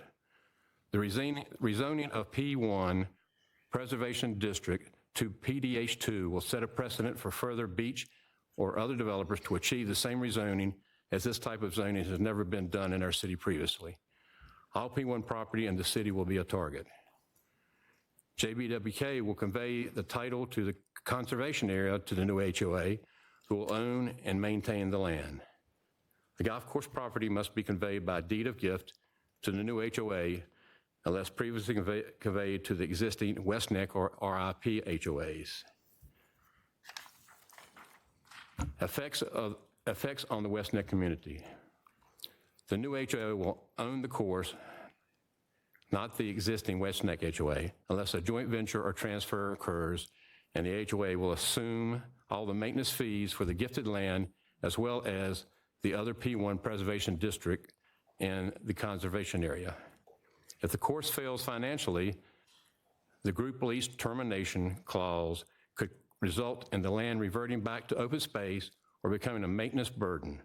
This is a major long-term risk for the community. Separate HOA governances may create fragmentation. Long-term golf course viability is uncertain. Increased traffic despite mitigation of the new traffic light, higher density than original West Neck sections, and potential for future disputes over trail access, maintenance, and shared amenities. It seems to me too many factors have to come together for this application to be achieved, and the modified proffers seem to be window dressing to get our minds off the real issue of the P1 Preservation District being rezoned and the addition of 143 homes in the West Neck well-established community. Please vote no on the West Neck rezoning. Thank you. Thank you for coming. The next speaker is David Conzi, and then Melissa Drought, Kathy Stellman, and Dale Merkley, if you'll make your way to the front. Good evening, Mayor and Council. I'd like to thank Councilman Remick for spending his birthday with us this evening. Not necessarily a choice I would have made. My name is Dave Conzi, and my wife and I have lived in 3 different villages in West Neck over the last 17 years. So I have a pretty good feel for the community and people. But before I begin my remarks, I'd like to reaffirm the importance of your decision regarding our homes, as you have received over 4,700 hard copy letters in opposition. You have received over 3,000 emails in opposition, and over 1,100 citizens have signed a change.org petition, and over 300 have signed the Responsible Growth petition. I think these numbers clearly represent the volume and the magnitude of our neighborhood opposition to Mr. Leclerc's request. Tonight, you've heard from lawyers, developers, golf course designers, etc. But tonight, I'd like to talk to you about the homeowner. Homeowners who are almost half of which are retired military, who have lived everywhere and who are not from here, but decided to retire in Virginia Beach for a variety of reasons, including the West Neck with its community values and open spaces. Homeowners who paid a premium dollars for golf course view lots will now have their houses constructed within 50 feet of their homes, and their view would be of their neighbor's bathroom. Open space with no view of open space and looking into their neighbor's bathroom. We bought our homes because of the total community, which is elected by rules in 1999. I'm a baseball fan. There's 3 outs in every inning, 9 innings in every game. It's never changed. The real question is, how can an out-of-state owner change the rules just because he has money? How come no Virginia Beach developer chose to partner with him? Because they knew the rules and knew it wouldn't happen. How can an out-of-state developer manipulate changing the rules? Let me give you an example of how community works. Indian River Plantation has approximately 43 homes on the golf course. They will have no inconvenience getting their views back, as you have heard from them tonight. In Arthur Park, where I live, we have 64 homes, 35 of which are on the golf course right across from Indian River Plantation on holes 1 and 2. With those 35 homes, there are 2 people, the homeowners, who are in favor of this. Why do 33 oppose? It's because of the lifestyle that will be affected by the rest of their neighbors for the next 3 to 6 years and the inconveniences we will all face, as evidenced also by what Dr. Will had to say. This is, so the city, as a city council, we feel your first loyalties should be to your own citizens. We elected you to represent us, and we have you have a paid city zoning staff, which has twice voted against this project. I ask for your no vote in supporting the citizens who voted for you and have paid taxes for the last 25 years versus an out-of-state owner who would not. Okay, thank you. The next speaker is Jack Scott, and Joan Harris, if you'll make your way to the front.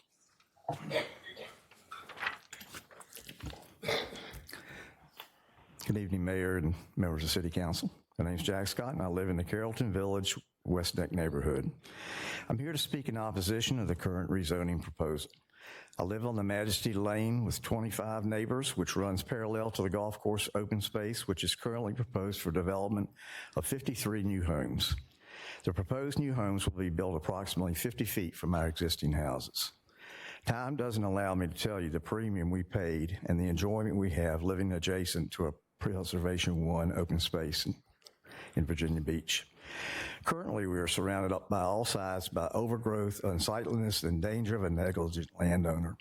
No West Neck village is more affected than Carrollton. Residents throughout the area are weary of the mess and are being told that the current rezoning proposal is, quote, the best deal we can get. Sadly, the advocates of this deal bear little or none of the weight of consequence that we do in Carrollton and West Neck. And worst of all, the negligent landowner is rewarded with millions in profit for destructive stewardship of property.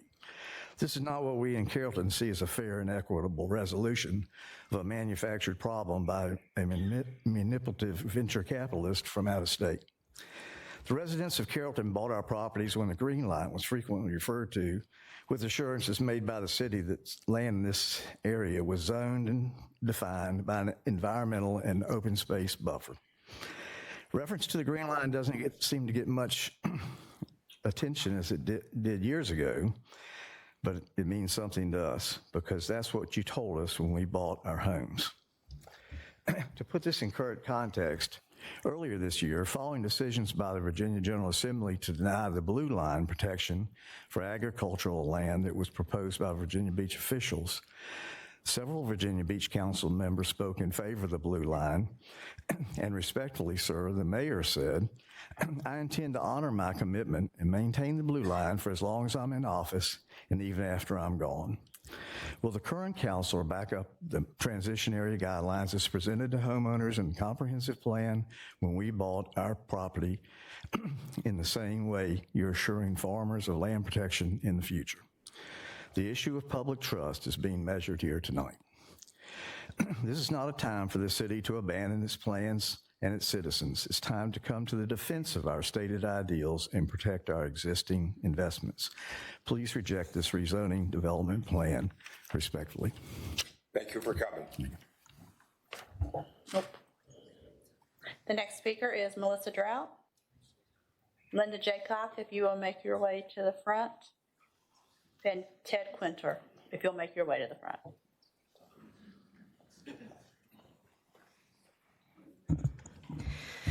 Good evening. Good evening.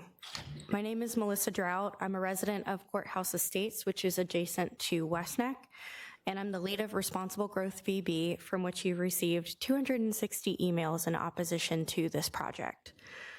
Residents who spoke in support of this project earlier raised real concerns, and those concerns deserve to be addressed.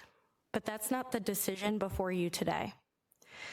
The question tonight is not whether something should be done, it's whether this proposal is the right use of this land.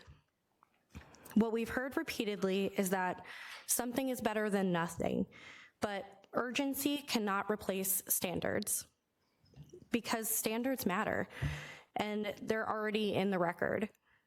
The land was already counted as open space to justify existing housing density. It is permanently zoned Preservation 1, and there are still unresolved concerns about flooding, infrastructure, and emergency access. Those are not emotional objections. They are planning considerations. Even the residents who support this application have acknowledged that this is not the best solution.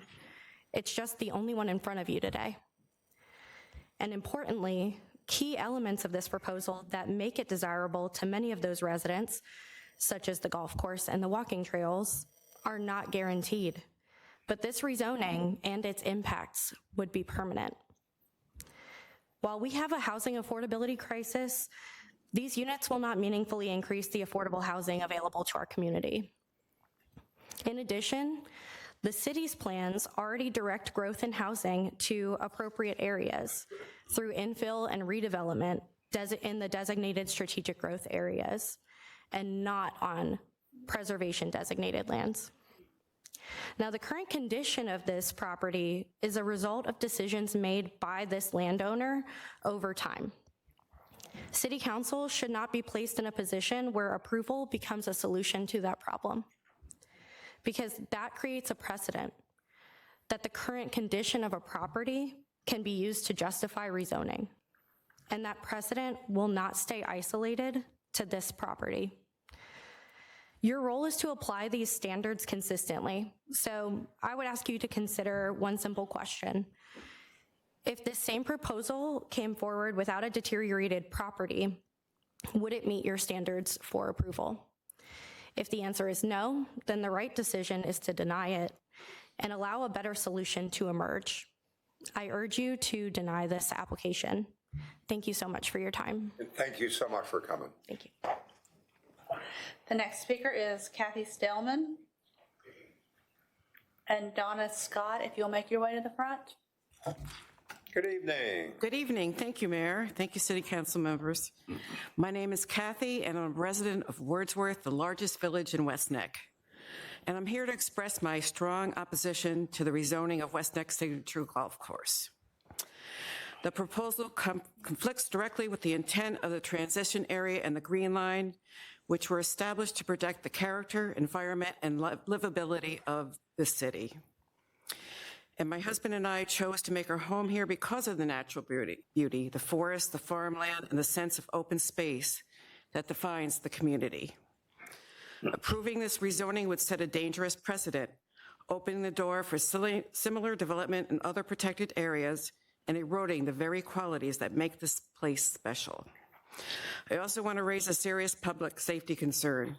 And this is in the village of Wordsworth alone. I frequently see EMS and fire vehicles responding to calls. Many of our roads are approximately 20 feet wide. If construction vehicles block these roads, even temporarily, emergency responders could be delayed, putting residents' lives at risk. It is also important to note the property owner does not live in this community. He will not experience the long-term consequences of this development or the loss of forested areas that residents value so deeply. His interest is financial, but the cost to our community would be far greater. Many of our property values are tied to the fact that we are within the transition area.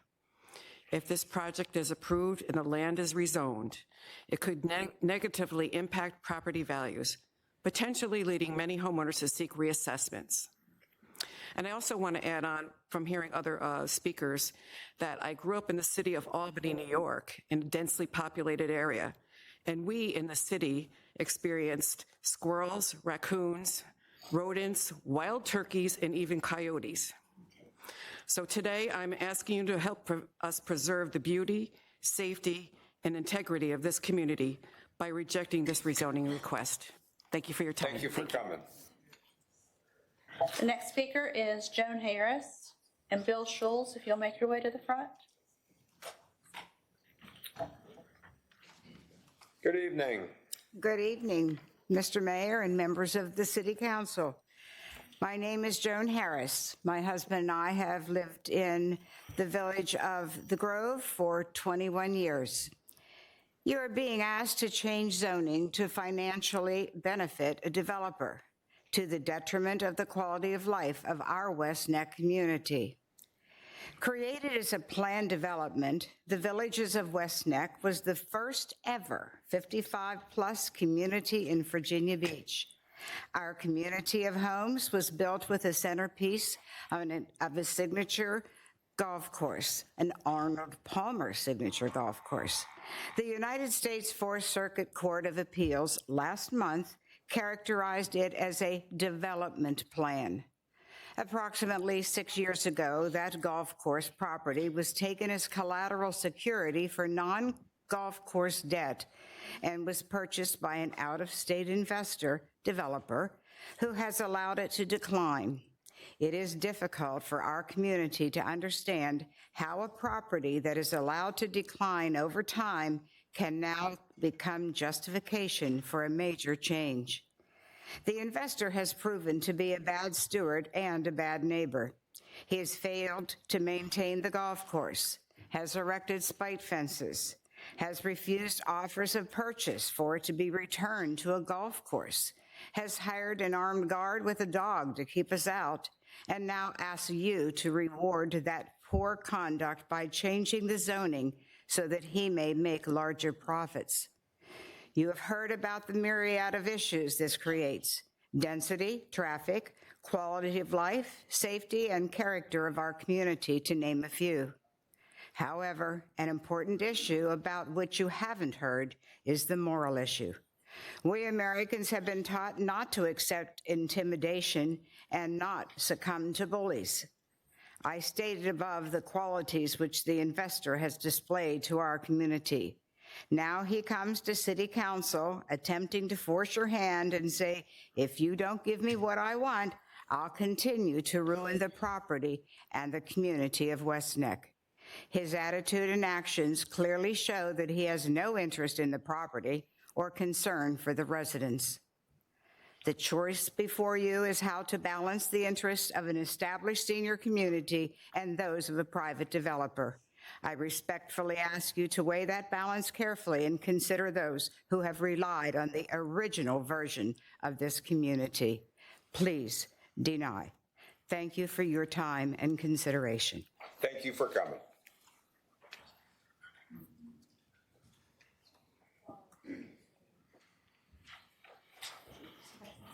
Sorry. The next speaker is Linda Jaycock. Good evening. How are you? Good evening, Mayor and members of council. My name is Linda Jaycox, and I've lived in the villages of West Neck for 7 years. Before moving into West Neck, I lived in Pungo for over 30 years. I came into West Neck kind of understanding a little more about than average about stormwater runoff and land management and responsible growth. If this meeting tonight was just about a restored golf course, I wouldn't be here. You know, I have absolutely no opposition to what the Leachmans were trying to do. And I think you heard that over and over again tonight. However, tonight I'm going to urge you to deny this rezoning application. This decision should be straightforward. The approval has been inconsistency with legal guidance, adopted policy, and required process. First, the Planning Commission's recommendation to approve this application directly conflicted with the advice of the Assistant City Attorney, who was present and consulted during deliberations. I was there, I saw it happen, and that is exactly the way it played out. So I don't know how much of that recording that you saw, but it was pretty interesting. That was not a technical oversight. Legal guidelines exist to ensure your decisions are defensible. Ignoring it exposes the city to legal risk and undermines confidence in the process. Secondly, the rezoning violates the city comprehensive plan. I've heard all the discussions about whether it's a guideline or a rule, but that plan should not be optional if we care about responsible growth. It is the governing framework for land use decisions and exists to ensure consistency, fairness, and predictability. When the comprehensive plan is disregarded, it ceases to have meaning. Third, property that is zoned P1 preservation has that designation for a specific reason, to protect environmentally sensitive, low-density areas. It is intentionally restricted. It was never intended to be reinterpreted through exceptions to allow residential development. Finally, the approval process up to this point itself is just fundamentally flawed. The Planning Commission relied on proffers that were suggested at the time of approval rather than being submitted and reviewed prior to the public hearing. That's not how a proffer process is supposed to work. Proffers are not afterthoughts. They must be reviewed by staff, evaluated for impacts, and made available for public scrutiny. Introducing him at the point of approval bypasses this process entirely and denies transparency to both staff and the public. Taken together, this approval is legally questionable, inconsistent with adopted policy, and procedurally deficient. Approving this rezoning would weaken the comprehensive plan and establish the precedent that preservation land is negotiable and single the legal guidance and proper process can be ignored. Thank you very much. Really appreciate your comment. All right. The next speaker is Ted Quinter, sorry. And then Jessica Windish, if you'll make your way to the front, and Mark Connolly, if you'll make your way to the front. Good evening. Good evening, Mr. Mayor. Vice Mayor Wilson, council members, thank you for the opportunity to speak tonight. My name is Ted Quinter. I'm the board president of the Browningstone Condominium in the Villages at West Neck. I am a retired Marine pilot with 27 years experience. Service, my wife and I chose Virginia Beach and the Villages at West Neck for our retirement home, and I'm here tonight to defend it along with my neighbors. The citizens of West Neck support responsible development in the transition area that protects, honors, and preserves open space. When approving the West Neck Master Development Plan, the city concurrently zoned 200 of the 486 acres included in the plan as Preservation 1 to protect it and preserve it as open space and to preserve the recreational amenity. These parcels are an integral part of the approved West Neck Master Plan. This is significant too because it is the only Preservation 1 land in the entire 5,900 acres of the transition area. Never in the history of Virginia Beach has there been land specifically set aside by City Council and protected as P1 that later became a site for redevelopment of homes and buildings. A Preservation 1 district is special. It's viewed as by citizens as a covenant between the City Council and residents. To our knowledge, no Preservation 1 promise has ever been and should not now be broken by its revocation for further development. Approval of applicants' rezoning request breaks that covenant with citizens and shatters the public's trust that the City Council will keep their word and do what's right. Citizens of Virginia Beach support responsible development that doesn't destroy the character of a well-established, age-restricted neighborhood. The P1 property of the former golf course does not lie adjacent to housing. It lies fully within a mature, age-restricted neighborhood filled with veterans.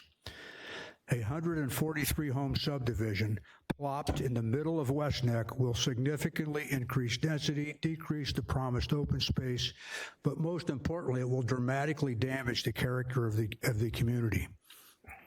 Over the past 25 years, well over 2,000 citizens have bought homes there, relying on the representations that P1 open space would remain to protect the rural character and stability of the villages. And as was mentioned, Section 1100 of the zoning code says the city doesn't intend to enlarge or create any new PDH1 or PDH2 districts. That's exactly what this application proposes to do. The preserve at West Neck preserves nothing.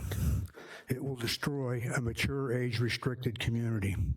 This neighborhood destruction would be a precedent setter. It's never been allowed anywhere in the city, and the precedent would be set is disturbing and should not be allowed here. Citizens of West Neck support responsible development for affordable and achievable. The applicant claims the project will help solve the affordable, achievable housing shortage and alleviate the crisis. The 5,000 unit shortage being talked about is not about senior housing, and it's not even about total housing. It's about affordable housing for entry-level people on the lower income level. The Harrison-Lear proposal doesn't do that.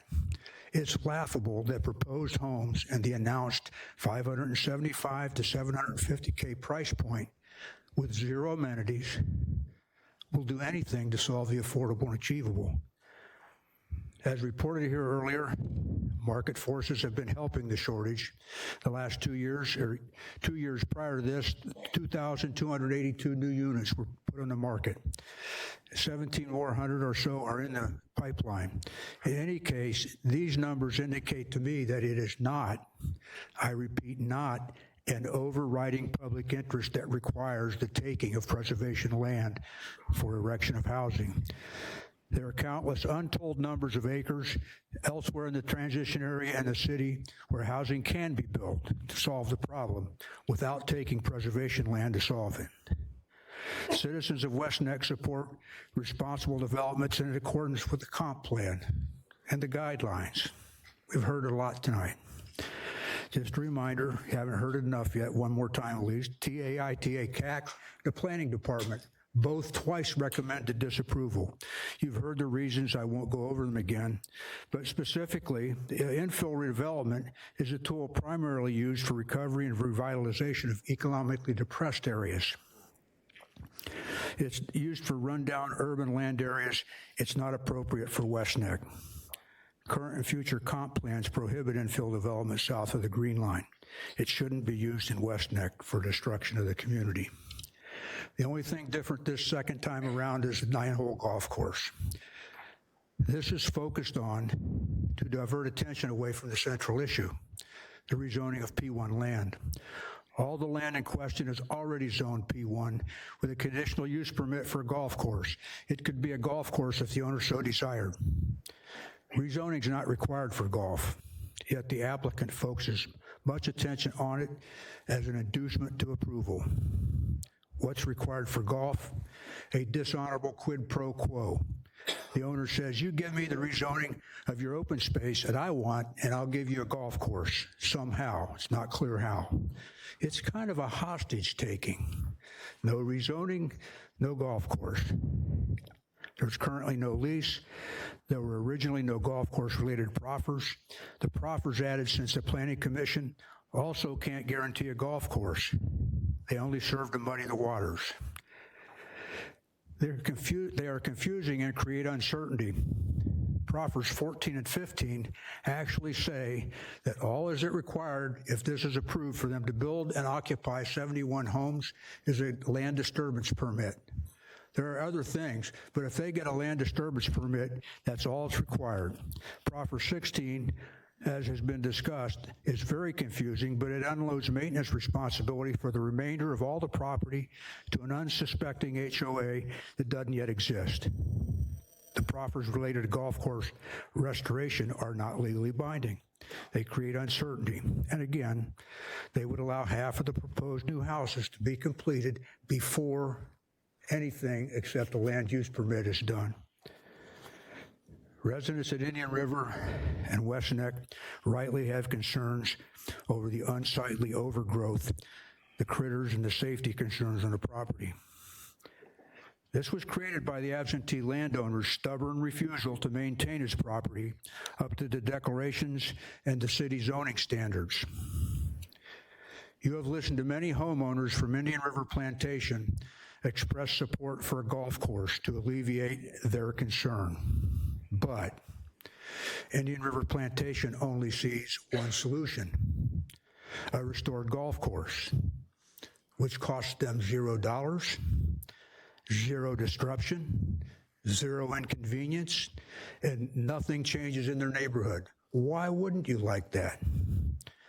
While they complained, West Neck went to court in 2021 for a solution, enforcement of our governing documents, and as was reported finally on February 24th of this year, the U.S. Fourth Circuit Court of Appeals ruled, among other things, that the West Neck Homeowner Association created by the declaration is an integral element of the master plan, and that the association, quote, is the primary entity responsible for enforcement of governing documents. This ruling held that the golf course is property within the West Neck Development Plan and is subject to all of the provisions of the governing documents. The declarant is now subject to the governing documents of West Neck, and the West Neck Homeowners Association is responsible for their enforcement. The West Neck Homeowners Association now has a legal ability to require restoration of all the property up to our community standards. We will complete it, and we will complete it sooner than the developer can, because he has to go through site construction. There's no guarantee of a golf course. Don't watch the shiny object. You've received 4,789 individual letters from West Neck residents, all in opposition, of which I'm aware. There could have been more. I know you didn't read them all, didn't have to. A lot of them were the same letter, but people took the time to sign them. 1,194 petition signatures and 260 letters from Responsible Growth. Rezoning is not supported by a supermajority in West Neck. Some West Neck residents spoke in favor of it tonight, but 66%. 975 of 1,465 residents have signed petitions that said they don't support it. That's pretty big. The most important thing about that is that's the most affected people by this. We're going to have homes built 50 feet from my back door. not mine, but my neighbor's back door. Approving this application would send a dangerous message that ignoring ordinances is an acceptable pathway to rezoning.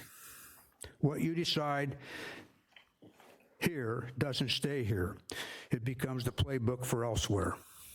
On behalf of 6,258 residents, we ask you to vote no. Thank you very much. Appreciate it. Thank you. Thank you for your endurance tonight. Thank you. Semper Fi. The next speaker is Donna Smith. And then Mark Conley, if you'll make your way to the front. Good evening. Hi, my name is Donna Smith, and I'm a retired Virginia Beach public school teacher, 34 years. Thank you. I'm still living and breathing.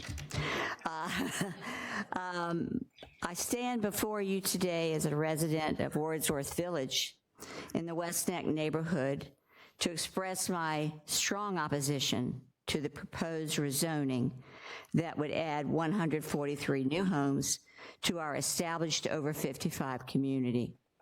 My primary concern is resident safety during and after construction. The critical safety issue is emergency access. Cadence Way is the only road in and out of our neighborhood, and it's not as wide as a standard residential street.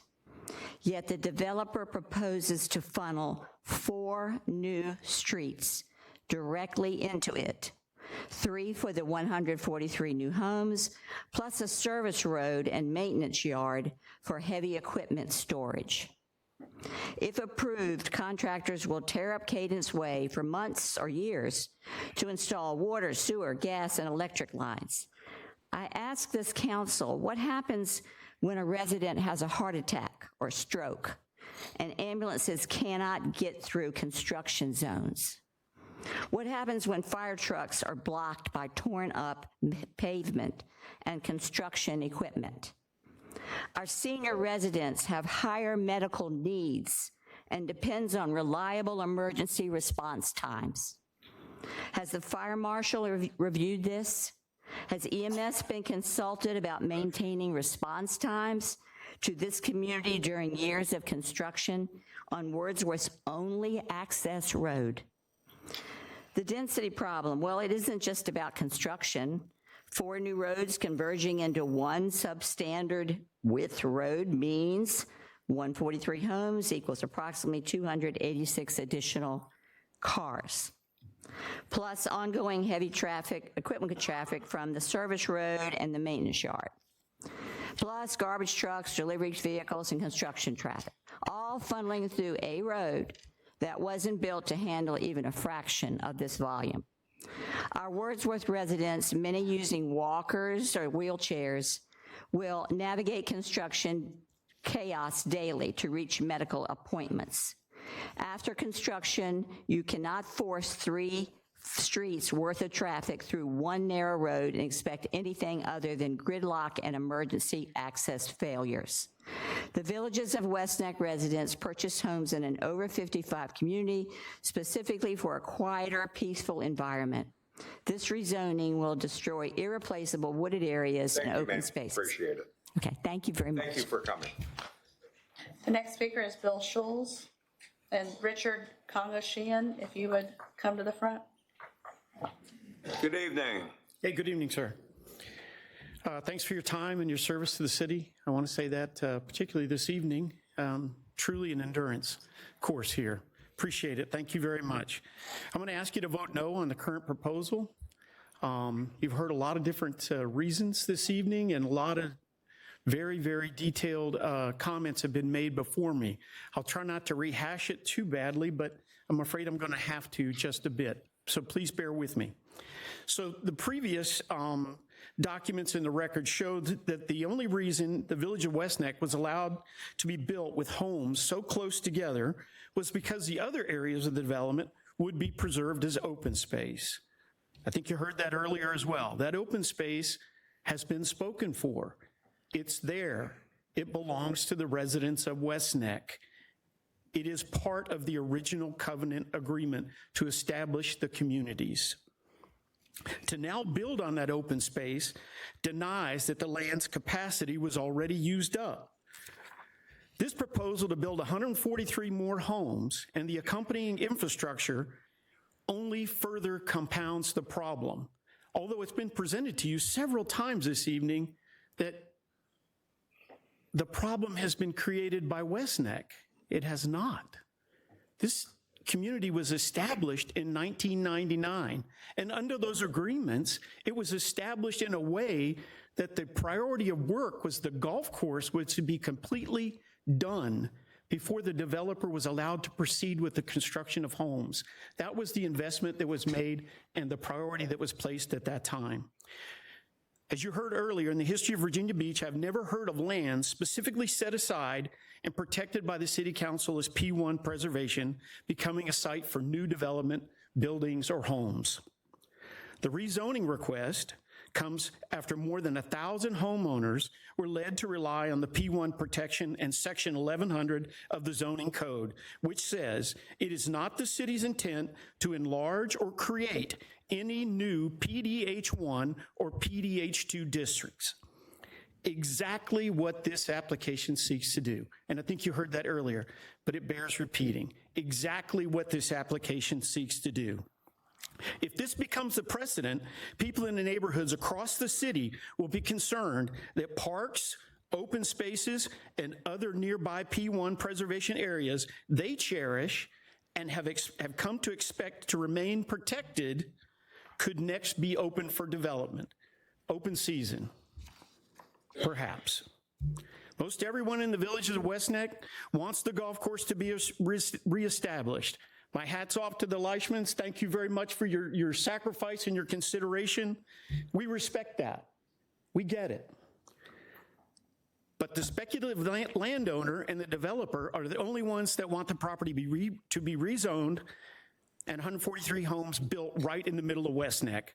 I believe the best way to address this situation is not by casting aside generations of land use policies that have served our city well, but to vote no on this proposal, rezoning and request for 143 homes. Green space is community space. To close this out, the option to reopen, sell, lease this high-quality golf course amenity has always been on the land, has always been on the table. It's always been available, and this path can be chosen. Thank you very much, sir. Thank you, sir. Have a nice evening. The next speaker is Paula Roddenberry. And Steve Eli, if you would make your way to the front. Good evening. Good evening to council. Thank you so much for staying awake to hear me. It's almost done, we promise. But a lot of this is repetitive, and I can understand that it's very easy to get distracted. But I want to tell you, this bears repeating. We're not coming up here saying the same thing over and over because we didn't think you heard us the first time. My neighbors and I chose to purchase homes in West Neck due to the current quiet open space and the zoning offered. I actually checked the zoning before I moved in there because I face an open space. The residents who wanted to have another house in their backyard already chose that option. That's available in West Neck. You can back up to nothing. You can back up to an open space. You can back up to someone else's yard. They had that choice. They did not buy a space to have a house put within 50 feet or a walking path. To my understanding, that's going to be open to the public. Any time of day, anyone can walk by this path and look in someone's backyard. I don't have one of those houses. I would actually benefit. I'm on the front line where all the Indian River residents are who are going to benefit from the beautiful golf course. If they really want houses in someone's backyard, why don't they put the houses on the homes that are adjacent to the Indian River plantation people? That way they can enjoy a new neighbor in their yard or a view of someone's roof. Thank you very much. I really hope you take this seriously. This means a lot to us. This is no way to treat your elderly citizens. Thank you. Thank you for coming. The next speaker is Jessica Windish. She is the chair of the ITA. And Mary Piccola, if you will make your way to the front. Hey there. Good evening, Mayor Dyer and members of City Council. I am speaking to you all tonight as chair of the TA-ITA Citizens Advisory Committee. For the viewing public's knowledge, in case you're unaware, our committee has been charged by the City Council to serve as a liaison between residents and/or businesses and our City Council concerning land use matters within the TA-ITA. The committee is additionally in place to advise City Council on matters pertaining to compliance with the comprehensive plan, the TA design guidelines, and the ITA vicinity master plan. As previously indicated in a letter that was sent on February 25th, 2026, the committee recommends denial of this application for non-compliance to the above-mentioned documents. I am not going to tell you anything you haven't already heard tonight, but again, it is our responsibility as this committee to report back to you all, so that's what I'm going to do. The TA-ITA-CAC voted at our meeting in February to recommend denial of these applications due to non-compliance of key provisions of the Transition Area Design Guidelines and the Comprehensive Plan. The non-compliance is primarily related to density and open space policies. The recommendation is also consistent with the planning staff recommendation that was provided via staff report in February. There are clearly a lot of feelings in this room, and it is obvious that something must be done in this neighborhood. But I will review for you 6 significant facts outlining why this is not the correct solution. 1, the proposal directly conflicts with the general legislative intent of Section 1100 of the City of Virginia Beach zoning ordinance, which explicitly states that it is not the intent to create new PDH1 or PDH2 districts or to enlarge the limits of existing ones.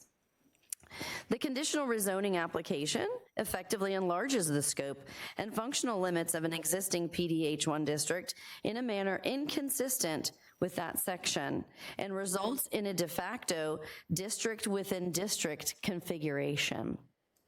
Number 2 on the list, the conditional rezoning request would convert over 60 acres of land that is zoned preservation to residential PDH2 zoning for those 143 homes we've been hearing about all night.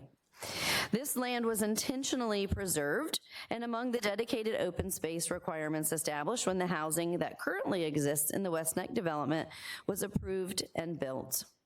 Developing the preserved space is counter to the design guidelines in place then and now. Approval of these applications disregards the value of the preservation zoning in place and the expectation of 50% open space, which was already lower to begin with, that was in place to protect these lands from future development. It also sets an unnecessary precedent with far-reaching implications for citywide open spaces, land preservation in general, and neighborhood preservation efforts.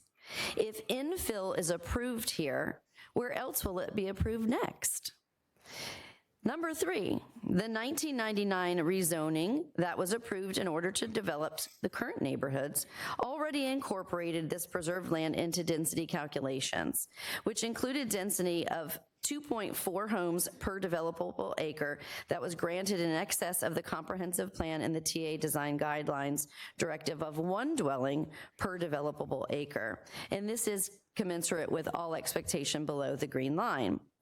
The prior approval was expressly contingent upon the permanent preservation of an 18-hole Arnold Palmer signature golf course as an open space amenity in this age-restricted community. This request will violate this contingency and will increase the density beyond that which was already approved at an excess of 2.79 dwellings per developable acre, which further exceeds the maximums in this area of the city. Number 4, as shared by many residents here tonight, this proposal will significantly and negatively impact an established age-restricted community. The preservation and well-being of established neighborhoods are clearly stated priorities in the comprehensive plan. Another reminder, our responsibility is to guide you all on following the comprehensive plan. Number 5, Although many residents may have made it very clear that their expectation is to see a functioning 18-hole golf course on this land, commensurate with that which was in place when they decided to make this space their homes. This application proposes the future development of a 9-hole golf course. Bless you. Many residents have also expressed that this compromise that has been proposed is one that they're willing to take. Following the Planning Commission's recommendation of this application, despite recommendation for denial by planning staff, a minor revision was made regarding the golf course with a stated change from, quote, proposed 3-par course and putting and chipping practice green to, quote, proposed outdoor practice facility. This change to a vague description of what is to be developed further complicates the possibility of a 9-hole course actually coming to fruition. The one thing that the bulk of the residents were in favor of this entire project for. Let me explain further.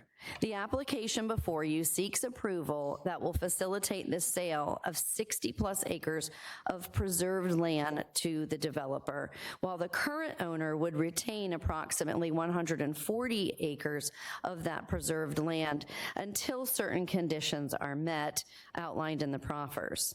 Although there are, in fact, proposed proffers to eventually improve and further convey that to the future HOA, the remaining open space that is planned to be converted to forest, trails, and a golf-related amenity, not sure about the 9 holes, the developer may start the housing project on this land that they will be able to purchase and make its way through all site development with new housing in place, save the first certificate of occupancy, before an approved plan is even in place for the golf course. Additionally, 50% of the new homes can be in place with certificates of occupancy, and any other number of homes could be in the works prior to the current owner actually breaking ground on that golf amenity, again, amenity, not necessarily 9 holes, and conveying it to the proposed new HOA. As history has proven in our city, this scenario casts a little bit of doubt and concern. The possibility of future requests for amendments to the proposed proffers, should the current owner not deliver on the promises they are making regarding the 140 acres while the developer works away on those 143 homes, is not an unreasonable concern. Number 6, and the last one on the list, the need for housing in Virginia Beach has been repeatedly noted as a basis for support of these applications. These 143 homes proposed in an age-restricted neighborhood at a price point well above affordability metrics does not address the actual housing needs in our city. Again, you've heard most of these things tonight already. Those that continue to use this support for these applications are promoting a false narrative. Approvals to make way for this housing development is not a solution to the real issue in our city for affordable housing. And it is a real issue. Relying on a perception of housing demand alone, regardless of noting the kind of housing our residents actually need and want, to override other considerations is inconsistent with the comprehensive plan's balanced approach to land use, neighborhood preservation, open space protection, and orderly growth. With these points, and everything presented tonight by your constituents, you all now have numerous legitimate and well-founded reasons to deny these applications. You have no compelling reason beyond feelings regarding golf, wildlife, natural hazards to set aside the zoning ordinances, the recommendations of professional planning staff that you employ, our adopted planning policies, or the concerns of tax-paying residents to approve this. The committee respectfully urges that the City Council deny these applications. Denial will further prove that the planning documents approved by you, the City Council, such as the comprehensive plan and the TA design guidelines, are in fact used with fidelity and integrity by our City Council to promote strategic and appropriate growth and preservation in our city. On the cusp of a new comprehensive plan, and as general practice of good governance, building trust between your elected officials, our elected officials, and constituents is crucial. Thank you.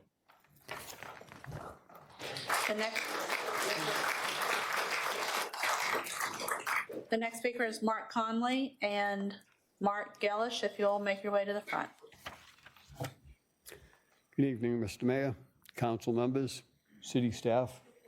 Or if you'll pull the microphone a little closer to you, there you go. Okay, is this better? Good evening, Mr. Mayor, council members, city staff. Thank you for the opportunity to speak with you this evening.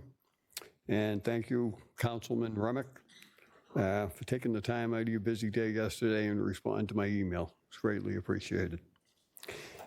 I'm here to request all of you to follow the city staff's recommendation to deny the application to rezone the property at West Neck. My wife and I moved here due to all that the city of Virginia Beach had to offer, as well as what seemed to be a pretty strong growth plan. We chose to live in West Neck due to the density and open space protection provided by the transition area guidelines. Since then, we have suffered through a few attempts by the landowner and developer to bypass those guidelines and profit off the citizens of West Neck. If the guidelines are outdated and need amending, council should really revise them and not be making exceptions to them. Please do not reward the property owner for his several years of neglecting to maintain his golf course property through all the court cases and appeals. Instead, vote no on this petition and hold the owner accountable while upholding the final court decision regarding all the property maintenance. That maintenance is long overdue. My request is simple. Deny the application, enforce the current transition area guidelines, and support the court's ruling. It's the right thing to do, and doing the right thing is what the citizens of Virginia Beach expect. Thank you all. The next speaker is Richard Kongashian. And then Larry Walker, if you'll make your way to the front. Good evening, all. Thank you for doing this. I thank the mayor and the city manager. You did a great job at the State of the City address. I watched it twice, and I was quite impressed. I thought it was great. And, yeah. Thank you very much. You were great. You were good too. But he gets the credit. He's a good one. Anyway. I agree. Right. Yeah. So anyway, I'm here because I have to tell you, I shouldn't even be here. We shouldn't even be here at all. Why are we here? Because the Planning Commission decided to disregard the findings of two committees. Two speakers before here laid it out very nicely. I was very impressed. We shouldn't even be here. This should never have been brought to this council. Okay, there's really no reason why the Planning Commission approved this.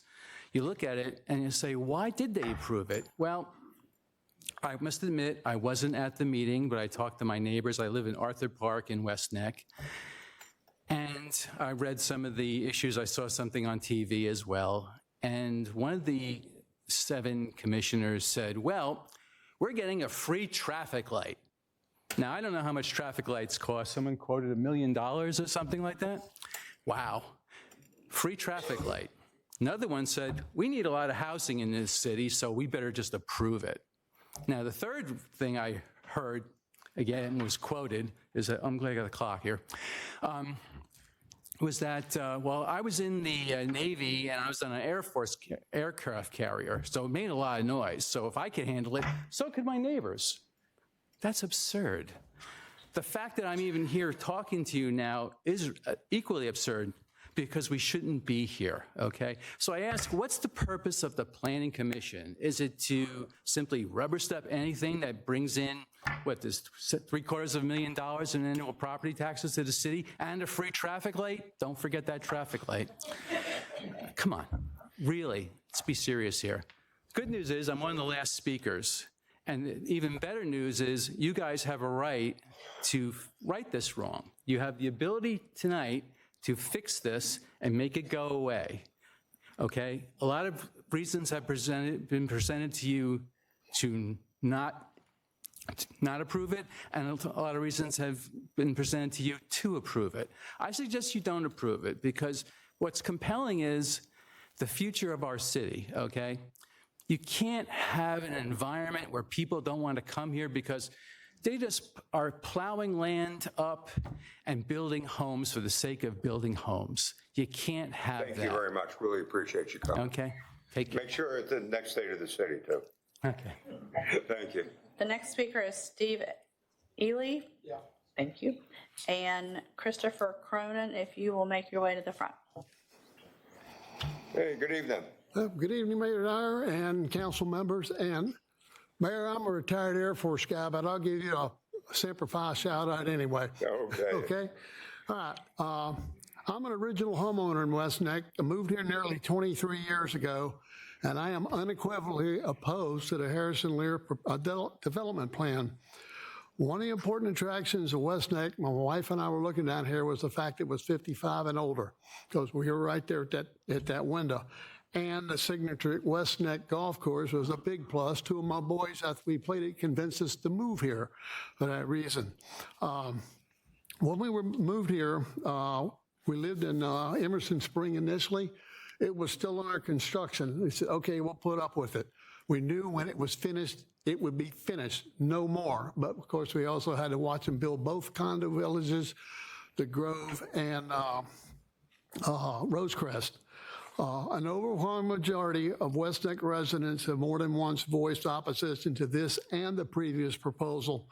And with respect to the Leismans, neither the current golf course owner nor Harrison Lear President Jonathan Skinner live in West Neck. And to the best of my knowledge, none of y'all live in there. So if this is approved, none of you have to endure the noise, dirt, traffic, construction, congestion, and overall inconvenience for several years. And as Dr. Willing very well pointed out, the health hazards to us for that. We West Neck residents should not be penalized for the failure of JBWK to complete its due diligence prior to its purchase of the golf course property regarding zoning. This is the only 55 and older community in Virginia Beach. It is an outstanding community. Please don't ruin it by allowing a development within a development to come in there. The golf course should be restored to what it was before Dickie Foster closed it. Remember, you're supposed to work for the citizens of Virginia Beach, not some outsiders, with the exceptions of Mark and Audrey Leisman, who are just trying to make money on our backs. Ask yourself this, is the small, and I mean small, increase in property taxes that you'll get worth selling us out? If that's your attitude, then perhaps you have no business being on city council. In closing, I'll leave you with this. Choose carefully how you cast your vote. Is your priority the citizens you supposedly represent, or some outsider who only has a personal financial interest? Please vote no, and thank you for your time. Appreciate you coming. Thanks. The next speaker is Mary Piccola. Mark Scott, if you'll make your way to the front.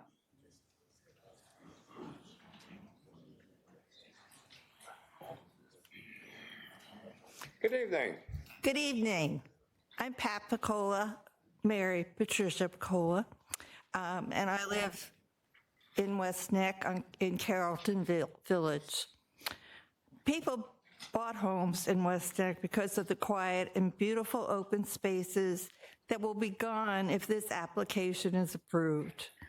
I have been a resident for 23 years. I don't think it is fair that I and many others will spend our remaining years in a construction zone. The land was designated P1 and should remain as P1. What is the benefit to the people of West Neck to change this? What is the benefit to the people of Virginia Beach to change this? The condition of the golf course is terrible, but it shouldn't be. The owner of the property has not been a good neighbor. In fact, he has been vindictive. The idea of a 9-hole golf course is a great one, but not at the expense of senior citizens having their lives disrupted for years by trucks and other machinery making noise and stirring up the ground where older adults with health issues will suffer. I never thought I might have to spend my remaining years in a construction zone, and I hope you vote no so that I don't have to. Thank you very much. Thank you. The next speaker is Mark Gellish. And then Carol Jones, if you'll make your way to the front.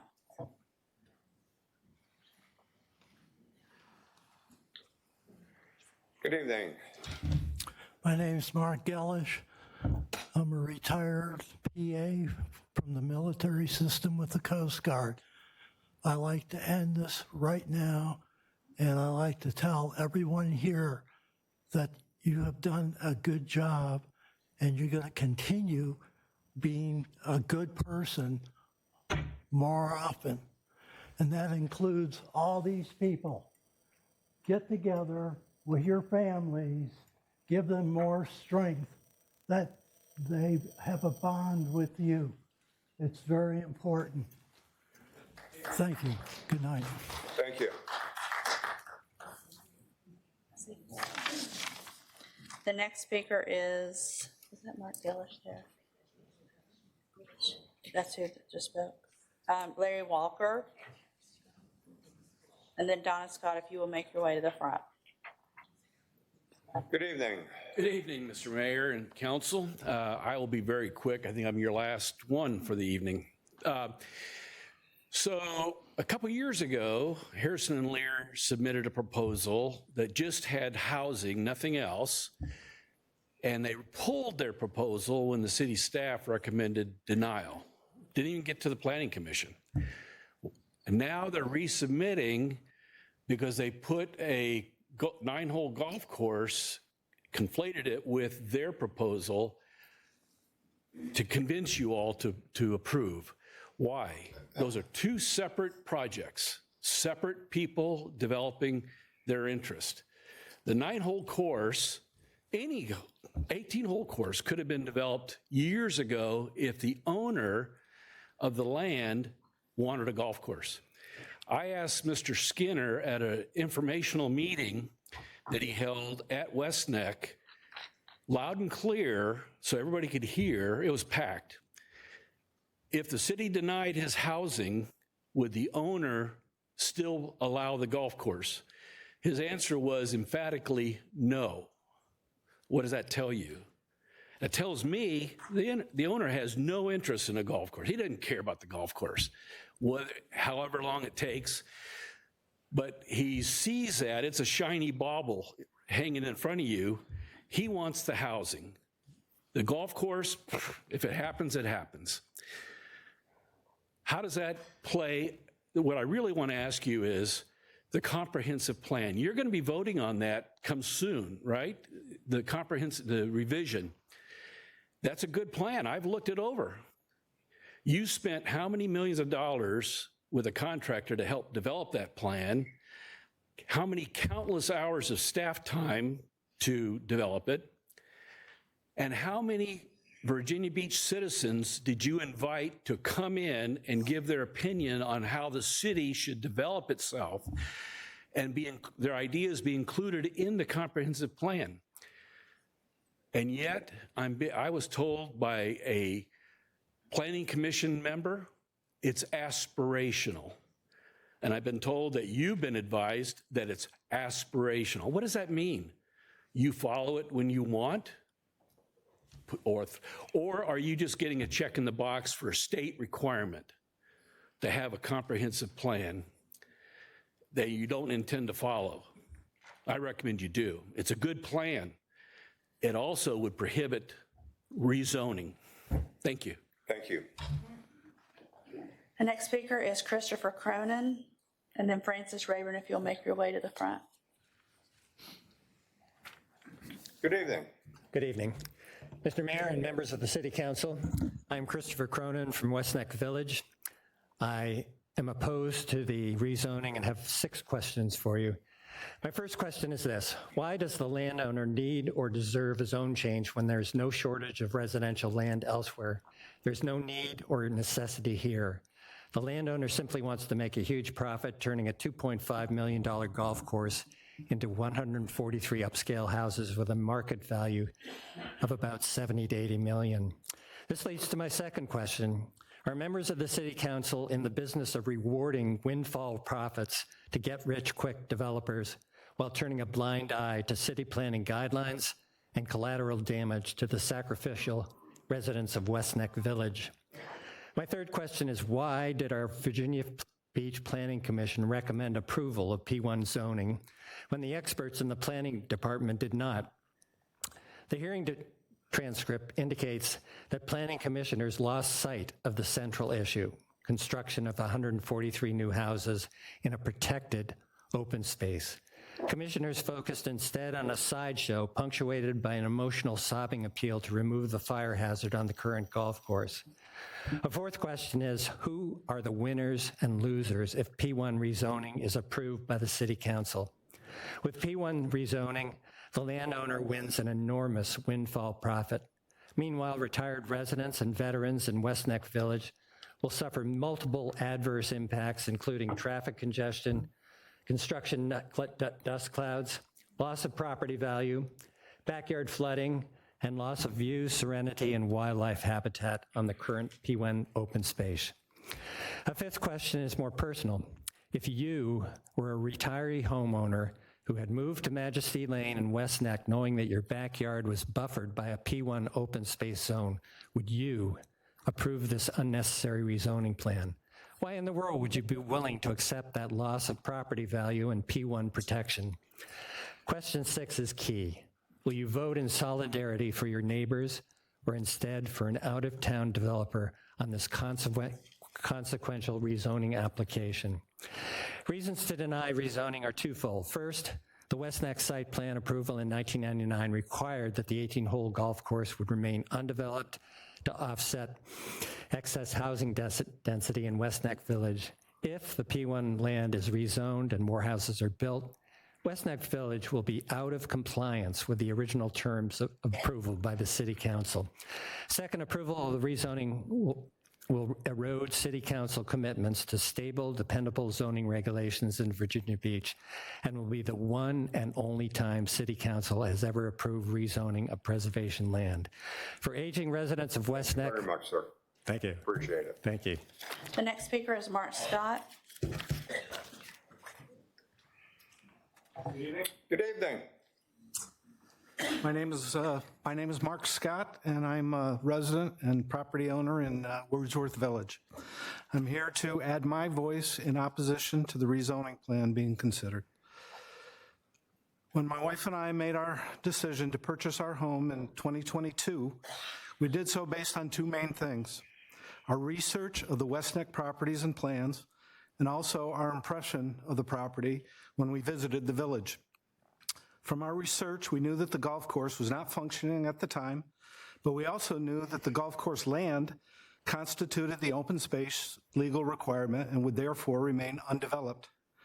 We also saw that even though the open space was not being maintained as it should have been, it was still open, natural growth and would eventually either be somewhat maintained or it would evolve into woodland and still be natural, undeveloped land, and we were fine with that either way, even with a few deer and squirrels and whatever. What we did not consider when we decided to buy our home was the possibility that 143 more homes, and possibly double that number if the developer got what he really wants, might be constructed within West Neck and within our neighborhood on preserved open space land, with the associated upheaval of construction and traffic that everybody's talked about, and probable HOA chaos. We didn't consider it because the zoning and preservation laws in place then and now did not allow that development, and I believe it should stay that way. I was a construction project manager for 40 years on large projects such as what is being considered here, and I can state from experience that a site work and building job of this scope dropped into the middle of an established community a few feet away from established 20-year-old homes and underground infrastructure and well-rooted landscaping will bring a lot of construction problems and years of construction chaos in noise, traffic, mud, dust, security, safety, and more. I've heard estimates of 18 months to a few years regarding the construction duration. I can tell you for sure there will be unforeseen conditions, delays, extensions, and the duration will be a lot longer, years longer than what we're being told. We bought our place under the existing zoning and preservation laws, and they shouldn't be changed to benefit an out-of-state developer. I respectfully ask that the council defend the rights and investments of West Neck homeowners and reject the zoning application under consideration. Thank you. Thank you.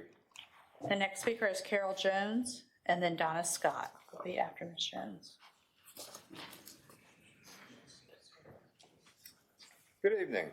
Good evening. Thank you for your patience. I'm a former elementary teacher, and by now you all would have stood up and done about 15 jumping jacks. I don't know why you didn't get your seventh inning break here, but anyhow.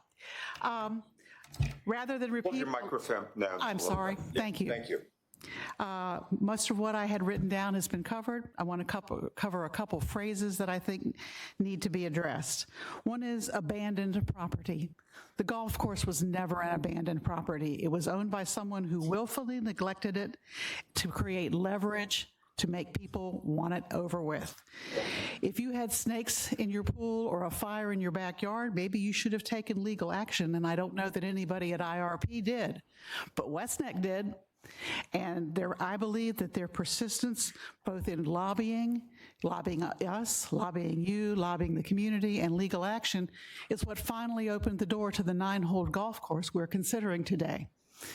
Otherwise, we'd have had this started a long time ago, and there'd have been a lot of land, houses, but no golf course. The process is messy and long, but it has made progress in one way. I'd like to talk about donated to the community. Please remember that we are not seeing an owner donating anything to the community. He's donating it to the HOA that does not yet exist. I foresee concerns between IRP and West Neck dealing with an HOA that we do not yet know. I also want to talk about the stoplight. When the West Neck community watched this take shape, I thought it looked odd, and I called downtown, and I'd like to, the courthouse area, and I want to say I appreciate the quick response. They said, "What is your concern?" I said, "I have no data, but from 55 years of driving, this just feels, it's new and it's awkward, and it doesn't feel like it's going to work." He said, "Okay, I'll come look at it." So within a week, he called me back, don't know who it was, and said, "We've looked it over, we think this is going to work." And I have to say, I have never once arrived at that intersection, coming or going, and thought, this intersection really needs a stoplight. I don't think it does. I don't think the bus drivers at Kellam will. I don't think the commuters on West Neck Parkway will think so. And unless H&L has some data to persuade the traffic people in charge, I don't think there's going to be a stoplight. Thank you for the time. Thank you for pursuing. Appreciate your comment. The next speaker is Donna Scott. After Ms. Scott's Francis Rayburn and Jack Lynch. Good evening. Good evening, Mayor Dyer and council members. My name is Donna Scott, and for 11 years, my husband and I have lived in the Carrollton Village of West Neck. Our home, a 2-story contemporary that can be found in many of the villages in West Neck. We were first shown a home on an identical floor plan in another village which bordered Victoria Park. We liked the layout and the features of the home, but it was not that it was too close to Victoria Park and that we could hear their conversations. Later, our realtor brought us to a new listing in Carrollton. When we entered the house, we knew we'd seen this before, but the minute we walked into the backyard and saw the view, including the golf course and the open space amenity, we reacted immediately and signed a contract that day. The previous identical home sold for $326,000 after being on the market for 4 months. Our house sold to us for $380,000 and was on the market for 2 days. We paid a premium of 14% for our home. What will happen to our home values if this open space that we paid for is removed and replaced with housing 50 feet? I have the listings. Tonight, you have heard how the absentee owner of the golf course neglected the property and it became a fire hazard. I would like to share with you another concern that a large number of our residents of West Neck face. The neighbors in West Neck Village have made purchases in their homes as their end-of-life homes. They have worked hard and have done the right thing all of their lives.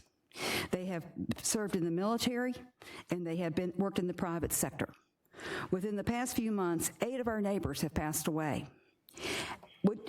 I would like for you to imagine that you or your loved one are at the end of life, and you have lived and have decided to stay in your home, and you're 50 feet away from your home, or even less.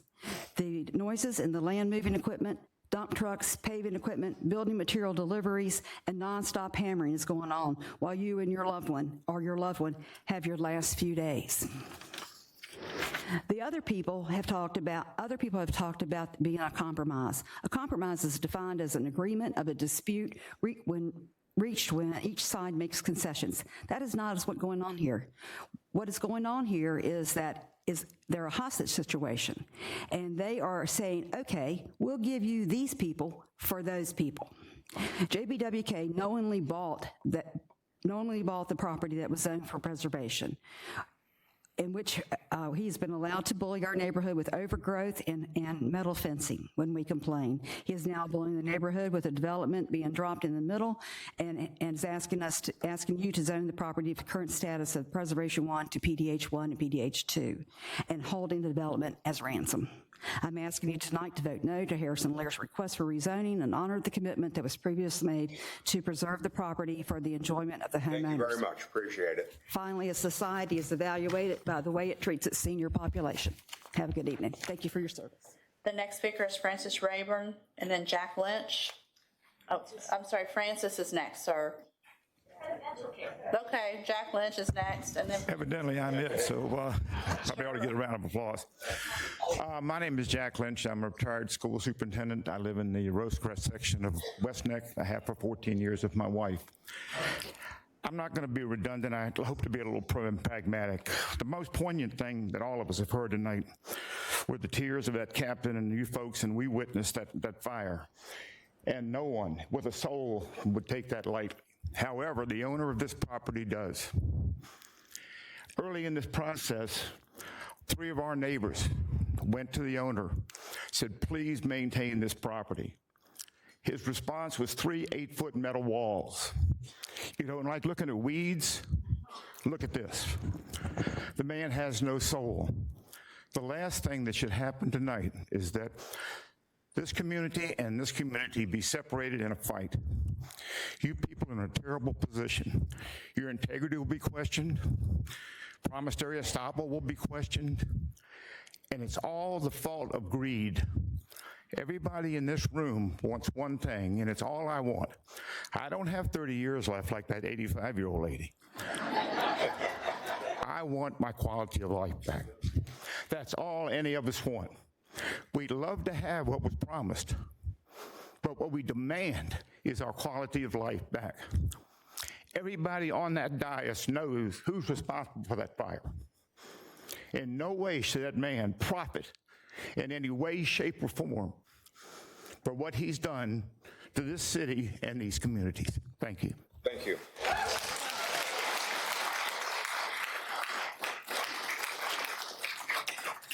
Ms. Rayburn, Francis Rayburn, and then Mayor, we will move to WebEx speakers. All righty. Good evening. Good evening, Mayor Dyer and member of City Council. My name is Francis Rayburn, and I have been a resident of West Neck for 23 years. When I was asked my position to speak a couple weeks ago, I replied neither. There was a long pause, and then I heard, okay. After listening to hundreds of residents over the past few years over the issues of modifying the proffers and rezoning of the property, however City Council votes tonight, I would like to see harmony restored in our community. I go on record for often saying, it's always better in the end, and if it's not better yet, it's not the end. Thank you. Thank you. Mayor, we have 6 WebEx speakers. The first speaker is Gopal Sharma. He's not on. In case they're in person, I'll call him Indu Sharma. Not on, Jamie, thank you. Lynn Rachino, thank you. Deborah Shumate. Ms. Shumate, you are unmuted and may begin.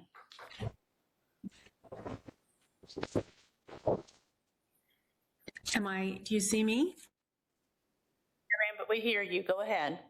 Okay. Good evening. My name is Deborah Shumate, and I'm a homeowner in West Neck Villages, Virginia Beach. I'm here to speak in support of the preserve development at West Neck. My husband and I purchased our home here in 2016, seeking a peaceful retirement. Instead, the failure of the signature golf course brought years of persistent conflict in our community. We need a solution. It's time to move forward. I am truly sympathetic to the views of those who are against rezoning, though not to the tactics of some who have worked diligently to restrict open dialogue while presenting a masterclass in misinformation and incivility. Life has never been static, and change is guaranteed. We need to address circumstances as they are now, and not as we wish they might be or what they once were. Life has never been static again. Change is guaranteed. The current Harrison and Lear proposal offers a balanced and practical path forward. It addresses the desire for golf amenities in the West Neck and Indian River Plantation communities, provides much needed senior housing without encroaching on farmland, and funds stormwater pond maintenance on the former Signature property, which under our governing documents falls 100% to West Neck homeowners. Managing change is hard, but this is a workable compromise. I'm grateful to the property owner for his willingness to compromise, to the Leishmans for offering a 9-hole golf course at some personal expense, and to Harrison and Lear for their commitment to a fair solution despite a hostile environment. We respectfully ask the City Council to consider all stakeholders and come to a resolution.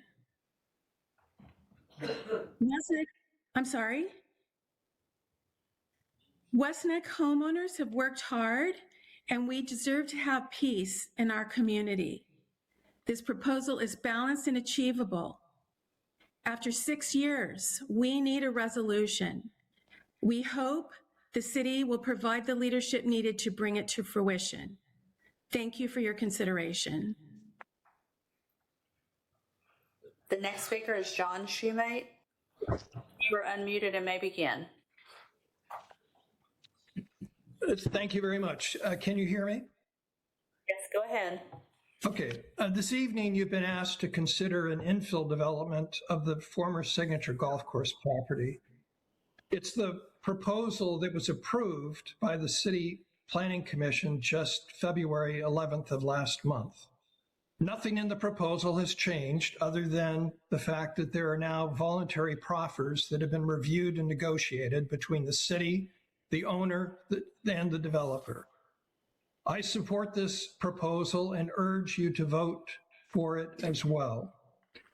The proposal before you presents what I believe is our best and likely final chance at a workable compromise. A compromise by the property owner, the developer, the Leishmans, and the city.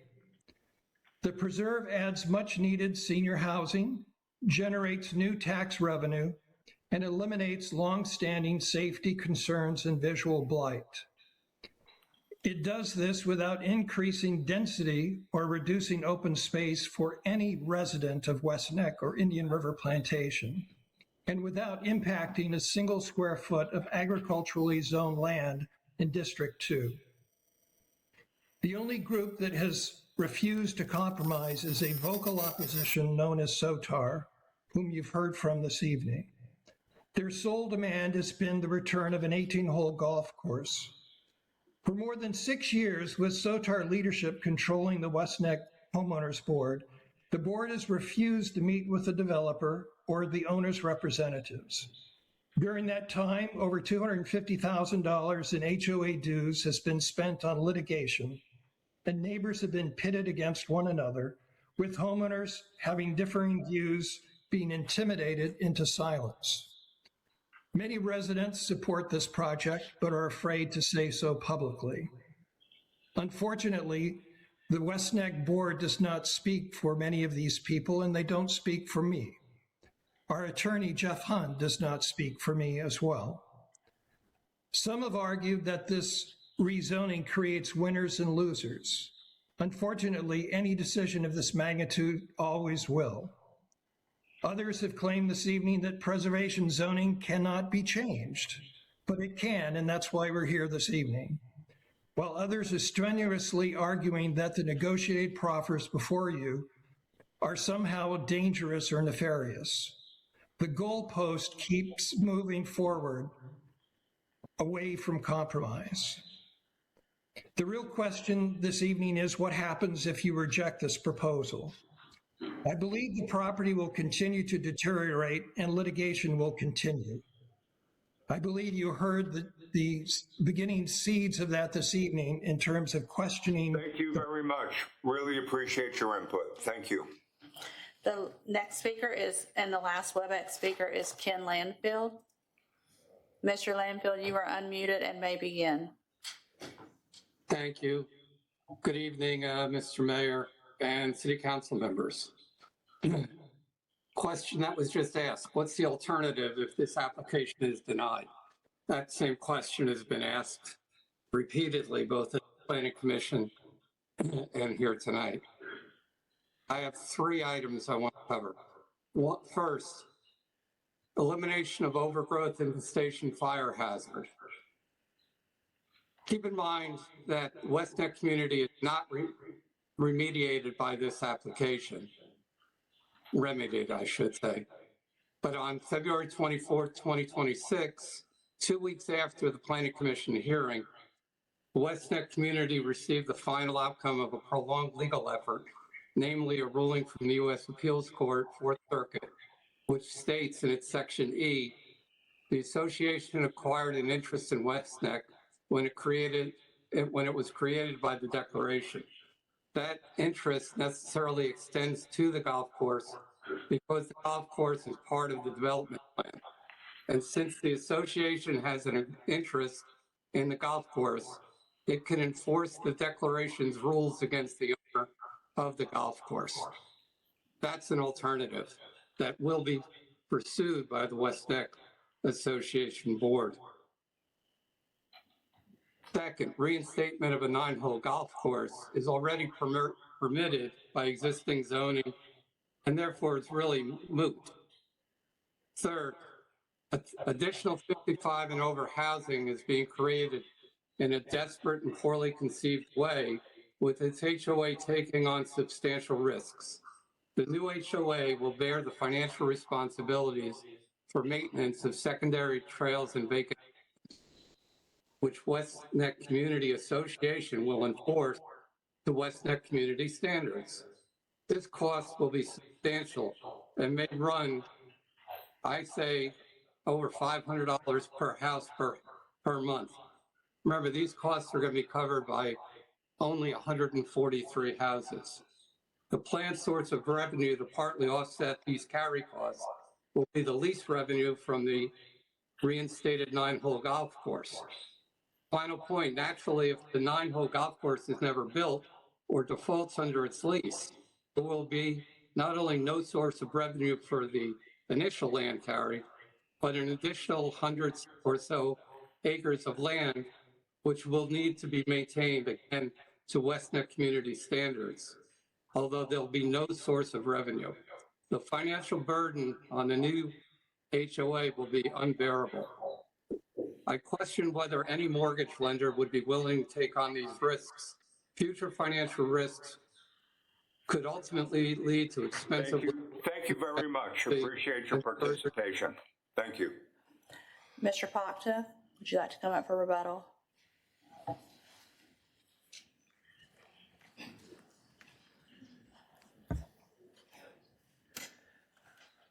Thank you all. And thank you everyone from West Neck and New River Plantation, everyone who's been here in attendance and speaking tonight.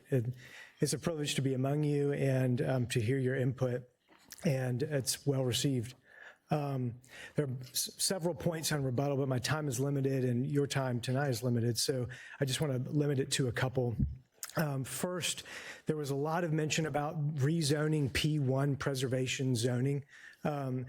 And the limited research I've done over the last, a couple of hours earlier this week, there's at least 3 occasions where the city has rezoned P1 property. So this is not the first time it's been done.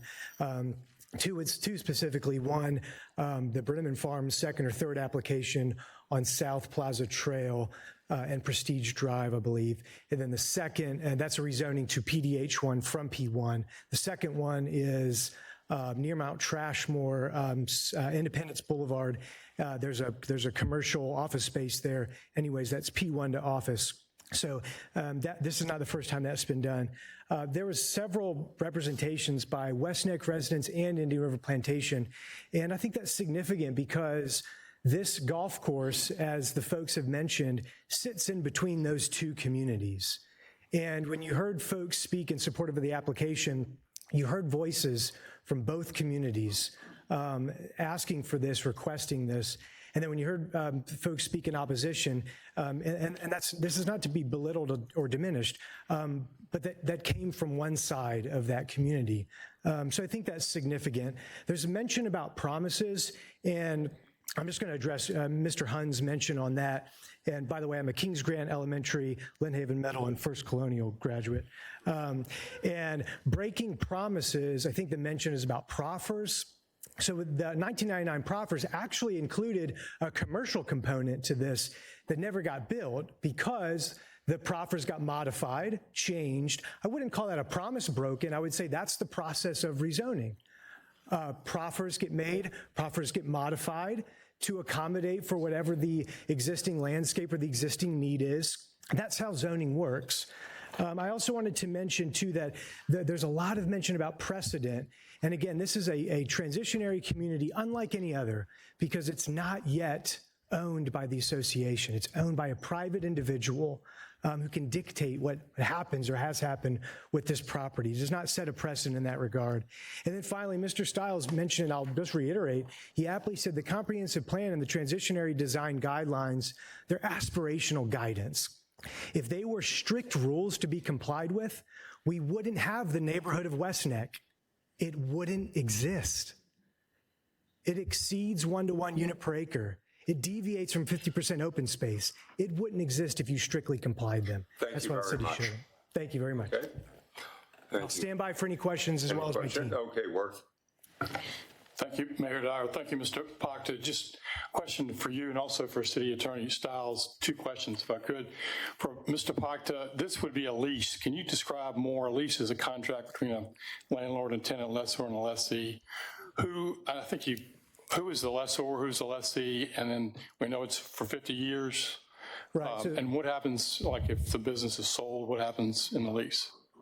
Yeah, so I'll speak to some degree to that, but also the leashmans who are party to the lease are here, and then or will be to the lease, and then so is the attorney for the property owner. Again, I represent the applicant, so I don't represent either of these parties, but the existing property owner who owns the property would lease the property to the leashmans or an entity that they create to operate the golf course.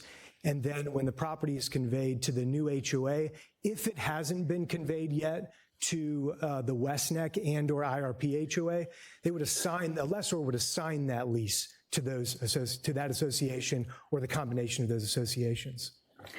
Thank you. So what if the business is sold, what if the operating unit is sold? What happens? Is the lease still in full force and effect? I couldn't speak to the contents of their lease, and I know that the city attorney has acknowledged it's outside the scope of the review of this body and the city attorney's office to review a private arrangement between the individuals, as is the litigation as well. So I can't speak to that. I'm sorry. Thank you. And just one more question, Mr. Mayor, for Mr. Stiles. Can you address the issue of the maintenance of the property as it up till now from the time it was bought, I guess, by the current owner, the golf course? Has it been maintained? Has it been abandoned? Because we, the city, enforce the code compliance. Thank you, Mr. Remick. Yes, the city has made efforts to compel compliance with its ordinances. The city brought an enforcement action. That action resulted in litigation in federal court, and that litigation was the subject of a settlement agreement. That settlement agreement requires a limited, very limited portion of the property to be maintained. The remainder is the city, pursuant to that agreement, has no ability to compel any maintenance on that property.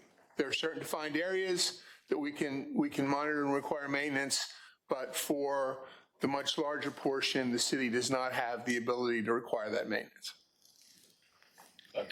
Okay. Anybody else at this point? Okay, thank you. Okay, at this point, do we have a motion and a second? Barbara. Well, from the creation of this neighborhood, the Villages of West Neck, on May 11th, 1999, this neighborhood has presented unique situations. And I was there on May 11th, 1999, and you've lived up to it tonight for sure. This is certainly a unique situation. And I have to say, for the first hour and a half of this meeting, I thought, my goodness, did I read this application wrong? All I'm hearing about is a golf course. Well, the golf course is not a part of this item which is before us tonight. We're looking at a rezoning issue. I fumbled around until I found the item, and we are looking at Harrison and Lear, Inc., the applicant, JBWK LLC, and White Clover LLC property owners for modification of proffers to a conditional rezoning and conditional rezoning, that is P1 Preservation District and PDH1 Planned Unit Development to conditional PDH2 Planned Unit Development for R20 Residential and P1 Preservation District for the property located at 3100 Arnold Palmer Drive. So that's what's before us tonight. We're looking at whether or not we're going to do this rezoning for this property. This has been a very unique property from the very beginning. This was the first age-restricted neighborhood that offered special amenities to the city with its controlled density and its open space. At the time, the city called for new development to allow up to 1 unit per acre, or as it became with this development, traffic generation to be 1 unit per, what the traffic would be from 1 unit per acre. The age-restricted housing allowed us to do that. Well, traffic generation in and around the area was a major concern. Painstaking analysis has accompanied each proposed action for West Neck, which has turned out to be a truly outstanding, desirable place to live, and that must be maintained. In staff's opinion, this rezoning request does not align with the density and open space recommendation set forth in the transition area design guidelines and the comprehensive plan. Further, staff notes that the acreage, which was included when calculating the allowable density for the 1999 approval and the subsequent modifications, the total acreage and existing 936 residential units for the Villages of West Neck must be considered with this request bringing the overall density to 2.79 units per acre. This exceeds the density recommended by the Transition Area Design Guidelines, which call for 1 dwelling unit per developable acre. Looking at this as a rezoning application, looking at these issues which we would look at for a rezoning application is what I'm doing. Further, the Transition Area Design Guidelines require that open space be a key component. The 50% minimum open space recommended in the Transition Area Design Guidelines is not met. Ultimately, this development, in conjunction with the existing open space, provides approximately 40.1% of accessible and usable open space. The fact that this development does not comply with the comprehensive plan and other planning documents and was recommended for denial by the Transition Area ITA Advisory Committee and was approved by a split decision of 7-3 by the Planning Commission, I feel that it does not meet the standards for this area.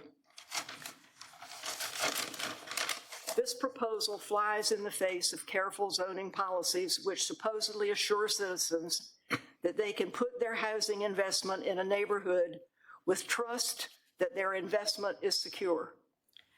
The citizens of West Neck Village should not have to be concerned that their density and coveted open space will become a housing development for 143 units.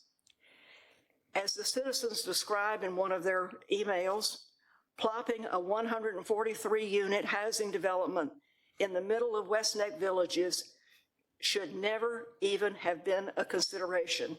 I don't believe we have ever done such a rezoning. The character of West Neck would be forever changed, to say nothing of the fact that the community would face years of noise and construction. Infrastructure would be fractured, particularly the road system. Staff has determined that the traffic generation by this new development will result in 2,470 average daily trips.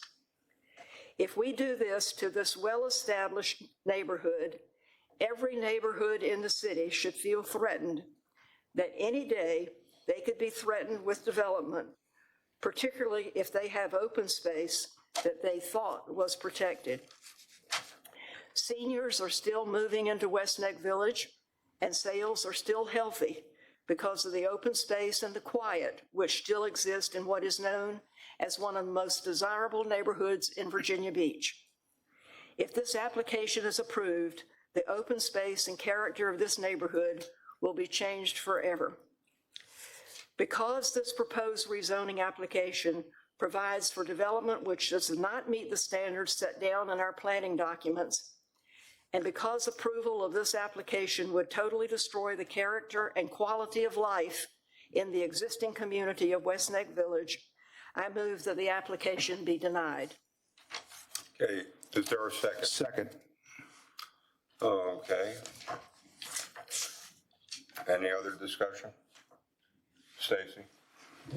Thank you.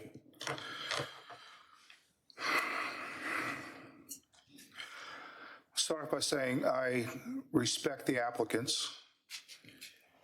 Mr. Pacta is a very fine lawyer. His father's a friend of mine, a fellow Oriole fan. Mr. Skinner has shown himself to be nothing but a perfect gentleman. And the Leishmans are two of the nicest people I've ever met. I've met with both sides of this subject numerous times, and I gave them my solicited advice. And the advice that I gave both groups was have your people show up. So I take responsibility for tonight. I asked the folks that have opposed this, if not this, then what? And I don't know of any viable proposal that's been put forward. And I don't know what's going to happen if this doesn't go forward. If I lived in the West Neck community, I would be with my friend of over 40 years advocating for this proposal. But I don't. It solves a lot of problems.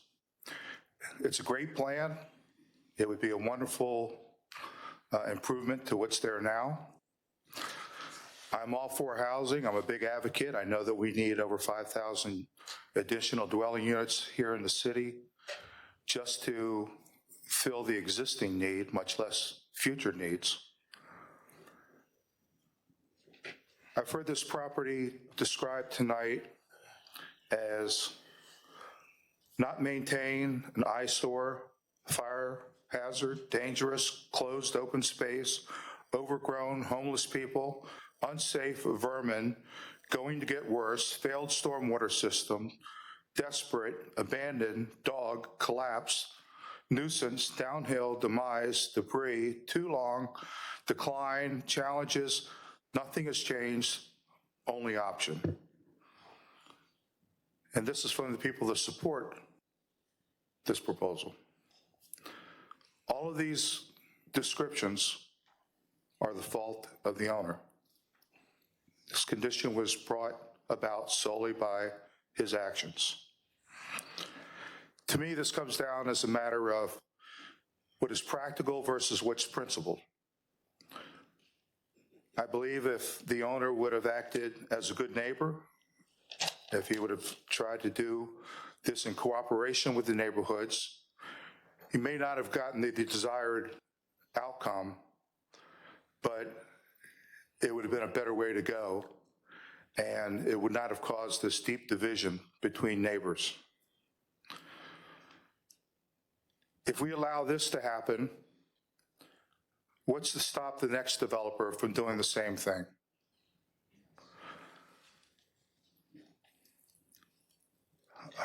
I dislike the comments that were made about bringing in an out-of-state developer. Don't let an out-of-state developer do this. I don't think that's applicable. I don't think it's relevant. I think that any investment we have in our city is great investment. So I really want to disassociate myself from those comments. And I would say, don't confuse my opposition to this request as being in agreement with all the voices of dissent heard here tonight. If the path here would have been one of cooperation and good faith, I would feel different. I can't get past the animosity created with the hope of a desired outcome. My feelings are more along the lines of those that were expressed by Ms. Harris earlier, and the last gentleman. I'm sorry I didn't get your name, although I've met the owner, and I would not go so far as to say that he has no soul. He seemed to be a nice guy to me, but I think his motives were misplaced on this one. So I agree with Ms. Henley on a number of the subjects, but again, my real opposition to this whole thing is the way it was brought about and the way that it was, the hand was being forced by the citizens and by this council. So I oppose the proposal. Okay, anybody else? Okay, motion stands. The vote is open. The motion is to deny. Is for denial. Denial, thank you.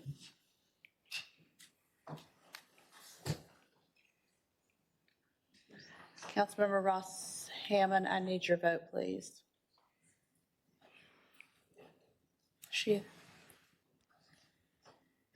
Thank you. By a vote of 3-8, that motion lost. It fails. Okay. All right, do we have a substitute motion? Well, is it a substitute motion, Mark, or just a? Or a new motion? It'd be a new motion. Okay, is there a new motion? Did you know you voted yes? I'll take care of it. I had erased it.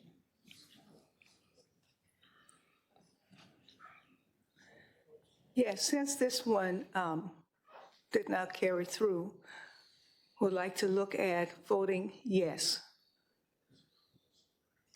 If there's anyone? So is that a motion to approve the application? Is that a motion to approve the application? Yes, because change is constant, and whether we like it or not, we have a situation of what's new, and maybe we can work with the new proposal up here and come to a better compromise. Okay, do we have a second on that? I'll second the motion to approve. All right, let me make a comment. You know, this is one of those King Solomon decisions. And there was a lot of emotion in the room today, and I'm sympathetic, and I want to be heard. But in retrospect, it really, you know, it was a very tough one because I have friends on both sides.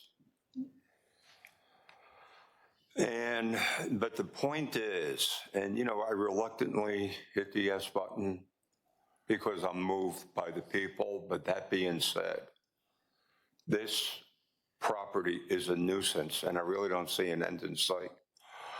And the other thing is, I just want to say, you know, let me put it this way. The Navy specifically requests that we improve our housing stock. Housing is our 4th highest priority. And whenever you build a house in a new community, you know, some folks ain't gonna like it. But I'll tell you what, once again, my concern is the health and safety, and you know, but I'm really moved by the words of Ben Loyola, who had the problem. So at this point, we have a motion and a second. Let's open it up. And that motion is to approve. The motion is to approve. The vote is open.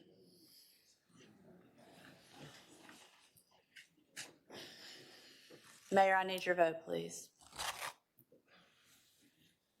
Yeah. By a vote of 9-2, you have approved the application.